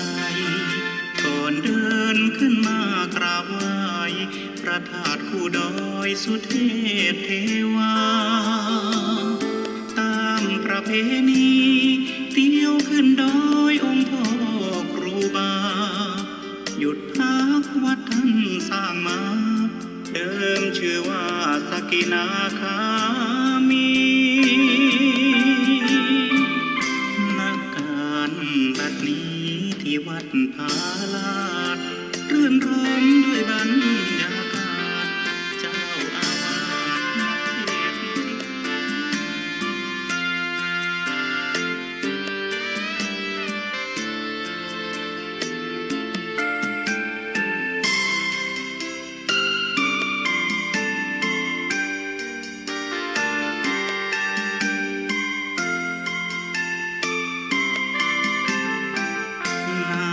จากบ่อทิพย์ฉโลมกายใจก่อนเดินขึ้นมากราบไหว้พระธาตุคู่ดอยสุเทพเทวาตามประเพณีเที่ยวขึ้นดอยองค์พ่อครูบาหยุดพักวัดท่านสร้างมาเดิมชื่อว่าสกินาคามีบัดนี้ที่วัดพาลาดรื่นรมด้วยบรรยากาศเจ้าอาวาสนักเทศน์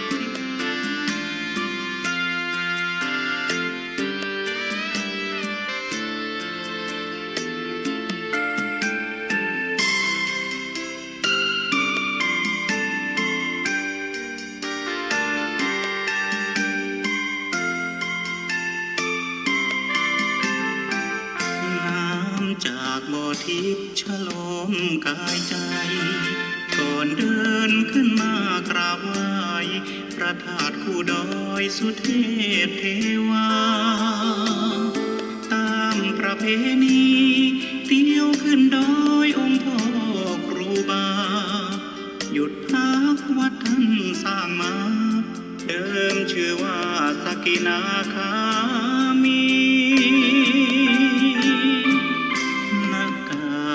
บัดนี้ที่วัดพาลาดรื่นรมด้วยบรรยากาศเจ้าอาวาสนักเทศน์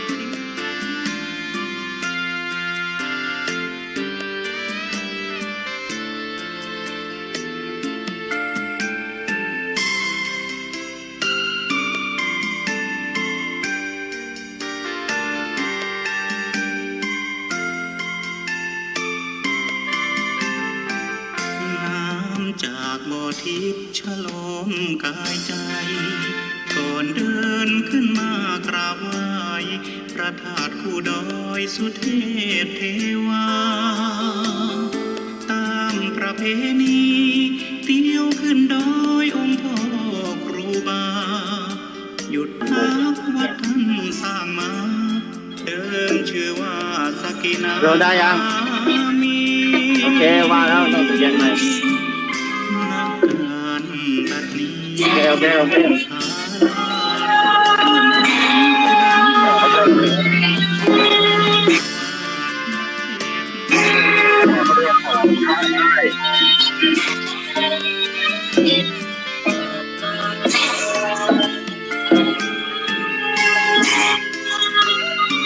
เดี๋ยวจะรับตรงนี้ต้องพอ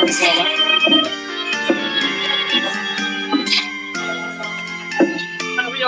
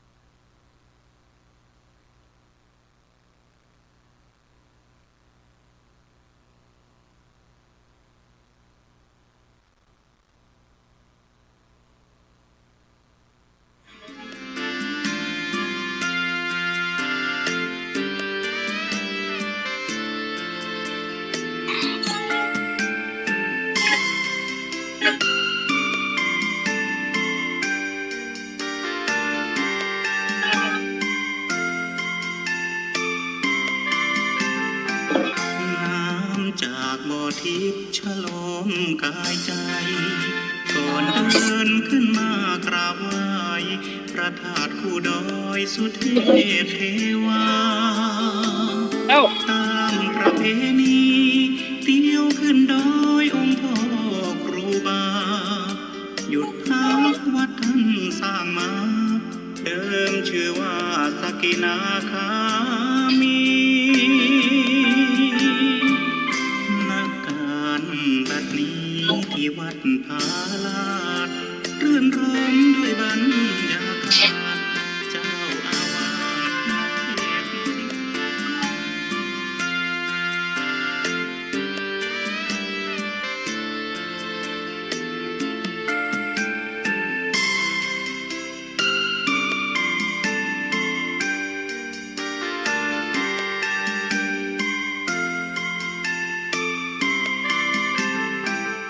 น้ำจากบ่อทิพย์ฉลมกายใจ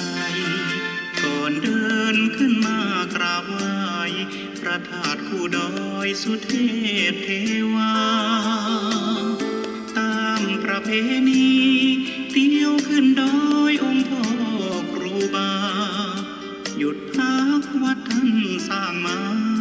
เดิมชื่อว่าสกินาคามีนักการบัดนี้ที่วัดพาลาดรื่นรมด้วยบรรยากาศเจ้าอาวาสมาเทศน์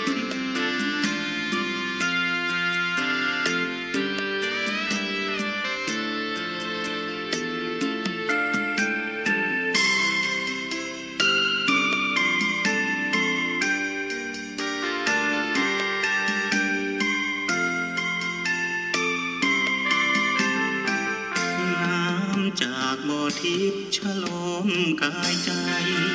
ก่อนเดินขึ้นมากราบไหว้พระธาตุคู่ดอยสุเทพเทวาตามประเพณีเที่ยวขึ้นดอยองค์พ่อครูบา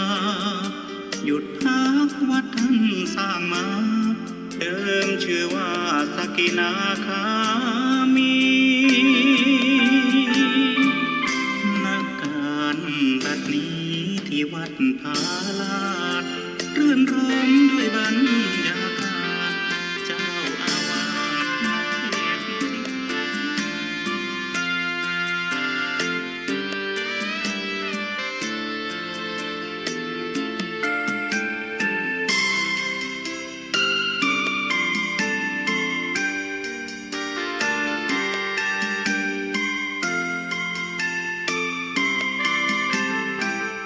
น้ำจากบ่อทิพย์ฉลมกายใจ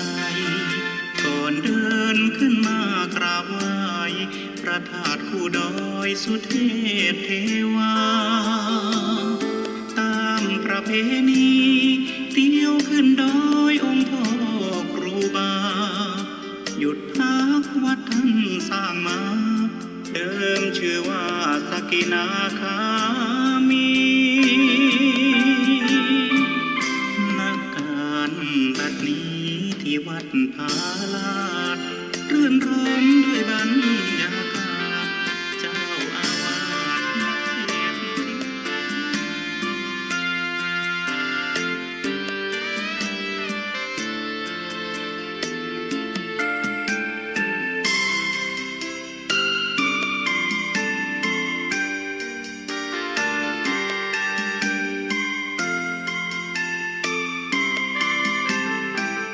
น้ำจากบ่อทิพย์ฉลมกายใจ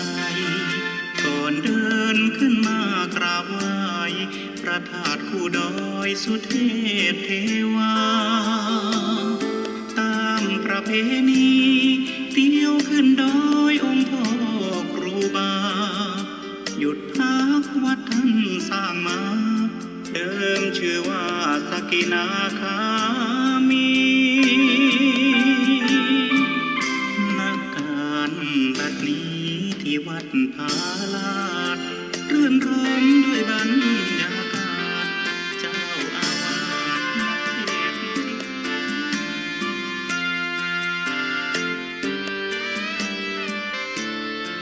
น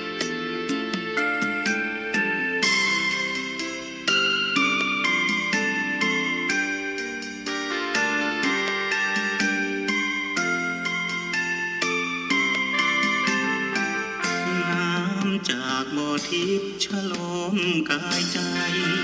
ก่อนเดินขึ้นมากราบไหว้พระธาตุคู่ดอยสุเทพเทวา ตามประเพณีเที่ยวขึ้นดอยองค์พ่อครูบา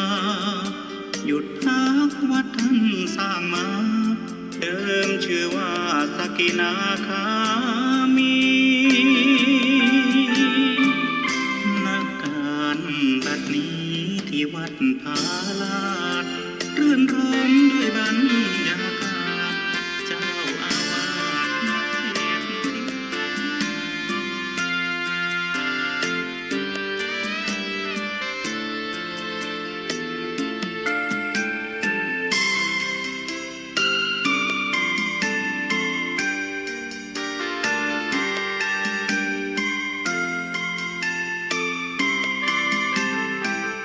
น้ำจากบ่อทิพย์ฉโลมกายใจ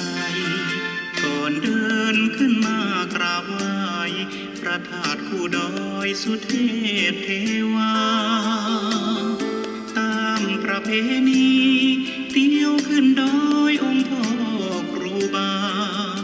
หยุดพักวัดท่านสร้างมา เดิมชื่อว่าสกินาคามีนักการบัดนี้ที่วัดพาลาดรื่นรมด้วยบรรยากาศเจ้าอาวาสนักเทศน์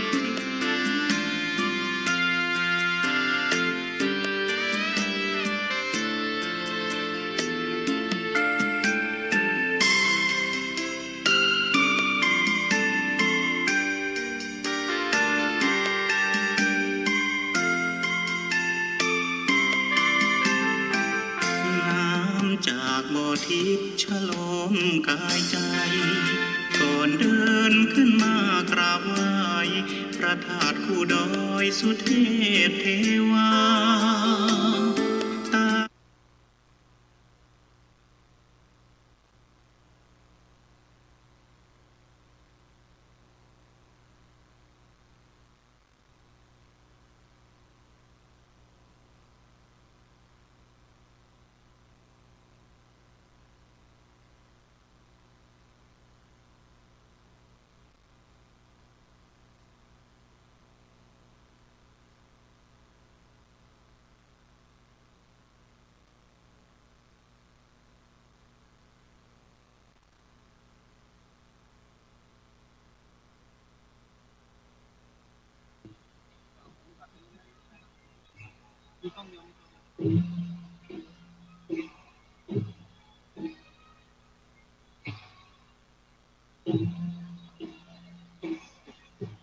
โอ้แต่พระครูมาตัวกันนะครับ โอ้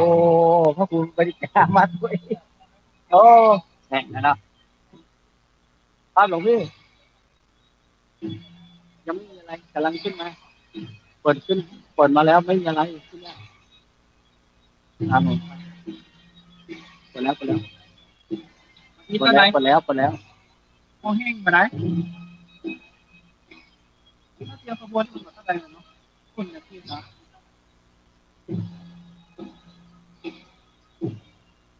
ทำไหม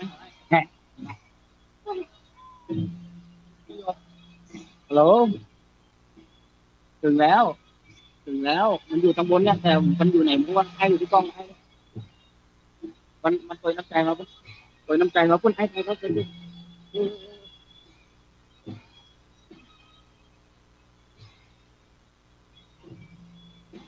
พร้อม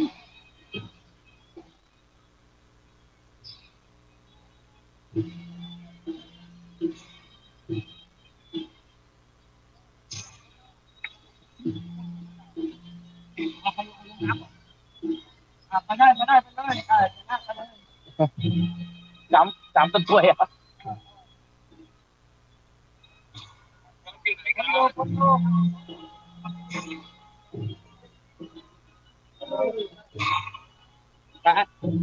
เดี๋ยวไอ้มูแล้วไอ้ไปไหนดิไอ้มูแล้วไอ้จะไปไหนดิก็มูแล้วนะแต่มันเย็นนะเดี๋ยวมันยังเย็นนะเว้ย มาเลยกระบอกเสือของเรา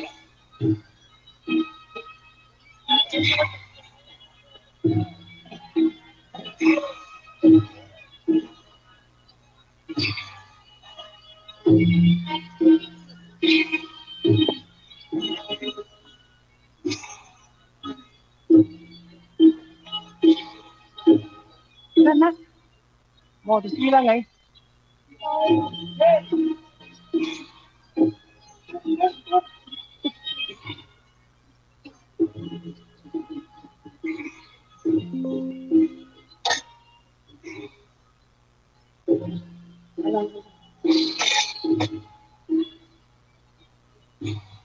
ระวัง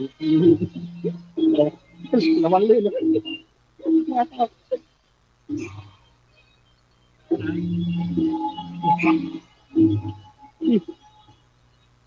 เดี๋ยวไปใส่นะจะเชื่อ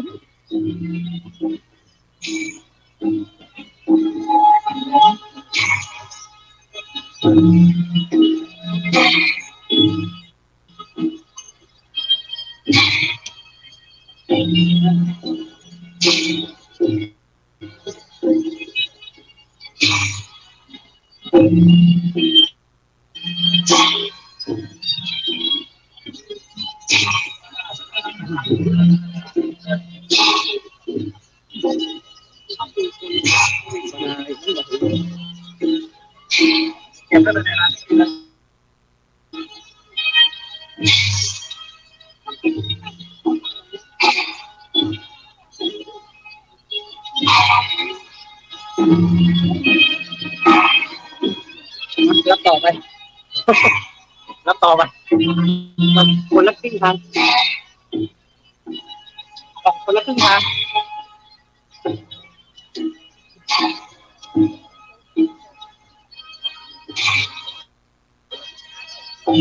แม่นี่นั่นนู่นไปตั้งนานแล้ว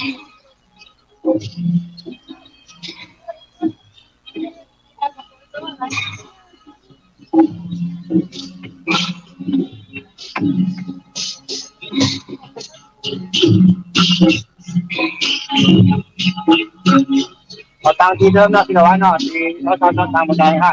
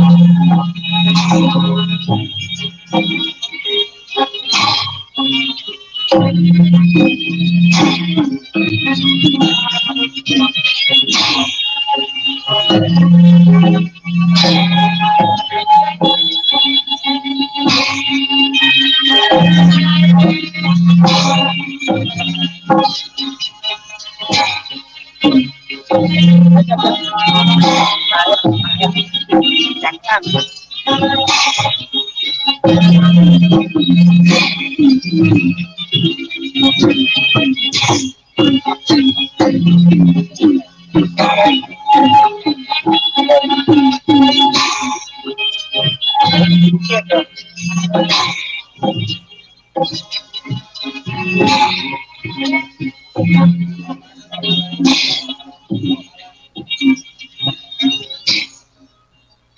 อย่าเลย ก็นี่มันจะถ่ายยากหน่อยเพราะว่ามี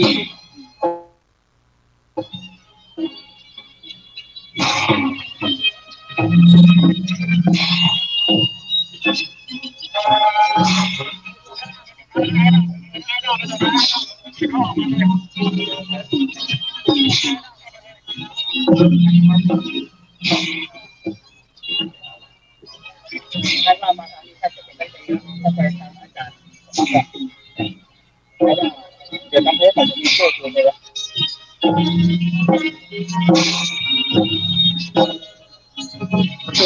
คือเตี้ยจากสมาร์ทมาตลอดคือเตี้ยจากสมาร์ทของเราเลยต้องไม่สองต้นต้องพูดต้องเลยอ่ะนะตอนทำเนี่ยเขาบดเนี่ยยังมีแล้วก็ก็เป็นไล่แบบนี้หร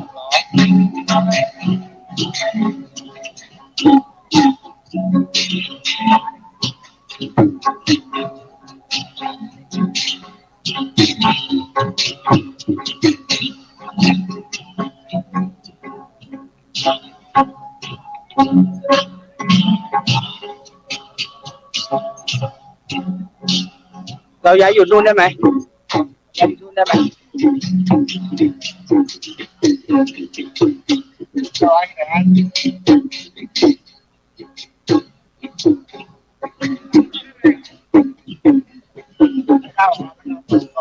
มาปีนี้อ่ะมาได้ต้นไม้ต้นนี้เราเรียกจากสมัครว่าต้องมาเรียกจากสมัครให้กินมา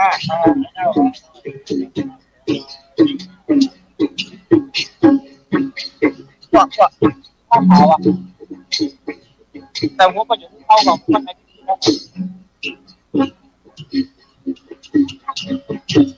ถ้าเป็นวงนั้นนะบ่ได้แล้วนะเนี่ย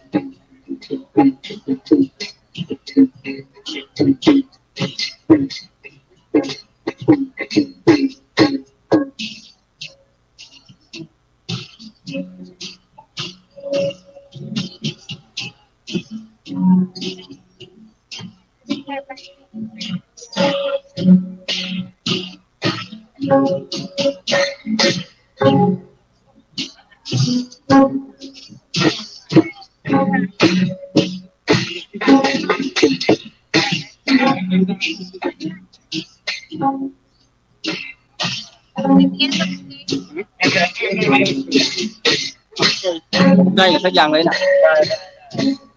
ได้เดี๋ยวภาพรวมอ่ะ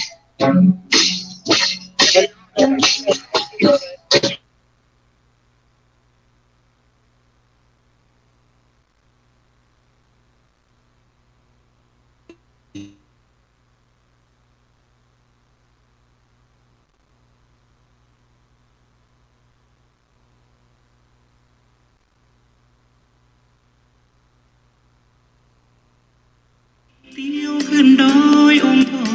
ครูบาหยุดพักวัดท่านสร้างมาเดิมชื่อว่าสกินาคามีนักการบัดนี้ที่วัดพาลาดรื่นรมด้วยบรรยากาศเจ้าอาวาสนักเทศน์เ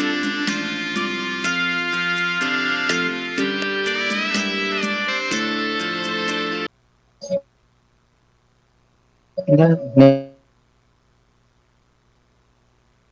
ค้าง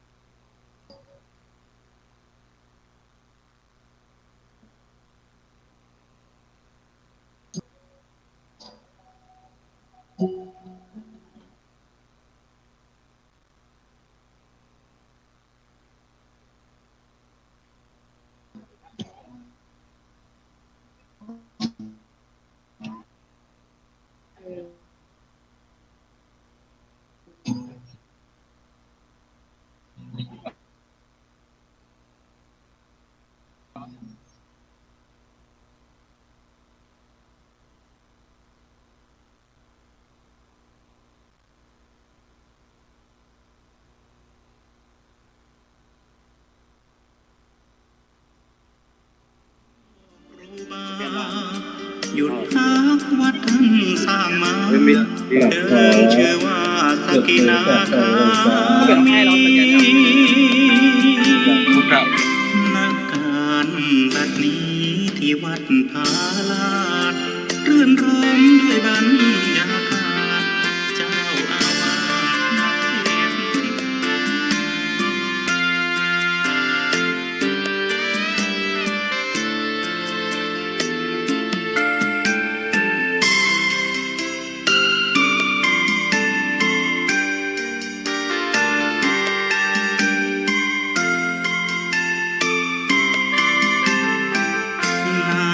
จากบ่อทิพย์ฉลมกายใจก่อนเดินขึ้นมากราบไหว้พระธาตุคู่ดอยสุเทพเทวาตามประเพณีเที่ยวขึ้นดอยองค์พ่อครูบาหยุดพักวัดท่านสร้างมาเดิมชื่อว่าสกินาคามีบัดนี้ที่วัดพาลาดรื่นรมด้วยบรรยากาศเจ้าอาวา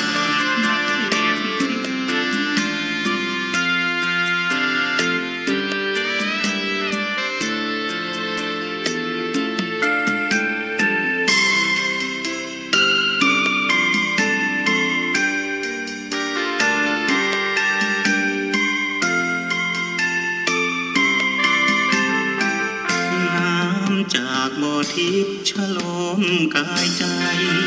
ก่อนเดินขึ้นมากราบไหว้พระธาตุคู่ดอยสุเทพเทวาตามประเพณีเที่ยวขึ้นดอยองค์พ่อครูบาหยุดพักวัดท่านสร้างมาเดิมชื่อว่าสกินาคามีบัดนี้ที่วัดพาลาดรื่นรมด้วยบรรยากาศเจ้าอาวา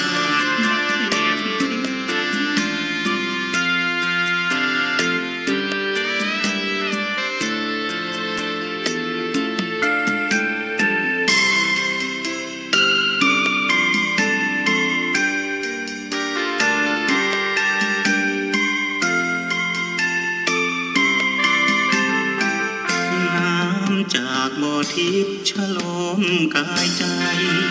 ก่อนเดินขึ้นมากราบไหว้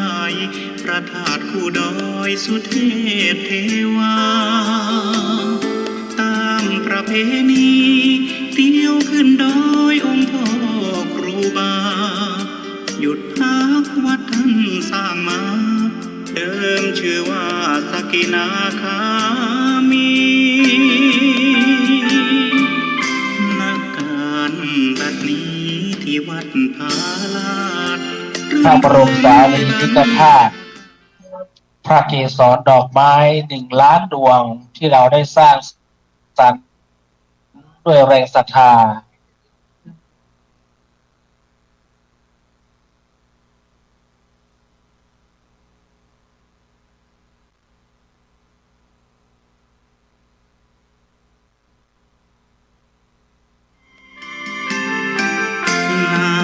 จากบ่อทิพย์ฉลมกายใจ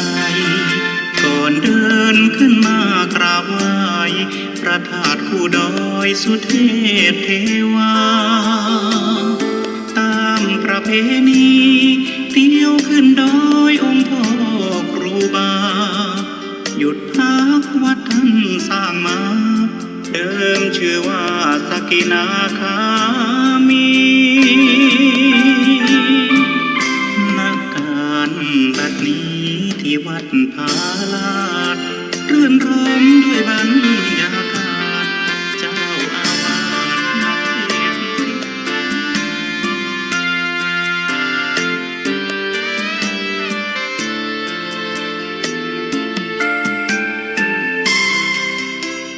แล้วก็มีคณะช่างฟ้อนอีกหลายช่างฟ้อนให้ได้ร่วมได้มีพระศรัทธาได้มีศรัทธามีคณะเภสัชมหาวิทยาลัยเชียงใหม่ได้ฟ้อนสักการะวันทาดอกบัวทองตอนนี้ช่วงพัก ให้ทุกท่านได้รับชมการแสดง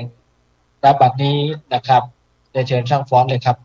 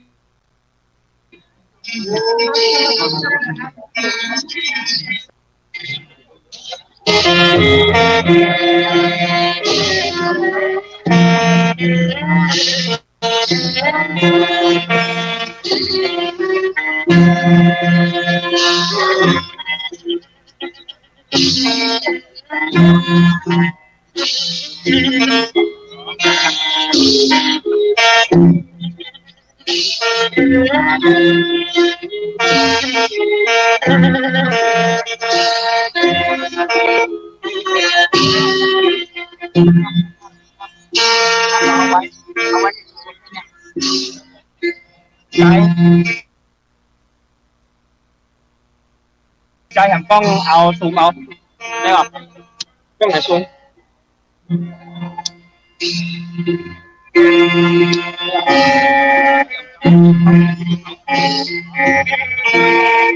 ใส่นั่น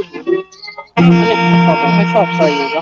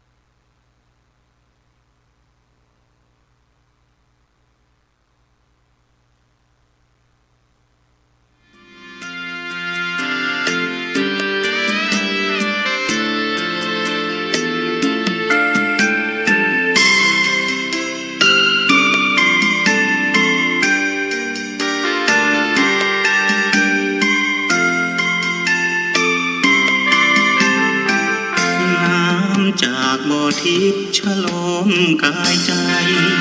ก่อนเดินขึ้นมากราบไหว้พระธาตุคู่ดอยสุเทพเทวาตามประเพณีเที่ยวขึ้นดอยองค์พ่อครูบาหยุดพักวัดท่านสร้างมาเดิมชื่อว่าสกินาคามีบัดนี้ที่วัดพาลาดรื่นรมด้วยบรรยากาศเจ้าอาวาสนักเทศ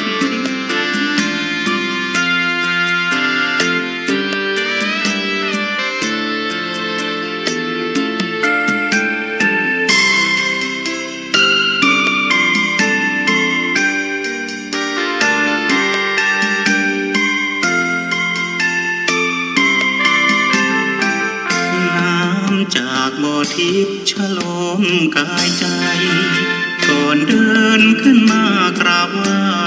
พระธาตุคู่ดอยสุเทพเทวาตามประเพณีเที่ยวขึ้นดอยองค์พ่อครูบาหยุดพักวัดท่านสร้างมาเดิมชื่อว่าสกินาคามี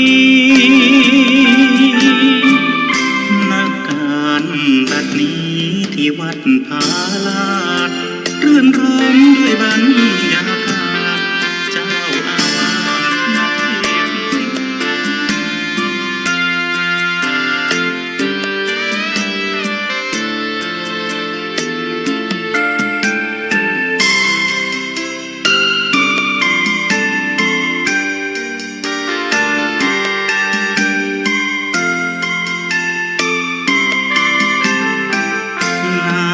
จากบ่อทิพย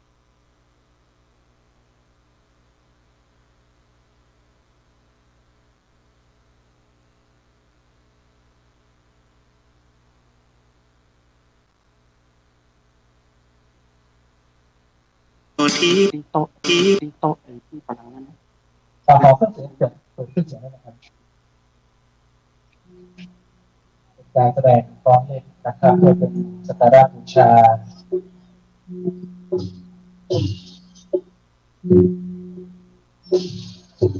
ม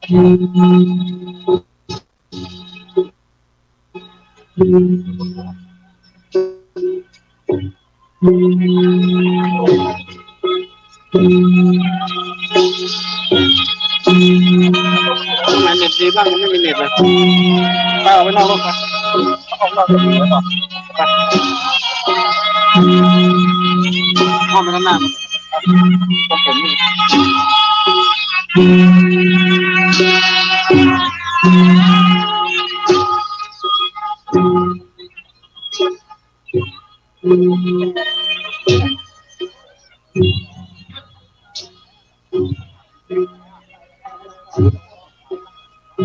ก็ได้ผมได้อะ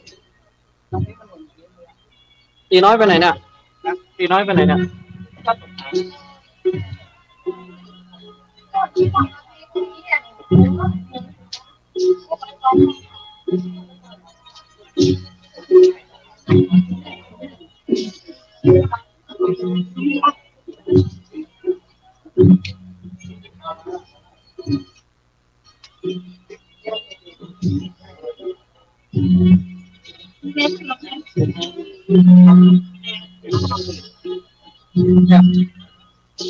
ไอ้แข็งเบาๆที่ข้างบน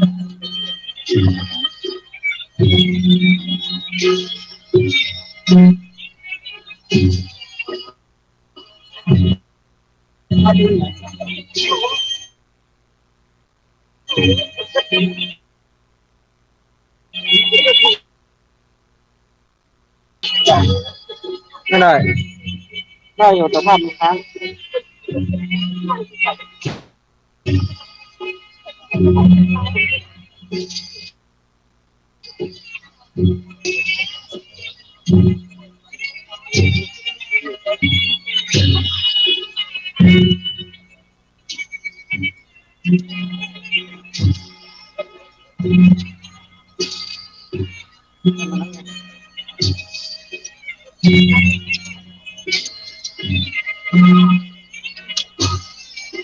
ภาพไม่โอเค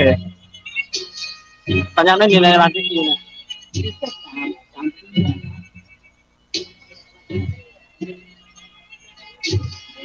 จ่ายเข้าไปตั้งที่เขาหมะม่วงฮะมาหั่นต้องเป็นเดียว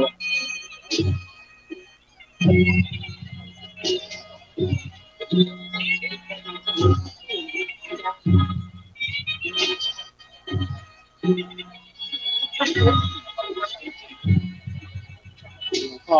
เปิดลองช่างเธอผมก็คือประเด็นก็หลวงพ่อเห็นข้อมูลอยู่นะว่าท่านถ้าใครแก้ไขก็ได้อยู่ว่าจะ300-400อยู่จะได้3ขีดก็วัดเนี่ยเอาไป3วันที่4วันที่5กันลองกระนำเบอร์หลวงพ่อทุกคนคือวัดลุงในวังอ่ะตู้เสร็จใช่บางทีทำอ่ะต่อตู้เสร็จนะแล้วรับรองเจ้าคณะอำเภอทั้งรองเจ้าอำเภอเจ้าคณะวัดอันนี้นอกจังหวัดหมดเลยถ้าผู้ใหญ่หมดเลย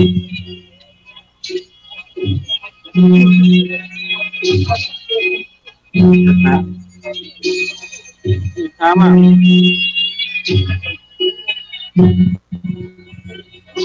จะเทศก็จะนั่งเมินกัน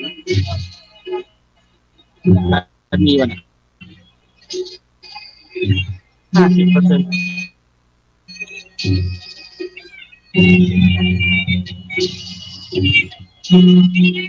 ตัวอย่างของมันกันเดียวกันก็แตกอยู่นั่นแหละไม้ขอนที่แหละหน้าได้อ่ะ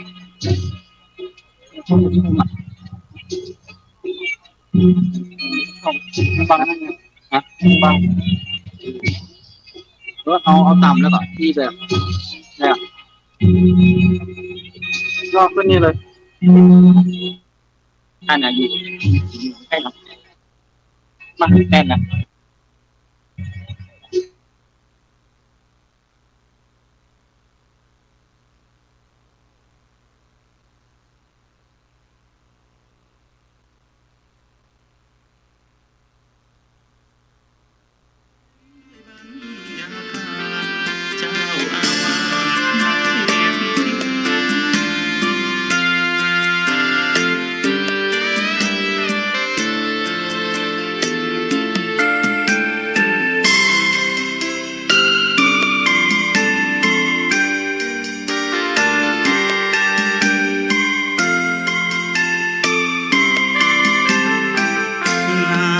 จากบ่อทิพย์ฉลมกายใจ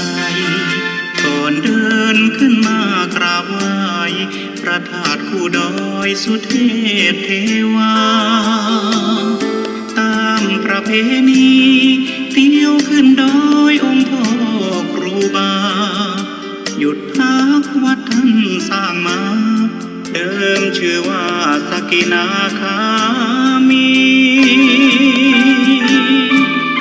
นักการบัดนี้ที่วัดพาลาดรื่นรมด้วยบรรยากาศเจ้าอาวา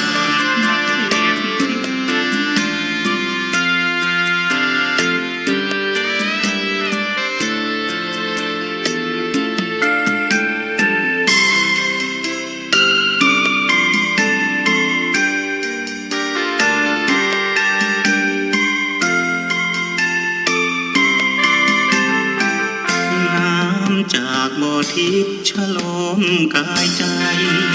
ก่อนเดินขึ้นมากราบไหว้พระธาตุคู่ดอยสุเทพเทวาตามประเพณีเที่ยวขึ้นดอยองค์พ่อครูบาหยุดพักวัดท่านสร้างมาเดิมชื่อว่าสกินาคามีบัดนี้ที่วัดพาลาดรื่นรมด้วยบรรยากาศเจ้าอาวา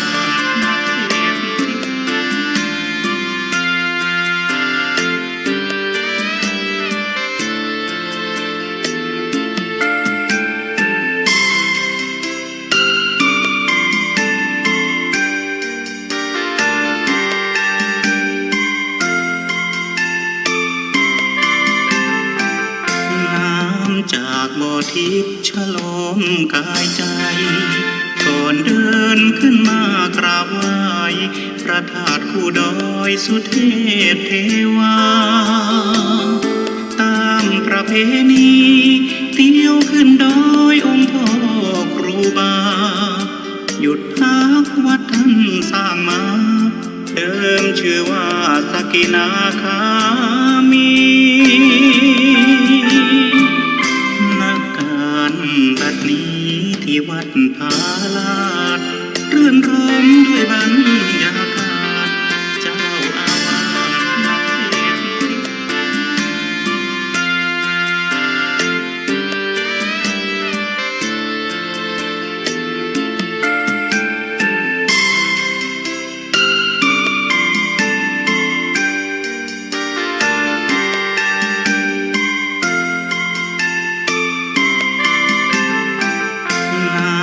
จากบ่อทิพย์ฉลมกายใจก่อนเดินขึ้นมากราบไหว้พระธาตุคู่ดอยสุเทพเทวาตามประเพณีเที่ยวขึ้นดอยองค์พ่อครูบาหยุดพักวัดท่านสร้างมาเดิมชื่อว่าสกินาคามีบัดนี้ที่วัดพาลาดรื่นรมด้วยบรรยากาศเจ้าอาวา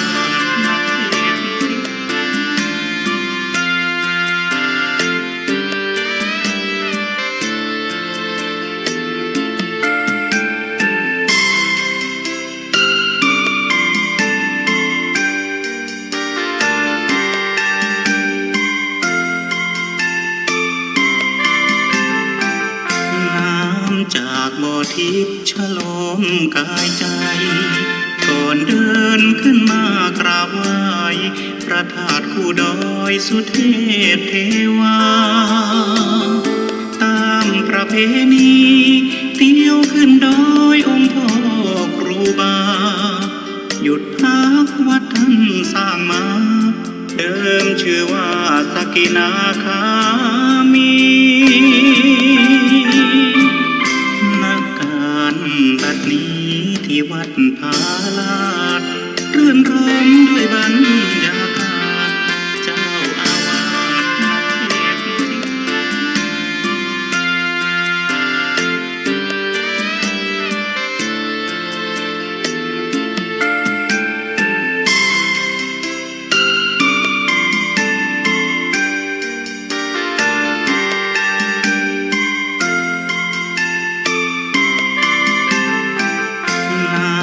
จากบ่อทิพย์ฉลม มกายใจ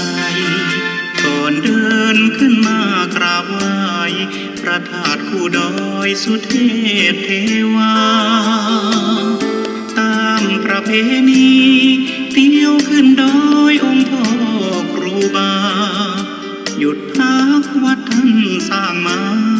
เดิมชื่อว่าสกินาคามี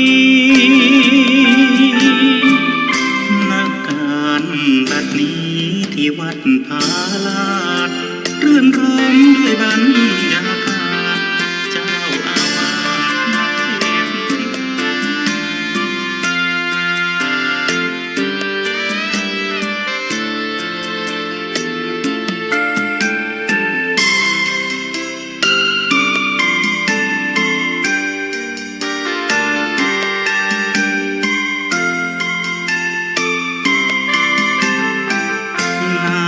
จากบ่อทิพย์ฉลมกายใจ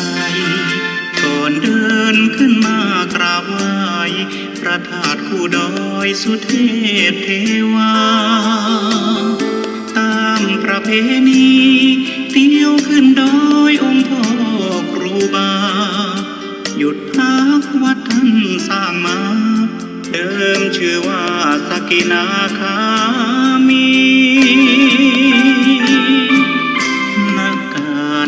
บัดนี้ที่วัดพาลาดรื่นรมด้วยบรรยากาศเจ้าอาวา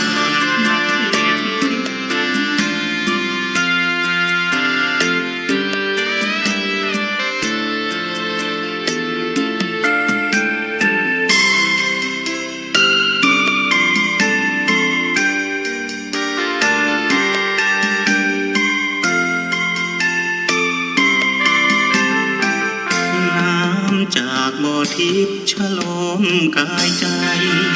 ก่อนเดินขึ้นมากราบไหว้พระธาตุคู่ดอยสุเทพเทวาตามประเพณีเที่ยวขึ้นดอยองค์พ่อครูบาหยุดพักวัดท่านสร้างมาเดิมชื่อว่าสกินาคามีบัดนี้ที่วัดพาลาดรื่นรมด้วยบรร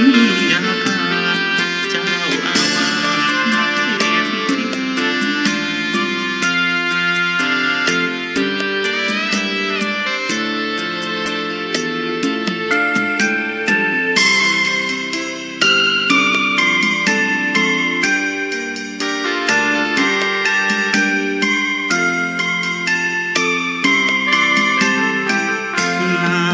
จากบ่อทิพย์ฉลมกายใจก่อนเดินขึ้นมากราบไหว้พระธาตุคู่ดอยสุเทพเทวาตามประเพณีเที่ยวขึ้นดอยองค์พ่อครูบาหยุดพักวัดท่านสร้างมาเดิมชื่อว่าสกินาคามี